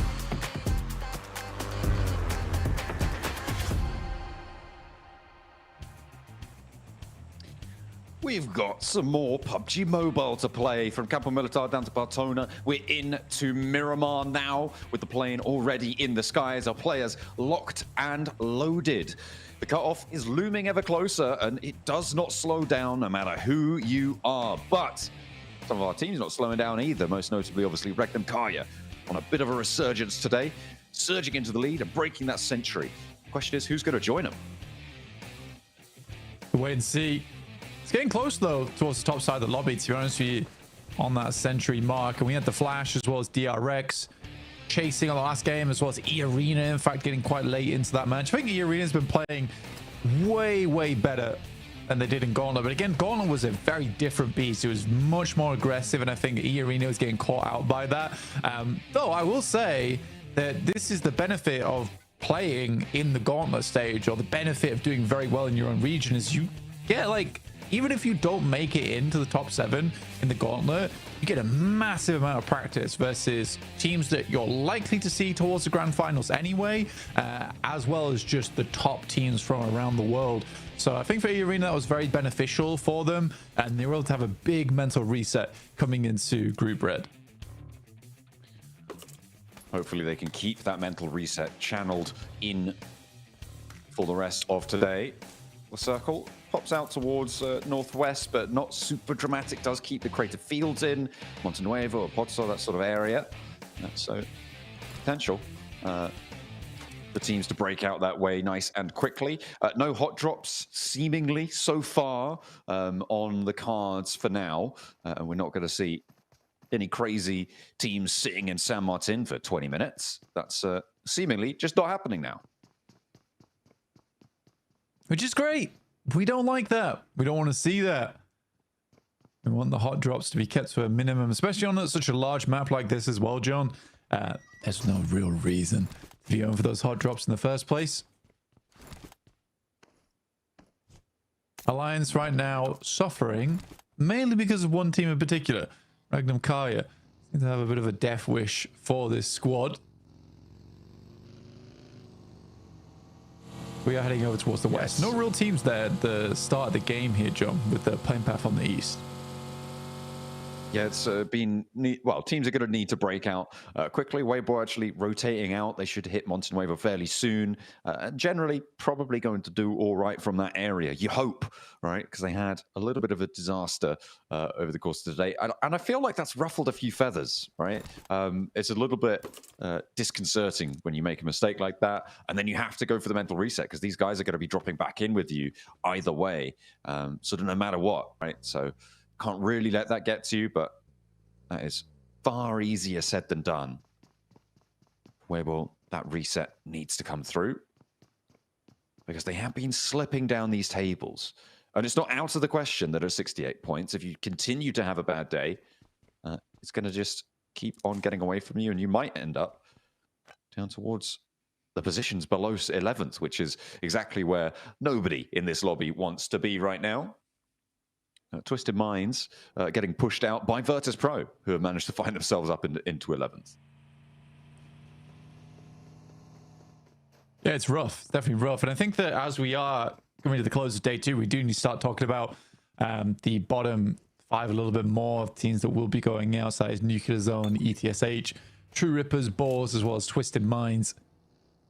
Let's get 40 points. You're right, Virtus Pro are up in 11th. But again, even if Virtus Pro do go towards last chance, oh my god, what a run from them that will be.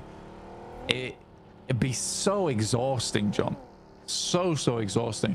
But at this rate, I think that's realistically their only option right now, personally, is to get in towards last chance and qualify through there. I just think that by that point, Virtus Pros can be so burnt out. Yeah, it's going to be tricky, and then you add on like a travel day on top of that, and getting situated in a new place for the finals if you're going to get there, even if you make it through last chance, which is on top of that burnout. Yes, that's a real rough time. That's a really rough time. I do not envy them, but that's what you got to do if you want to be the best. You've got to be up to it. You've got to be able to keep pace in these dire circumstances where you've had a really miserable day. It's about picking yourself back up again. So can they do it? Can they get picked back up and ride strong towards the last chance, towards those finals, potentially at the end of it all, the light at the end of the tunnel? All remains to be seen. Geeke, they did not have a great time back in the Gauntlet stages. They really dropped the ball, but they're up in 7th right now and may be on for another last chance approach. Yeah, I mean, 7th place isn't bad, 73 points. I mean, to be honest with you, I think that with a 3-way tie between DRX, Arcred, and Geeke, I still think there's chance in these last couple of games to place them in a position to challenge out for top 3. I think top 3 is not really all that secure just yet for any of those squads. I mean, being almost 40 points ahead of 4th place there for Regnum Kaya, barring like big mistakes at the end of the day here, I think Regnum Kaya's position might be secure. But again, there is still that chance that these next 2 games, Regnum Kaya get 1 or 2 points, or maybe even 0 of those 2 matches, in which case there is a lot of teams that can catch up all the way down to 8th place with Weibo.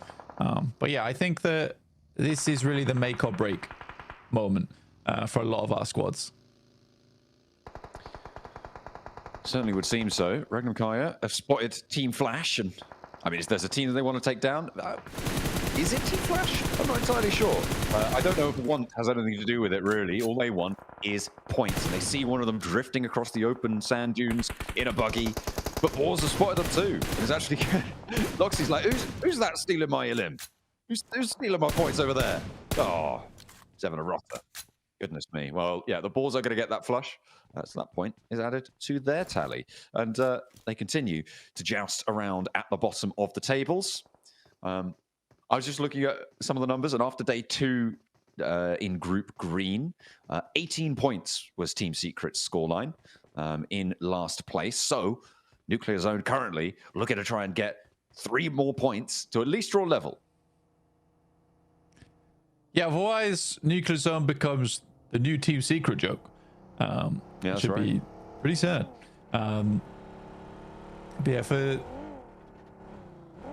I think honestly Regnum Kaya is not too bothered about Team Flash doing well. Like, Regnum Kaya is okay with E-Arena doing well and the Flash doing well. That's fine. Honestly. Yeah, for sure.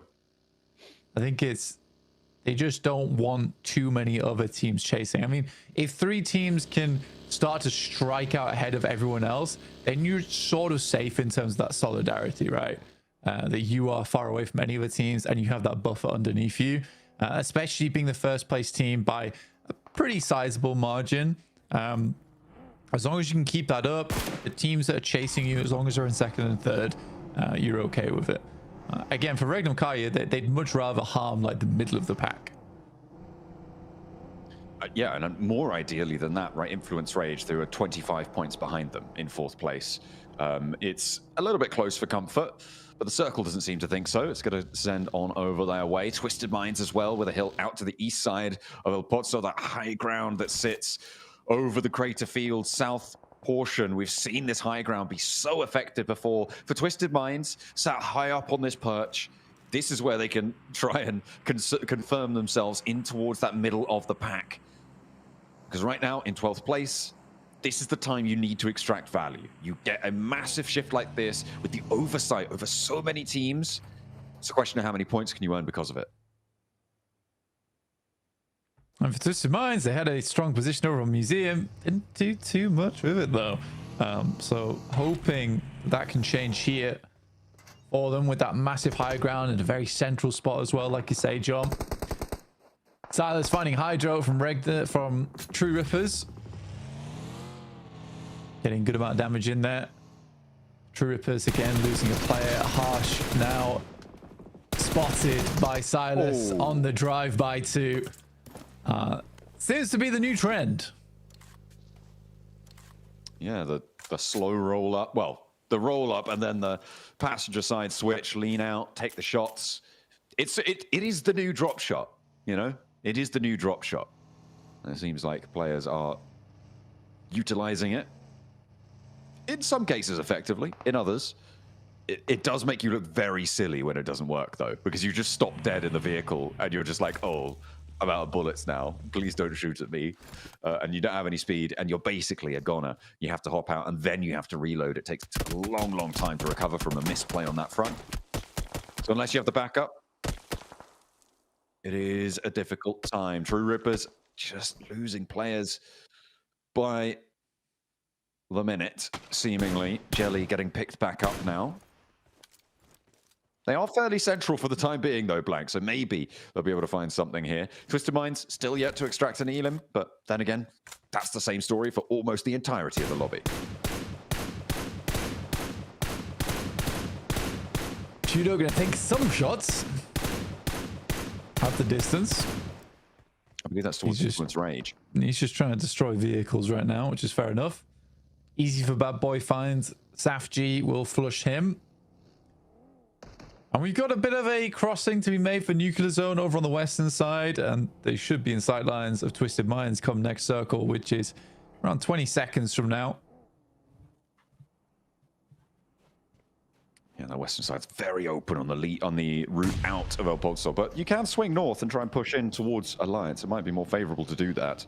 We'll have to wait and see if they can make that call. Arc Red in a standoff with Geeky right now.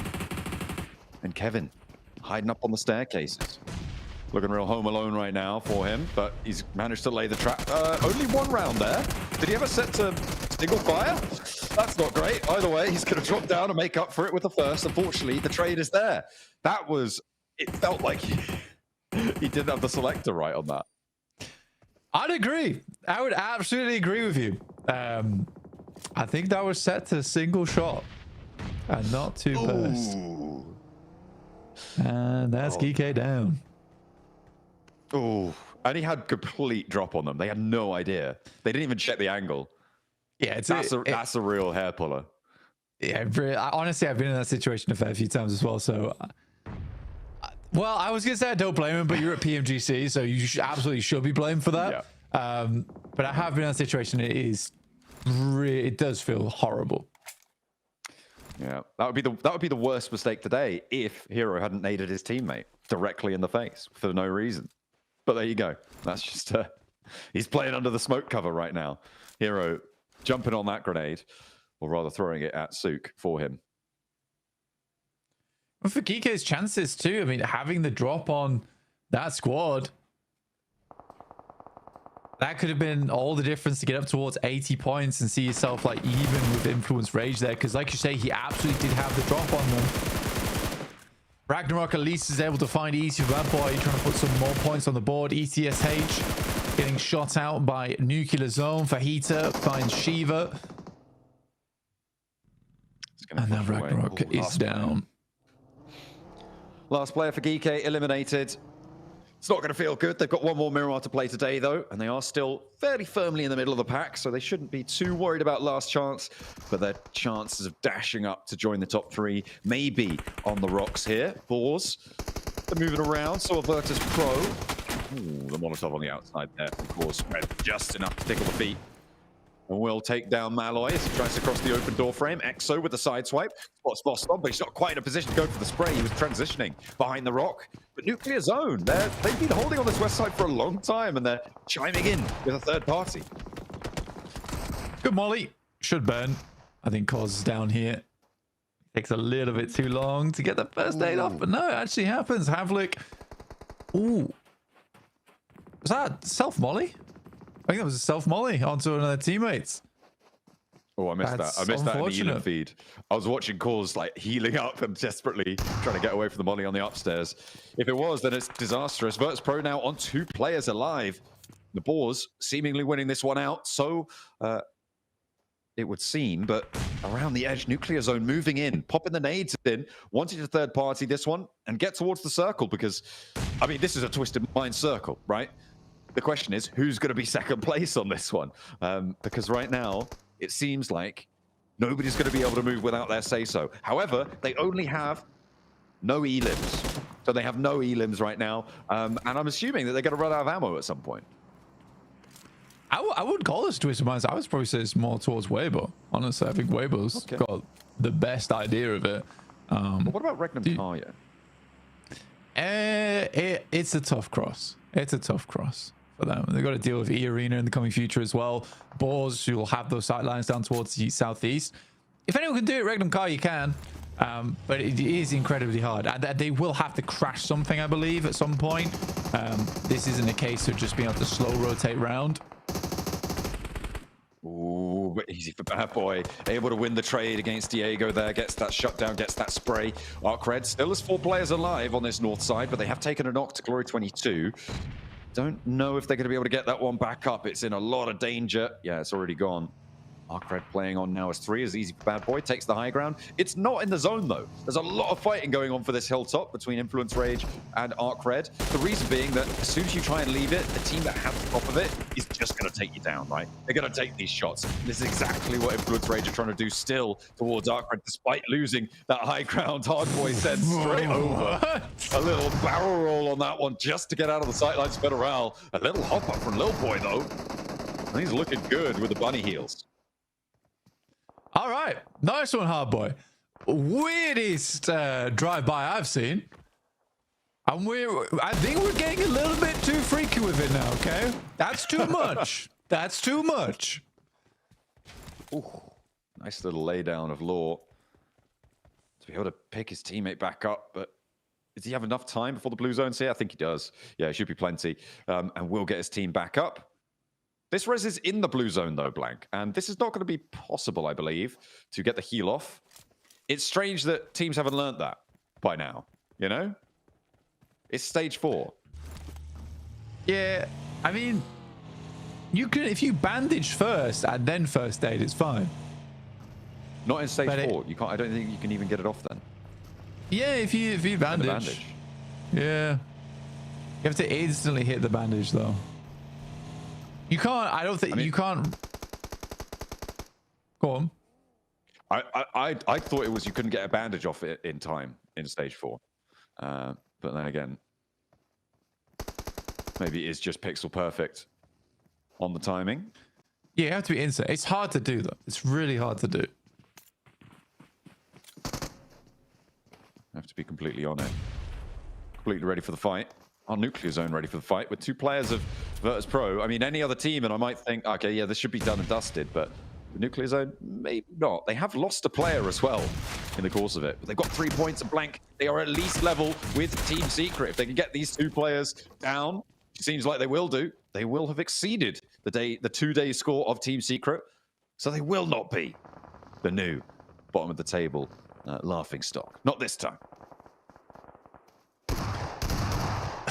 How many Molotovs did VP have? And how many times did VP just want a Molotov and do damage themselves rather than just taking shots with weaponry, with a man advantage? Good shot from Unknown. Well, that's very nice from the Ghouls. Push on through on that eastern side. We'll finish off the final player there from Influence Rage. Tough push though. Twisted Mind's yet to have too much of a say into this one. Teams haven't come quite close enough yet.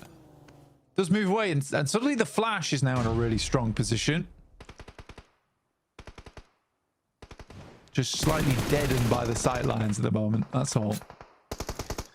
Yeah, they're sort of just waiting for this fight to come to them, and kind of the story of the lobby in general, right? What we've seen so far. Very, very passive Boars on the western side. They managed to get away from that fight in the houses earlier on against Virtus Pro, and they let Nuclear Zone take up that mantle. Sure, they lose out on the 2 points, but they might get 3 in exchange for it, right? With these nades pouring on through. Little replay. Okay, all right. This is a Lion against DRX. Everybody waiting in corners, waiting for someone to turn with a shotgun. I mean, it's the way to do it. Boars. Plenty of shotguns ringing out over the hills now, though. As Cause can't quite find the last player. He's a little bit to the right. I think Havlik knows. Oh, he's down behind the headland. They don't have to focus too much on this, though, because they've got two of their players down. And they might be getting flushed away if they're not careful. The shots do finally land, and that is going to be the full elimination onto Nuclear Zone. They end their Miramar with 5 eliminations, so not all lost for them. That's the charge forward needs to come in for the Boars.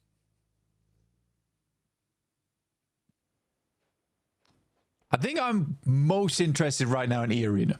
I think for E-Arena, this is a difficult push over towards the northwest side, but I'm also curious to see how they play it out. Just because I've been way more impressed with E-Arena so far, but I can't tell if E-Arena is good because this group is not that aggressive, and also E-Arena is just a cut above the rest right now, similarly to Regnum Kaya, or if E-Arena genuinely has made some big improvements.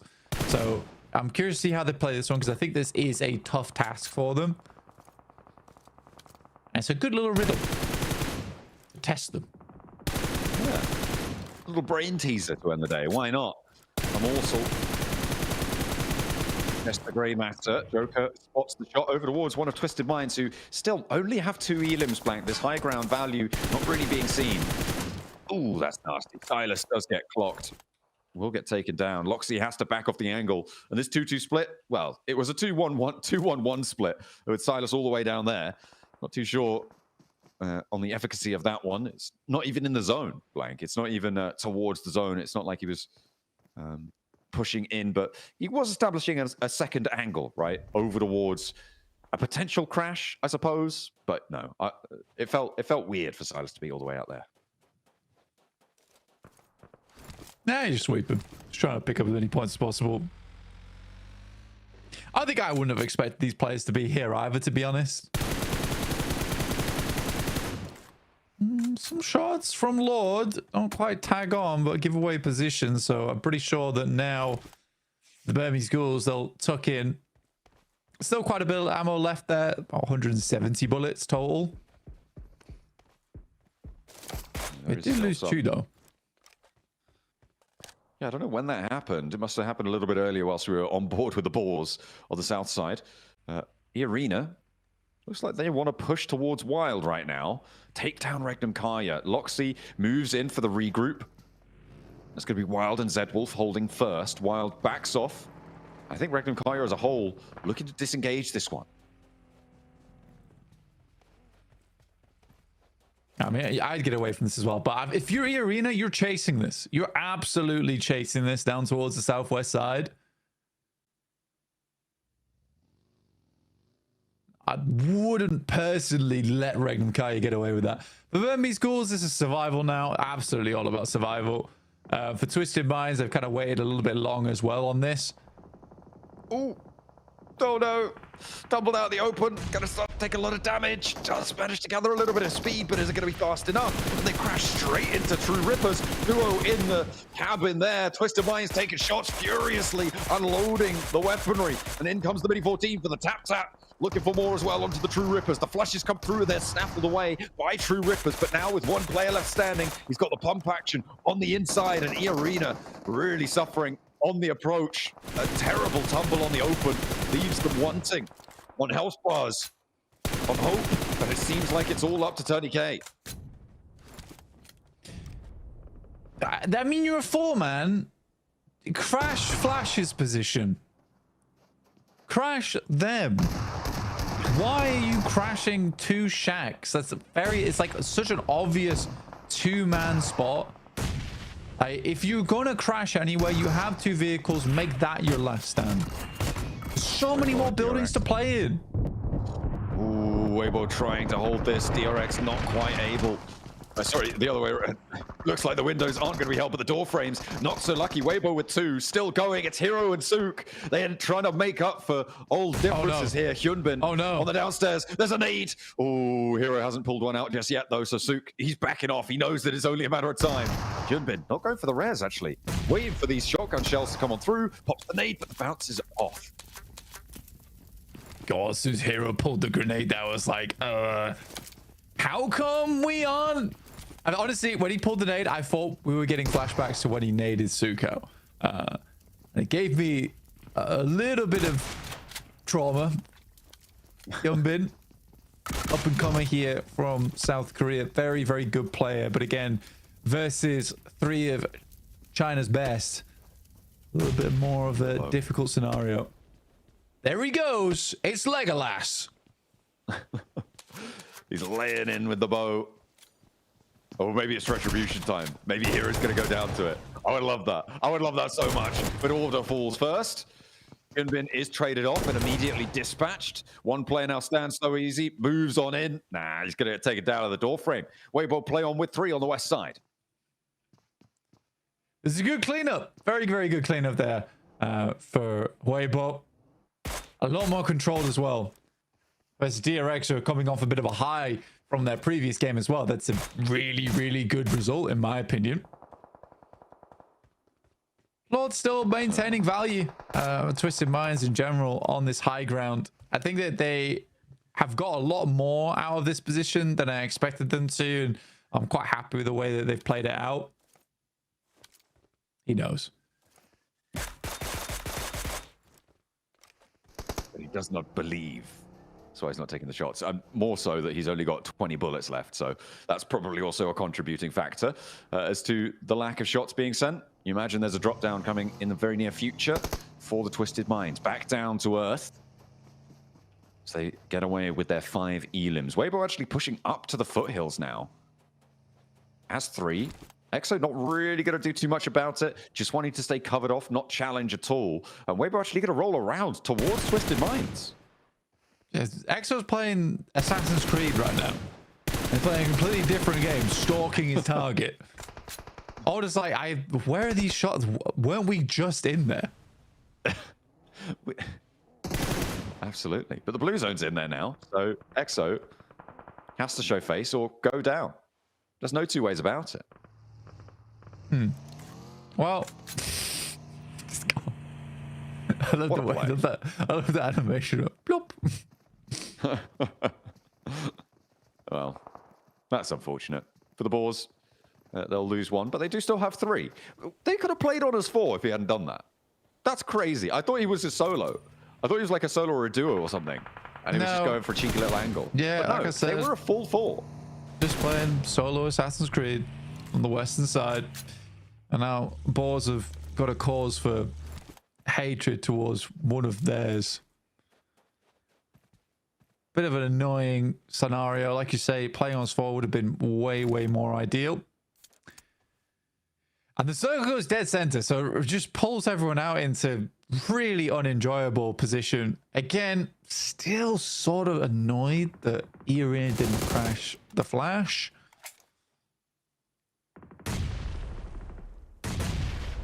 They have been allowed a lot of peace in the last few minutes, Blank. I mean, they only have 1 elim. They haven't really needed to defend too much. A nade over towards the Boars, takes down Havlik. Snoix is next, and they hop out immediately, taking him down.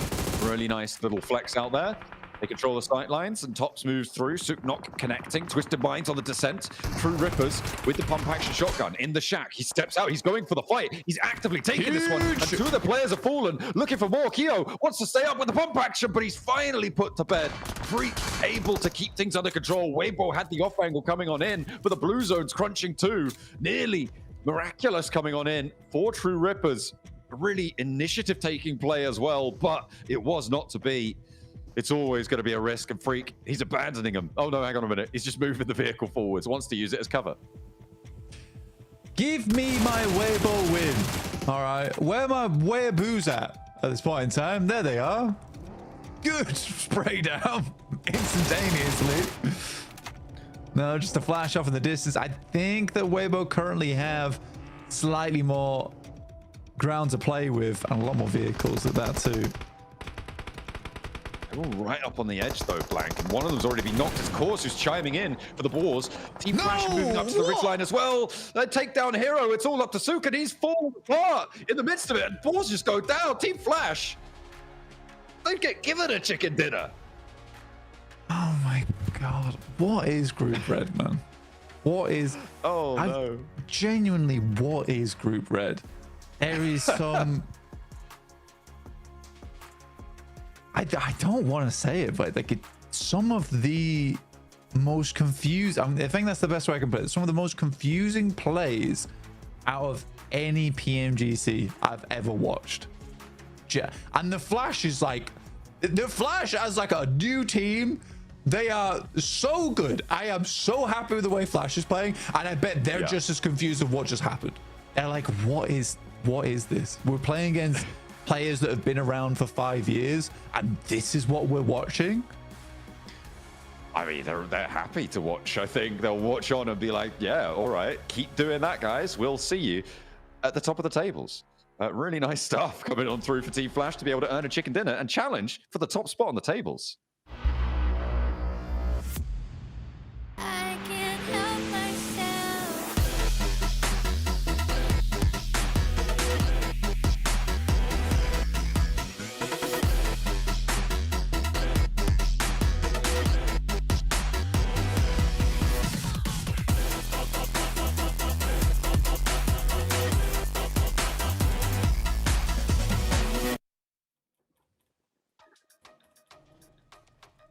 And just in a flash, they pull out the chicken dinner. I thought this was a Weibo win 100%, but Flash shut them down and steal it away from them. That's how you get it done there, Max. Blank, our Flash win, our Weibo win didn't happen. It was taken away by Flash. I was also waiting for the Weibo win. He had the FAMAS. Yeah, we got robbed. We got robbed on that one. But no, Flash trying to push up here. Unfortunately, that car rotation didn't quite work out greatly. And it kind of caused a lot of mayhem in a position for Weibo. Instantly losing one, actually, is going to be Hero. But it was not a bad push-up. I really like that play from Flash. But the off angle on the other side of the road, Niptra, is really what sealed the deal here for this chicken dinner. It was crazy, right? The fact that nobody actually tried to push their compound the entire match, everybody was trying their best on the edges, and they were just sitting pretty, really able to just hold on to that position and wait for the right time to push out and actually get that position on the board. And really nice stuff from them. GG's. I love Zeus's stats.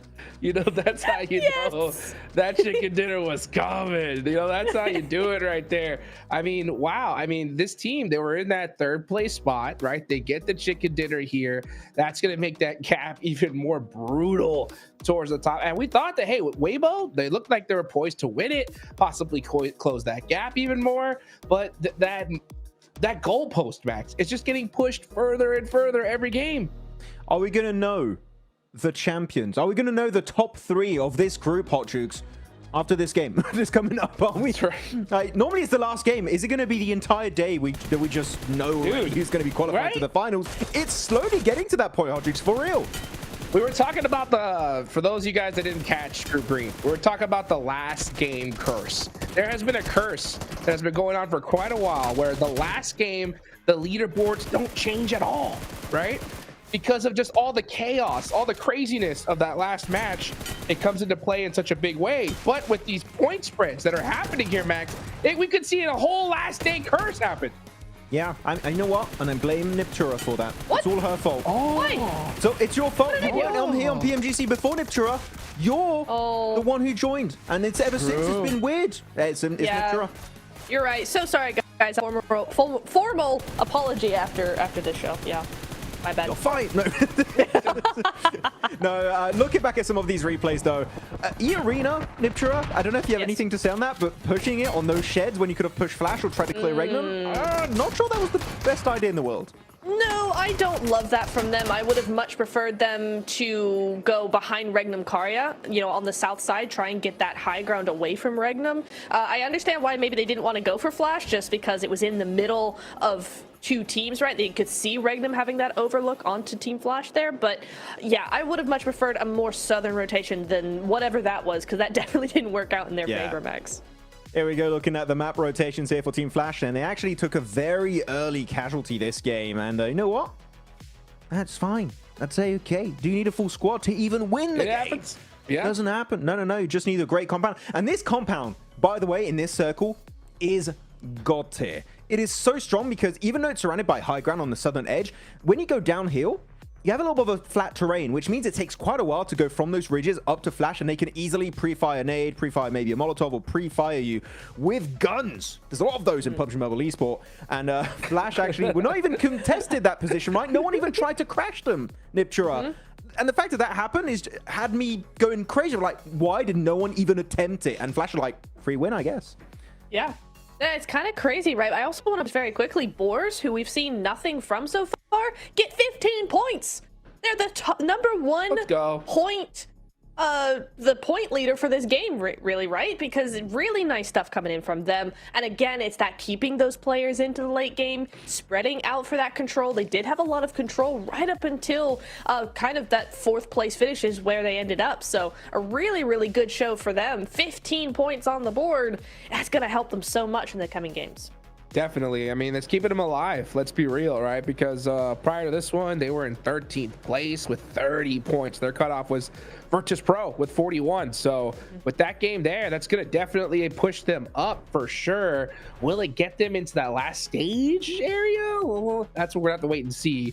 As the MVP of this game is Bose from the Flash. Woo! So he is able to clutch out that chicken dinner. Great for him. But man, it's so crazy how consistent we're seeing these teams at the top here, Max. You know, Weibo, we're looking good, but I don't even know how we're going to even try to predict this going forward, because we just noticed that in these games, teams are not pushing for those like dominant positions and challenging it. They just see a team that has it and they're like, all right, they win, right? Let's just go ahead and see what happens. Let's just try to get some points on the board. And look, hey, or move up to 12. So they're only 3 points away from Alliance. Hey, nice jump up there coming out from board. VP, man, I had so much hope. Like, oh yes, the start of the day is looking so good for the CSA champions of Virtus Pro, and there's just really not been a follow-through since then. So Virtus Pro losing a lot of steam here, alongside also the likes of True Rippers, ETSH, Nuclear Zone. Are they going to remain in the bottom 5 for the rest of this group right now? Wow. I would say that would be the biggest surprise of this entire tournament so far, Niptra, if Virtus Pro remain in bottom 5. I genuinely did not see that coming. No, I didn't either. They were one of the top contenders in the Gauntlet. They continue to be one of the top contenders here, except their performance is just so lackluster, unfortunately. We heard in the interview that they're ready to go. They're ready to do what they need to do, and that's nice. But so far, it's been up and down. So to me now, being unable to do much more, and with only one game left today, Max, I'm really feeling like VP now are only fighting for that last chance spot.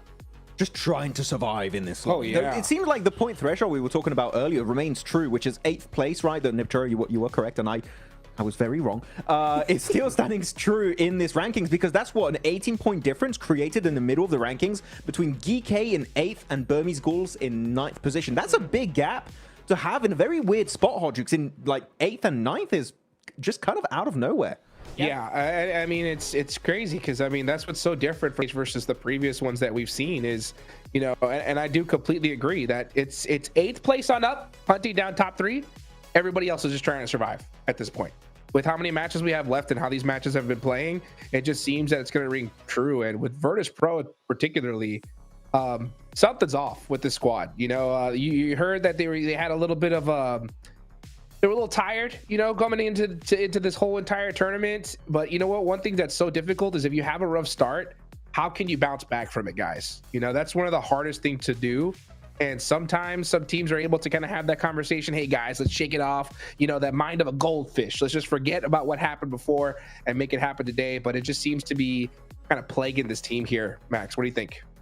Yeah, it's definitely hurting them quite a bit. I do wonder how their mental state is currently. I know that can be kind of rough. I mean, Nipchura, you've been playing with, well, not playing, you've been with PMGC teams in the past, right, working in the background, and that mental state is just so important for these teams to make sure they can bring their A game to these matches. Yeah, it really, really is. And it's one of the most difficult aspects of trying to help a team do their best, right, is that managing that mental state, because it is so...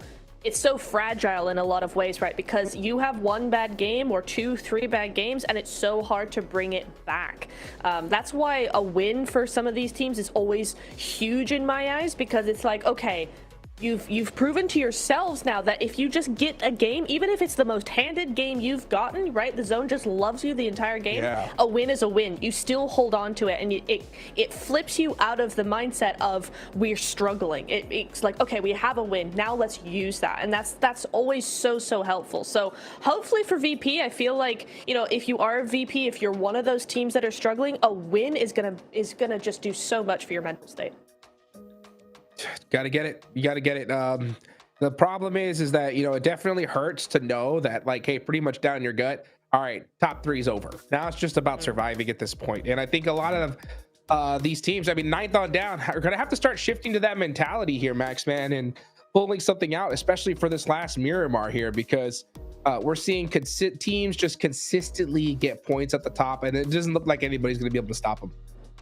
It's looking really solid right now, the top 3. If you told me at the end of Group Red, our top 3 is Regnum Karya, Flash, E-Arena, I wouldn't even bat an eye at that. I'd be like, yeah, no, it makes sense. The current results we've seen, I'd be more than happy. The only teams I think have that potential to jump up, I wouldn't even include DRX. Sorry, I haven't seen that confidence of DRX we've seen in the past. Ooh. I would say Influence Rage would be the one I would put up there right now. Because DRX, sorry to say, Hyunbin, that fight, I'm sure we saw in this game on Miramar, in that longhouse building versus Weibo, Hyunbin was looking very hesitant. He was like, did I go for the res? I got that nade. What do I do? And it took so long that Sug just came around with the explosive bow, blocked out the escape route, and allowed them to easily clean up on Isle DRX. So even Hyunbin, like the unshakable player, was shaking in his boots in that fight. And I feel like they are now a little bit stressed for time to try and get these points on board.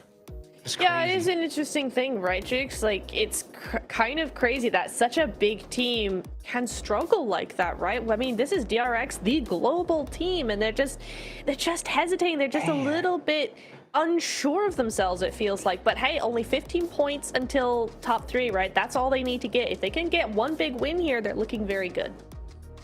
Ugh. I'm not gonna lie. My brain, when hearing that, it's like torn. It's in like literally half agree, half completely disagree, you know? And the part that's saying disagree is, you know, you see DRX, 2 chicken dinners, right? There's only one other team that has that so far, and that's Team Flash, right? So we know that what they're capable of. They're getting themselves in good positions. But then Max is also completely right. Like when it comes to like getting into those good spots and getting into fights, you just see little hesitancies, little like lacks of synergy all of a sudden, and they're losing fights that I feel like they could have easily won. You know, and like for example, and one of them too was like a weird decision is in that last Erangel where we saw them drive up to Museum and just try to hang out on the outside of it. As soon as I saw that, I was like, oh, they're done for. You know, so I was like, why would they do that? You know, it just like there's something that's a little bit interesting when it comes to like, I don't know whether it's back and forth between their like if they're doing like an in-game fight IGL versus a rotation IGL. There's so many different things that could possibly causing this, but there's something amiss, Max. What do you think? Something fishy. Something fishy. Yeah, there's something that's like, oh, like it's really weird to put. Yeah, especially considering how these top guys are doing. I feel bad because you know what? Normally I've been quite positive this entire tournament. I'm feeling very negative about Weibo and DRX because it's hard not in Nitro because we know what these guys can bring. On their top tier gameplay, these guys could be PMGC champions every day of the week. Yeah. That hesitancy is really what's pulling them back. If they feel a bit more confident in this lobby and they play their top tier gameplay, I'm telling you, these guys can soar to the heights of this lobby. They could be #1 for sure. In some ways, almost like you've got to really just look at it and go, listen, the rest of the tournament that's happened so far does not matter. Just clean slate it. That's a different bubble. Go ahead and throw that away. We are ready to go. Game 6, Dukes. It's all or nothing, and you just got to block the rest of those games out. Gotta block it out. Gotta make it happen. Last game of day number 2 of Group Red. You gotta shake off those nerves. Let's take it on over to Blank and John Allen. Question is, are y'all nervous?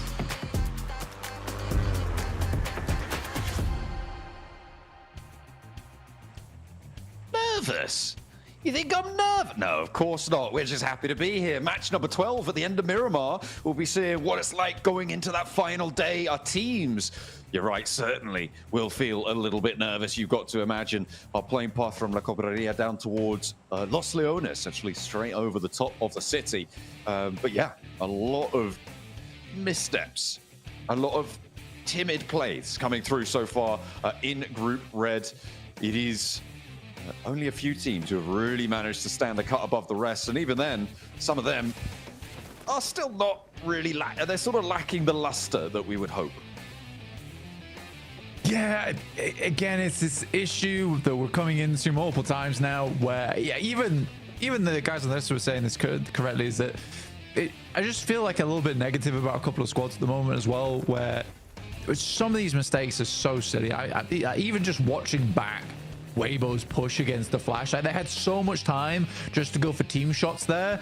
I don't know why they decided to pull out the Knight's Tale Classic and start jousting with the Flash. It was a weird maneuver, real weird maneuver. But at the end of the day, that's just the way these games do play out. Down towards the south side of the map here, Boars potentially getting a good start trying to get out from that bottom 5.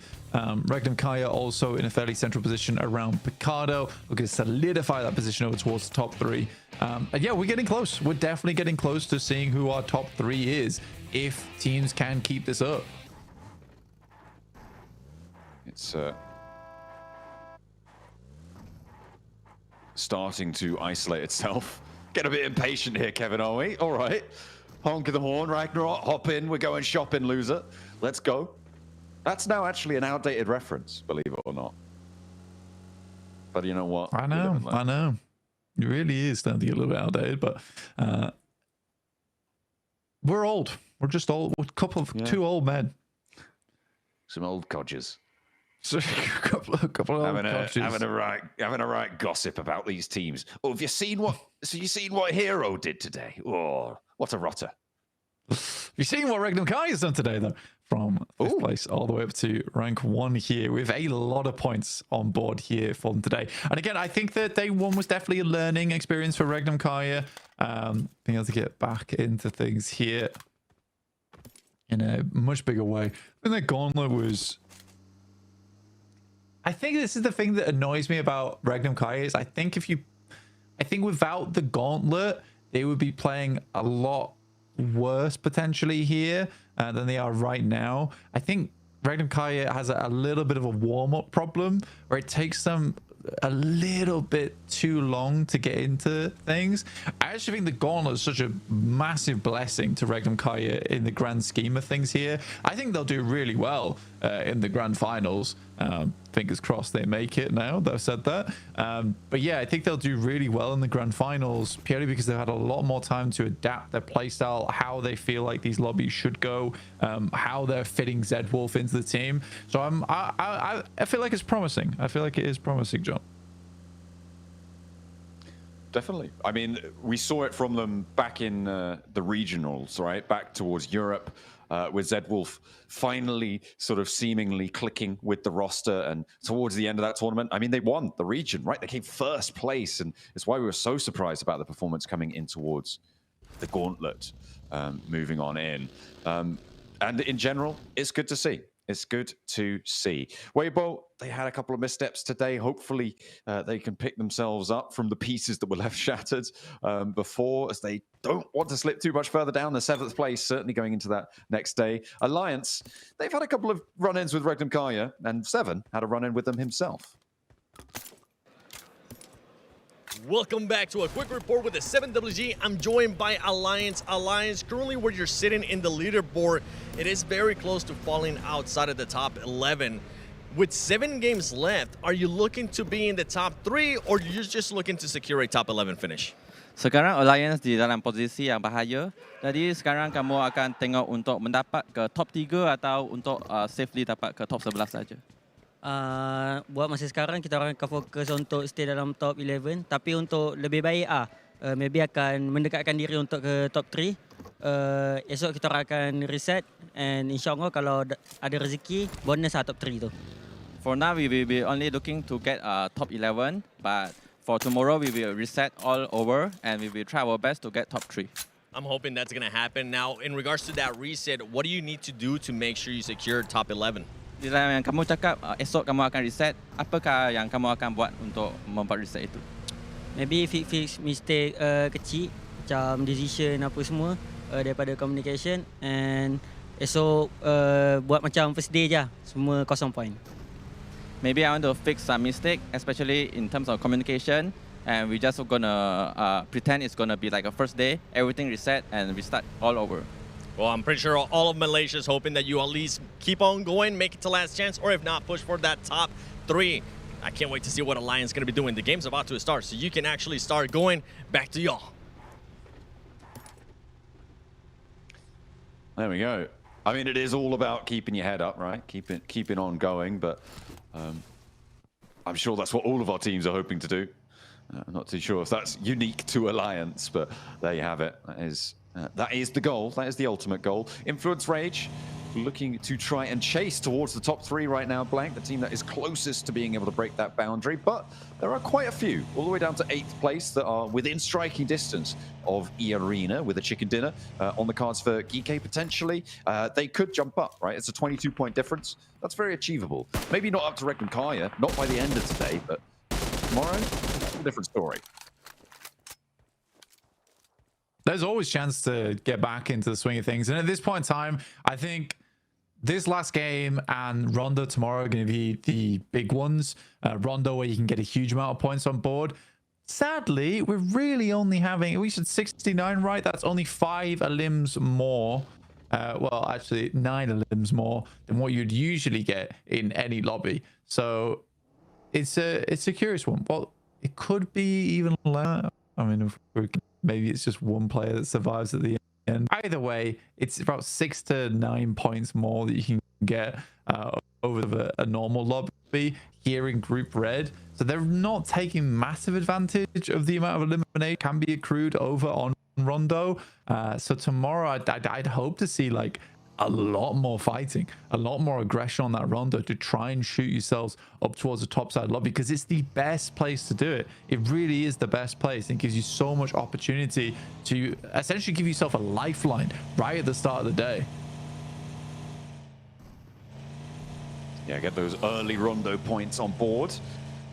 Although, as we've seen, the lobby state right now doesn't necessarily lend itself to having a huge number of elims more than we're used to seeing on our regular maps. So we'll have to wait a little bit longer to have that one come through, though. We've still got Miramar, and the whole night we're gonna have to sleep before we get to see that one. Blank. Oh, what a nightmare. True Rippers, they've had a bit of a nightmare, I think it's safe to say. They keep getting found on those rotates and getting plinked away. It's a tough time. Next circle coming on through. Let's see if we're going urban. No, we're going all the way down south. This is nasty. Mad dash now for the teams on the northeast side. Arena, you do not want to stick around here with the Burmese ghouls. I mean, we know you like to hot drop them in San Martin, but don't re-engage them in Picado, and then nade yourself in your own face more. Not too sure about the strat on that one, but he's being dodged away from. Godspeed, though, not going to be able to evade the bullets in time. And Sakura is going to go down as well. So a trade 1-for-1. Yeah, this is kind of a pretty unfortunate start for here for E-Arena.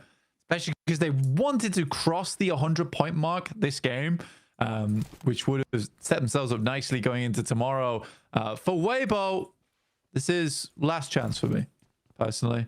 And then I'm going to stop talking about them as much because I think their rotations are good. The decision making, on the other hand, towards the late game, it's been criminal. It's actually quite upsetting to watch at times. So let's get what they can get done here. Currently, they have one of the best spots to start off the game in, right? So the gift is here. It's on a platter. It's theirs for the taking.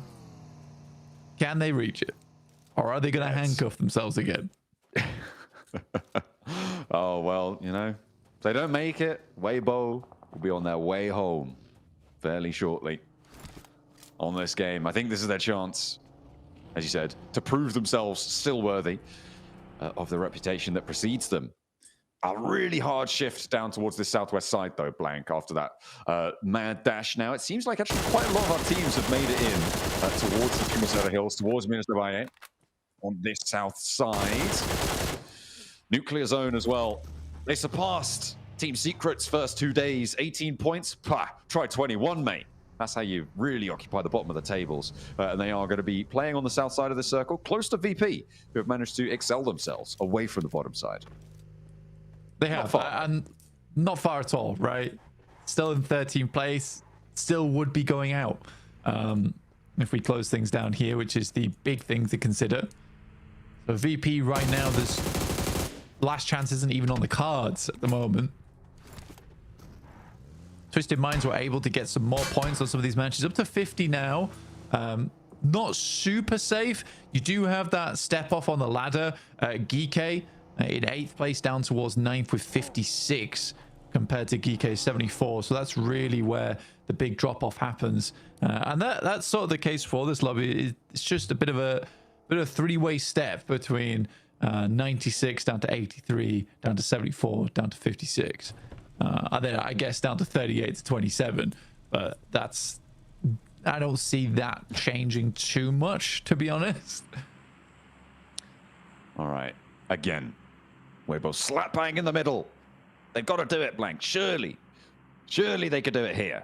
A little bit of redemption, hopefully on the cards for them. Their compound, very, very strong. The hills to their north could potentially pose a threat, but right now, no one can actually occupy that because of the further off angles. Once it gets closer, that's when it can become dangerous. But for the time being, they're very, very tidy. They're nice and happy with that one.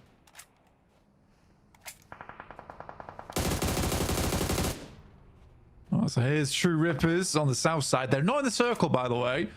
So they have to go a little bit further here, push through Arcred. Be a bit of a slow game, honestly, with teams mainly just looking for position. I think most of the eliminations and most of the deaths in this game are going to come through because of circle shifts and essentially cutting out what was your safe zone in the lobby. So on the western side, Twisted Minds looking to try and navigate their way on in, but there's not too many great options. Arcred holding out against the crash here. Easy for Bad Boy. Makes to turn around the corner, but steps back in and is face down with the barrel of the S12K and will be shut out for it. Geeke staying up as 4. This is pretty good news, but they do want to get a little bit further potentially. The regroup coming through from the back 2 as well is good, and they are in the zone with that forward position. Arcred might just be able to hold on the outside, but True Rippers are wading into the fight, and they're doing a lot of damage here. A little wrecking ball added in to the Arcred sidelines. Yeah, getting some good points off. Here now looking for a little bit more off the back of that as well towards Geeke. For Arcred, a little bit of a difficult situation now with just Glory up and kicking, but Ragnarok does have oversight. Spots Jelly on the move. Rock. It's not going to be him to get the knock instead. It's going to be Glory from Arcred. Question is who gets the flush. That one's taken by Geeke, so Kevin does re-engage from that high ground to find it. Continues on the scrap. Jelly goes down. The first to fall for True Rippers. Ooh, Harsh just to be able to evade that nade. That's a real long shot. But for Geeke, they just want to keep control of that ridge line close to them, I suppose.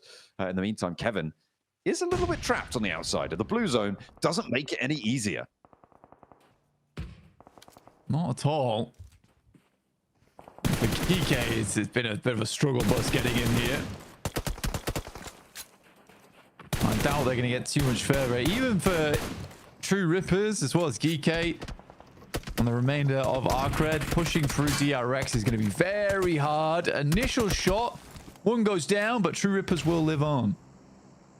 And the compound for DRX. The compound for DRX on the eastern side, atop the hill, looking all right to hold this one out, looking pretty tidy because everybody's going to have to shift towards them. The circle went all the way south as far as it could go, Blank.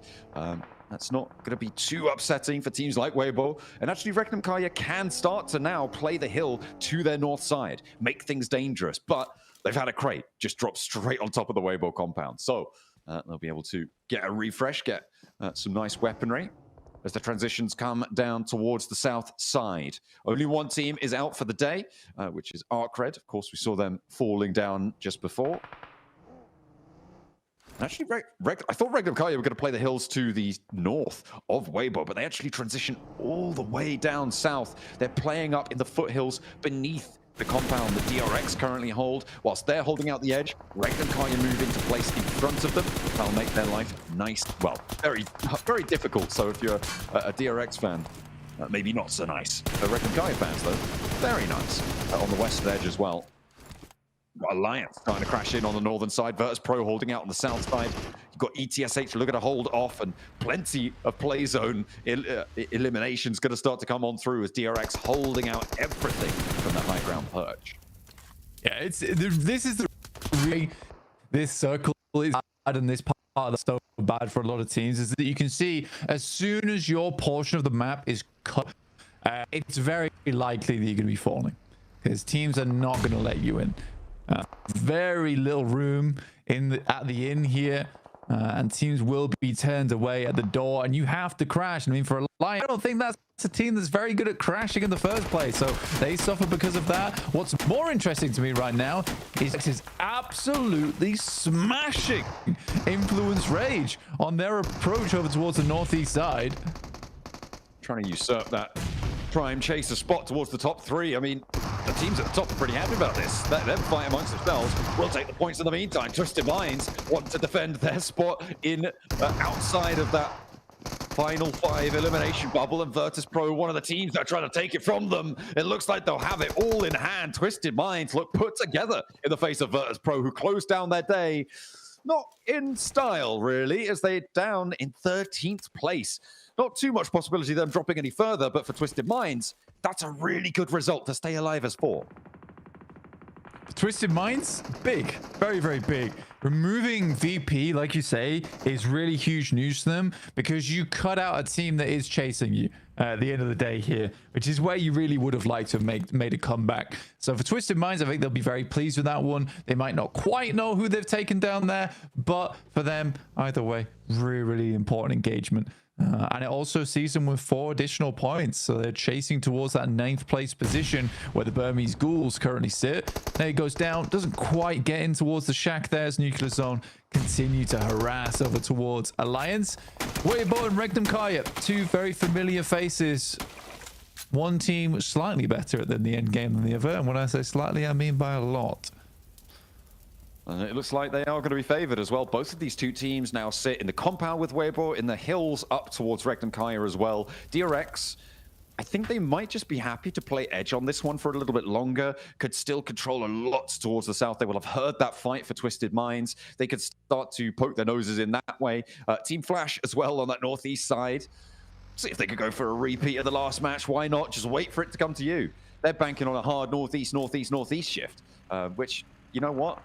At this point, I don't think it's impossible, you know? Again, with some of the circles we've seen today, could be a lot worse. Over towards Regnum Kaya on that northeast side. They're trying to push in. The Flash are also in this one. We've got very, very familiar teams in these final circles. All of our top 4, in fact. Regnum Kaya, Team Flash, Arena, DRX, all still up and kicking. And Actually, most of them in a pretty decent spot. I think E-Arena in the worst spot at the moment. 3 players sort of crunched out on the northwestern side, close to Weibo with their forward position. They could potentially regroup on towards Joker, but I don't think that position can really hold many more players. And with the Burmese Ghouls looking to roll down the hill, potentially a very dangerous spot for them. Tony K regroups over towards Joker. Looks to get the heal off, and actually sitting in the valley, they do sit in the zone. And Weibo don't quite have the angles. Not just yet, anyway. I think Weibo being on this low ground on the west side is a little bit frightening for them. I think that they can use that bit of a bastion, though, to control the western side approach. If the circle moves over towards the west and we head low ground, they're feeling very happy with their spot right now. But yeah, for E-Arena, you can see them jostling about on that north side, trying to figure out what their next step is now. It does become does start to get a little bit spooky on that northwest side.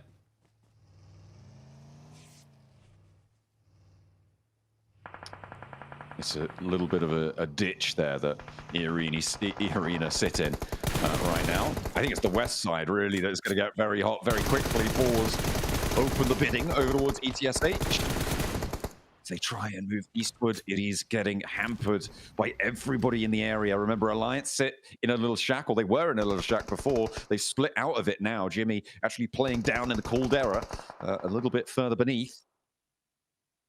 And Haflick continues to rain down from above the boars, kind of in command, I would say, of this position, with Nuclear Zone not really poking too far into the engagement. Reverb, no, he's not going to find what he's looking for there. Shut down, shut out, ETSH. I think, that, yeah, there is an answer over towards Cause, but boars should be able to res that one up, you'd imagine, because Nuclear Zone just don't want to get involved. There they go. Okay, now they've moved up the hillside. Haflick will take a nade to it, and they could sweep straight through this fight.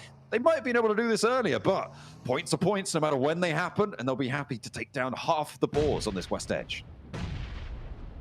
Goodness me. Yeah, it's an interesting circle, this one as well, where you really do have red and blue going against one another here. Regnum Kaya as well as Weibo. The high ground versus the low ground. And we'll see who comes out on top between Anakin and Obi-Wan here. Now, don't underestimate their power, though. Got to be careful in situations like that. Alliance actually getting stuck in. Cluck still has the angles, but it's Weibo to get the point. They'll be able to steal that one away. Nicely found. And I thought Boars had it all on lock, but as soon as Nuclear Zone actually stepped into the fight, it went very well. But then it took a turn for the worse. And now I don't think anyone in this western side is going to have a good time.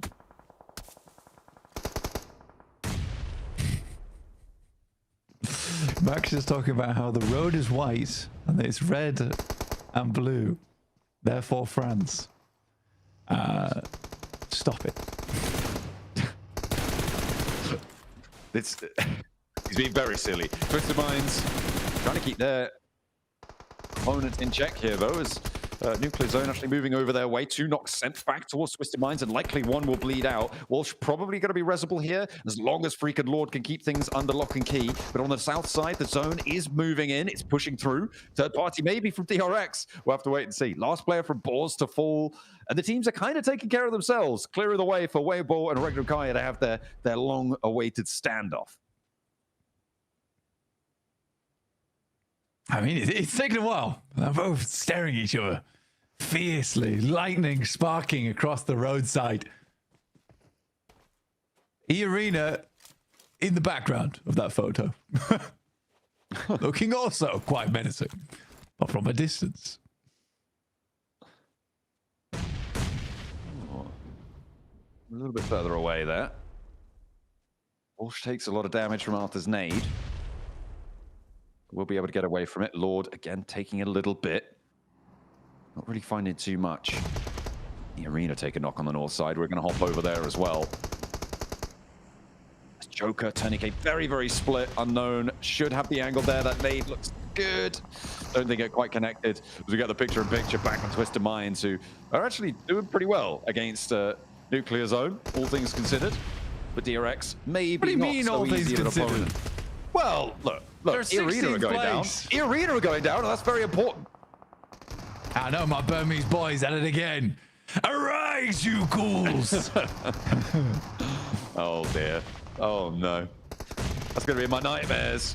Seems like Nuclear Zone are going to be having some uneasy dreams themselves, as they are not going to be happy with the close down of their day. 24 points is not a lot. Twisted Minds caught between DRX and the duo from Alliance. How are they here?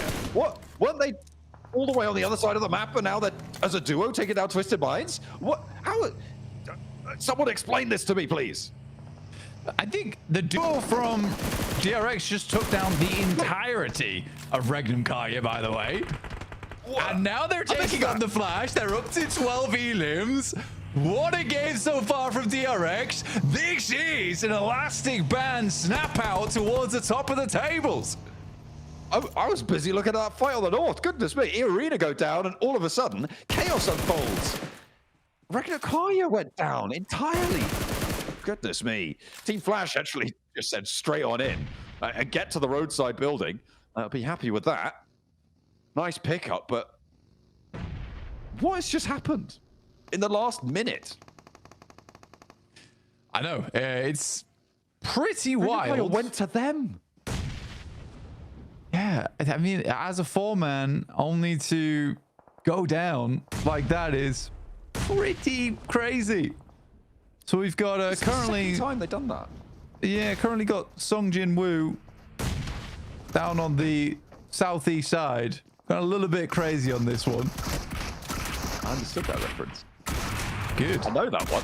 Weibo need to have their wits about them here, hopping through the smoke. Looks like they are going to go positive on the trades, but there's still one on the inside to deal with. The Burmese Ghouls putting up a good fight here. Order isolated, and Soup moves in to go for the res. Ever the team player. It's not like that balmy hero throwing nades at his own teammates. But 33Z keeps them under control from the top floor. They're not going to let this one get away. DRX looking to continue this though, and Hero gets spotted. The nade out the side from Ichi. He is itching on that trigger finger. Soup now moving in, and he will maybe even look for another res here as the last of Team Flash gets dispatched off in the distance. Ichi still giving them a little bit of trouble. The Burmese Ghouls not done and dusted just yet, and he might even get the flush here. No, he manages to get out the door frame. 33 said, might get the res? No. Oh my goodness me. They're sending so many bullets out this way. DRX want to keep adding to their tally. Come on. Oh, unfortunately, she is down. And now Weibo. Pitch warfare between them and DRX. So easy, and it certainly has been this game for DRX. Hero goes down to the blue zone. And they should be able to get the res here. It's right on the edge of the zone, though. But DRX have played an absolute blinder here. So much so that we were blind to it. I think we missed most of the fights that they took just because they were so instantaneous. I would love to see a replay between them and Regnum Karya. What a fight that would have been. I mean, this is the second time today that Regnum Karya have sent out from a central position to go to an edge position and try and take a fight. It's fine. No, it's fine. And they've immediately been wiped because of it. Yeah, no, it's fine, though. It was a 4v2. Let's be honest. Let's be honest with ourselves. Okay. But they did all die, though. So yeah, exactly. But it's a 4v2. It's the right play. It's bad execution. I don't think you can complain about the macro, though.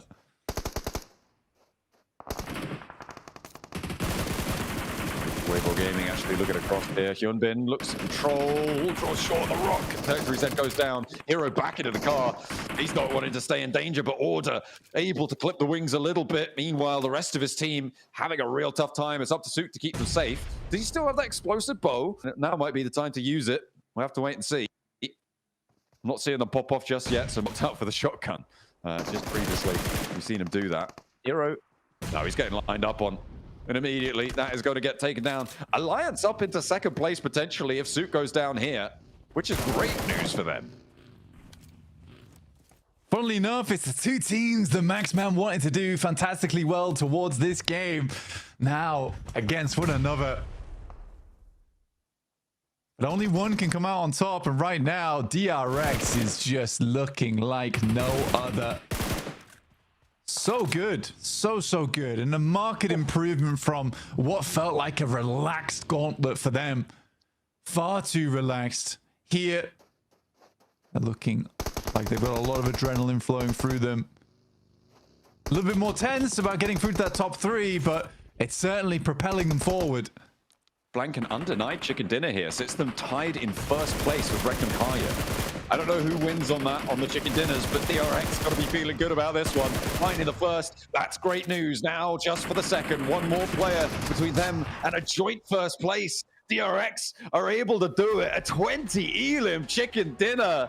A miraculous return to form for DRX. It looked like Rectum Kaya accelerated away from them during the day, but they accelerate towards them during this match, and they are put to bed by them. The South Koreans, strong, storm the top. Insane. DRX, we know this team has the chops on them, and you want to see them join their brethren in D+ over towards those grand finals, and they are putting on a good showing here. Looks like South Korea won't be going alone to the grand finals at this rate. DRX put up another strong performance, and they have been going from strength to strength, John. Beautiful stuff coming on through. Previously, I believe they were on 2 chicken dinners, Blank, and I think that is actually going to put them straight up into first place. We'll have to wait for the overalls to double check that one, but DRX, a massive bid for freedom in the last match.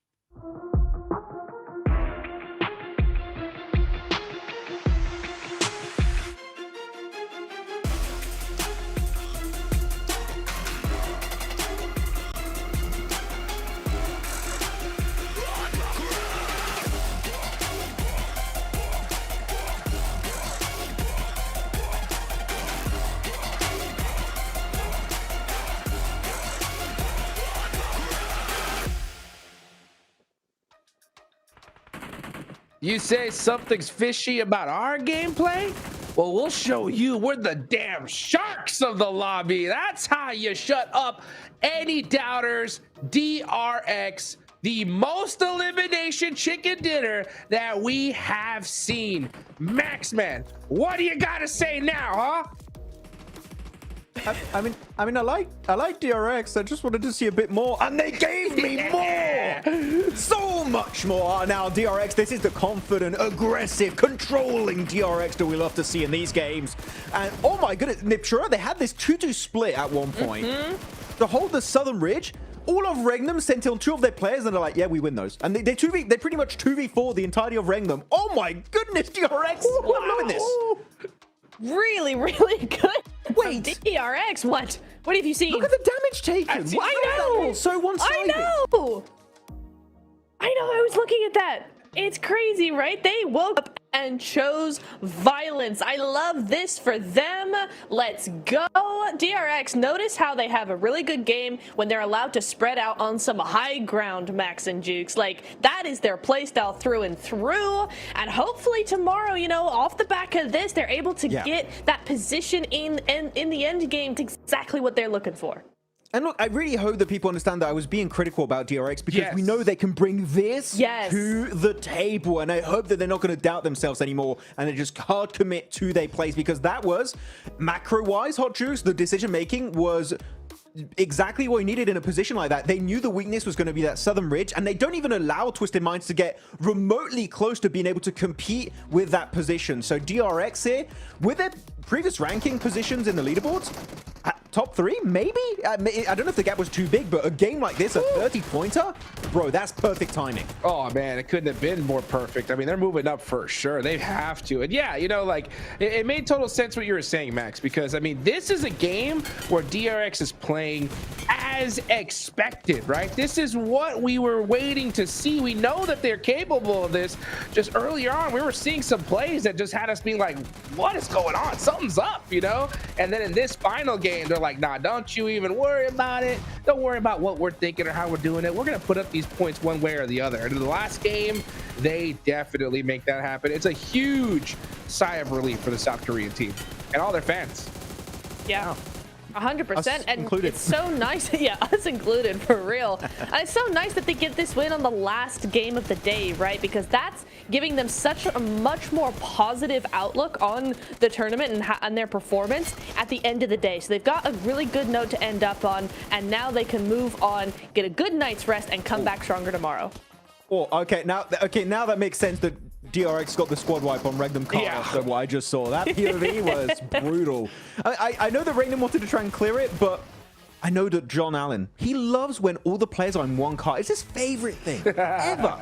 And in this case, the strat didn't work out. But if it was another world, another multiverse, maybe it does work out for them as we go over the team rotations here. And actually, you know what? I want to go on a positive, Niptra. Alliance, a team that we really haven't brought up too often here on this broadcast for Group Red, dropped Torrealmada. Big rotations, able to enter on the Southern Ridge against DRX. Sure, they don't win the match, but macro-wise, so many big rotations, and actually worked out greatly in their favor. Yeah, I always really love when you see big rotate, those wide wraps around, because it shows really thinking hard about the best possible for the team, right? No matter where it takes them. I really like that. It's not just super short, let's just go here and see what happens. It's really thought through for the next few zones. So love what they did here. Twisted Minds as well had a great game coming in from the south side. That whole western area was really tough, so a lot of these teams gravitated more towards the south or the eastern side. So really love that heads up play from a lot of these teams, Max. Yeah, very good setup here. Of course, Weber also very happy about their performance, able to bring 10 points on board. We go from 30 points down to 10. Now, that is a dominating performance from the South Korean Overlords. I'm sure our boy Kalaris, he'd be happy about DRX and their performance. He loves seeing South Korea dominating in these global lobbies. But yeah, Alliance doing really well. And Twisted Minds also knowing the value, I would say, Niptura, of that Southern Ridge line. Unfortunately for them, DRX were just too smart and were able to control that ridge very early on. But Twisted Minds today have also stepped up significantly. Would that be enough for them to secure last chance spot? Maybe. Yeah, it's entirely possible. 100% sense. Yes, 100% think Keep thinking that coming into tomorrow, they've got an excellent chance now to keep that consistency up. As we see, it's QXZ as our MVP for that match. 6 eliminations, 27 minutes survival time. But yeah, really good damage for those 6 elims as well. He's like popping off, trying to control teams as well. He has to be MVP of the day. Yeah, right? Who else? Well, mate, actually, Wild Loxy had some. That's no. I'm gonna stick to QXZ. He has to be daily MVP for sure. Yeah. Okay. Dude, That's let's take a look at the overall leaderboard. DRX push themselves up to second place. By the way, everyone, we cannot stress on the desk how impressive a 30-point game is. How rare it is to see 30 points in one match. I guarantee you, we're not going to see that for the rest of the year, folks, or for a long time indeed. That is extremely difficult to do at such a high level here, Max. You barely see on Rondo, and there's bloody recall towers over there. Yep. The points are inflated. And the fact you see on a Miramar shows how involved they were with every single team around them to make sure those ridges, that cliffside, was theirs to hold until the very end of that match. Though, I have to bring up a negative here, Niptura. From 8th rank below, no movement. It is stagnant. So bottom 5, maybe going to be having a bad time to leave that bottom position heading into day 3 of Group Red. Yeah, 100%. It is going to be wild. That makes so much sense. Yeah, okay. Wow. That makes so much sense. Wrong on the desk, and Niptra's always right. It's not my day. It's a good call. No, it makes sense, right? It does make sense, Jukes. Yeah, it makes total sense. Regnum Karya, such consistent points all day long, and Wild in particular was making some serious plays. It's honestly, I'm still a little shell-shocked here, guys, because, I mean, I thought Regnum Karya were a lock for first place because they had so many points on the leaderboard, and with DRX's 30-point game, there's now only a 1-point difference between these two squads. So impressive. It makes me just kind of really question tomorrow, Neptura, what we're going to see. Because if a 30-point game is possible in this lobby, who knows who could just pull something like that on us tomorrow. Like I said, it's super rare, but now we know it's possible, right? Yeah. 100%. And I want to point out that at the beginning of today, right, after match 1 today, after Rondo, DRX had 44 points. Regnum had 48 points. They're now 110 and 111 points. Like, the point difference here between these, just in 6 games, just able to put up that many points is actually crazy for these teams. So if they can do it day 2, who's going to do it day 3? That is going to be the question. Well, oh boy, guys, what a day we have seen. Let's take it on over to the stage with 7WG to wrap things up for day number 2.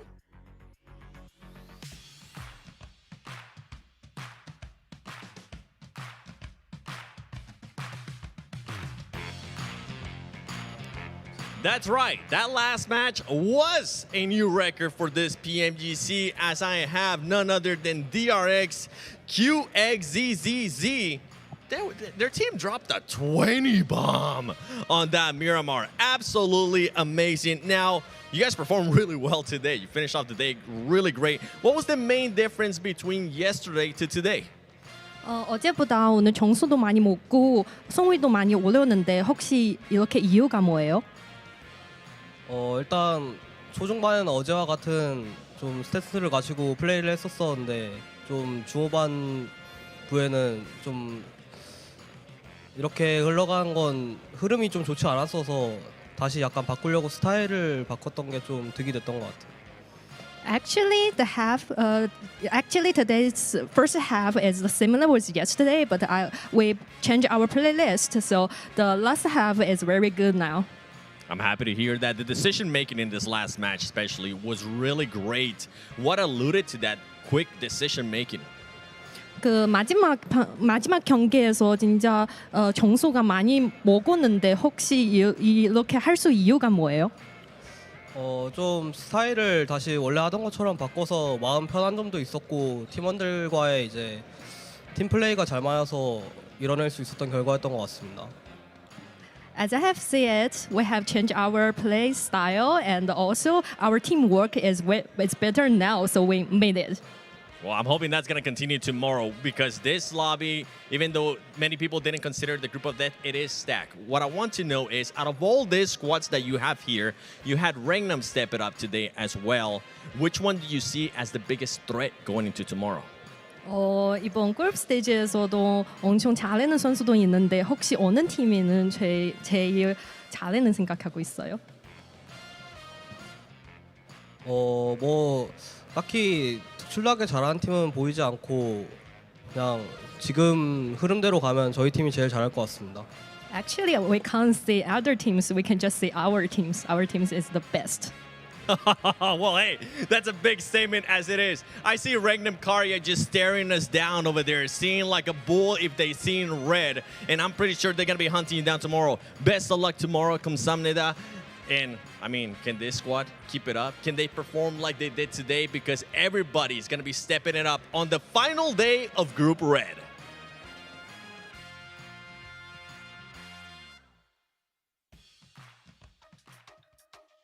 Well, folks, that was the best game of PMGC so far. And of course, we got to shout out the best device for PMGC, and that's the Infinix GT30 series, the official gaming phone of PMGC 2025. Engineered for precision, performance, and victory, empowering every gamer to be the one and outplay the rest on the global stage. Guys, one more day tomorrow. And that is it for the group stage. Then we're going to last chance. Max, man, what are your expectations going into tomorrow? I mean, it was the day of Regnum Kari and DRX today, so tomorrow is the day of Weibo Gaming options. The comeback, it's real, it's happening, and if it's not, well, nothing. I don't want to be fired, so I'll stick around. What about you, Tara? I want to see Influence Rage come back, Jukes. They were doing so well on day 1. They've been pretty much non-existent day 2. Day 3 is really where they need to step up now. I want to see them win. Yep, that's what we need to see. We need to see Weibo win. Where's, Influence Rage? Where are all these squads from day 1? Hopefully we see that happen tomorrow, guys. That's it for today, for day number 2. One more day later. I'm Hot Jukes here with Max Man Neptura. Shout out to everybody on the broadcast. We will catch you guys tomorrow.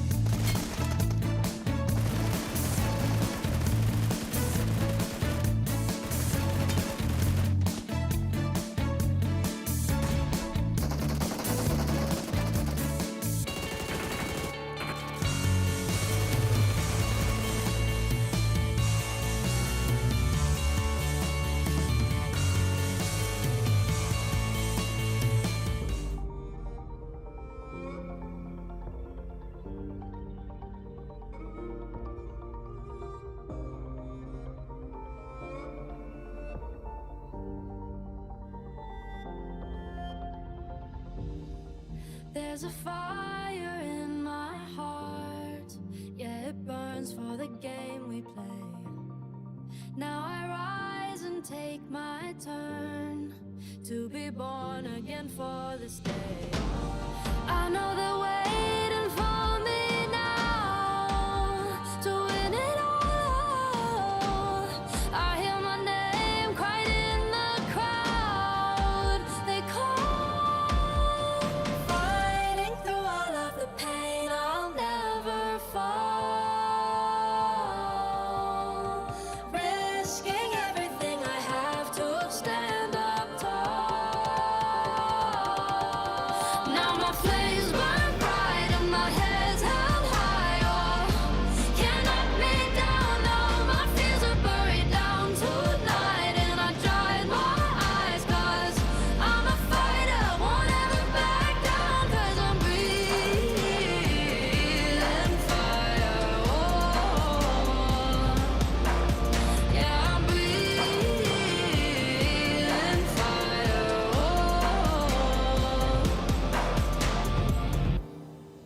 Now it's all their eyes on me. It's my time to make history. For my brothers I will bleed and bring home all the glory.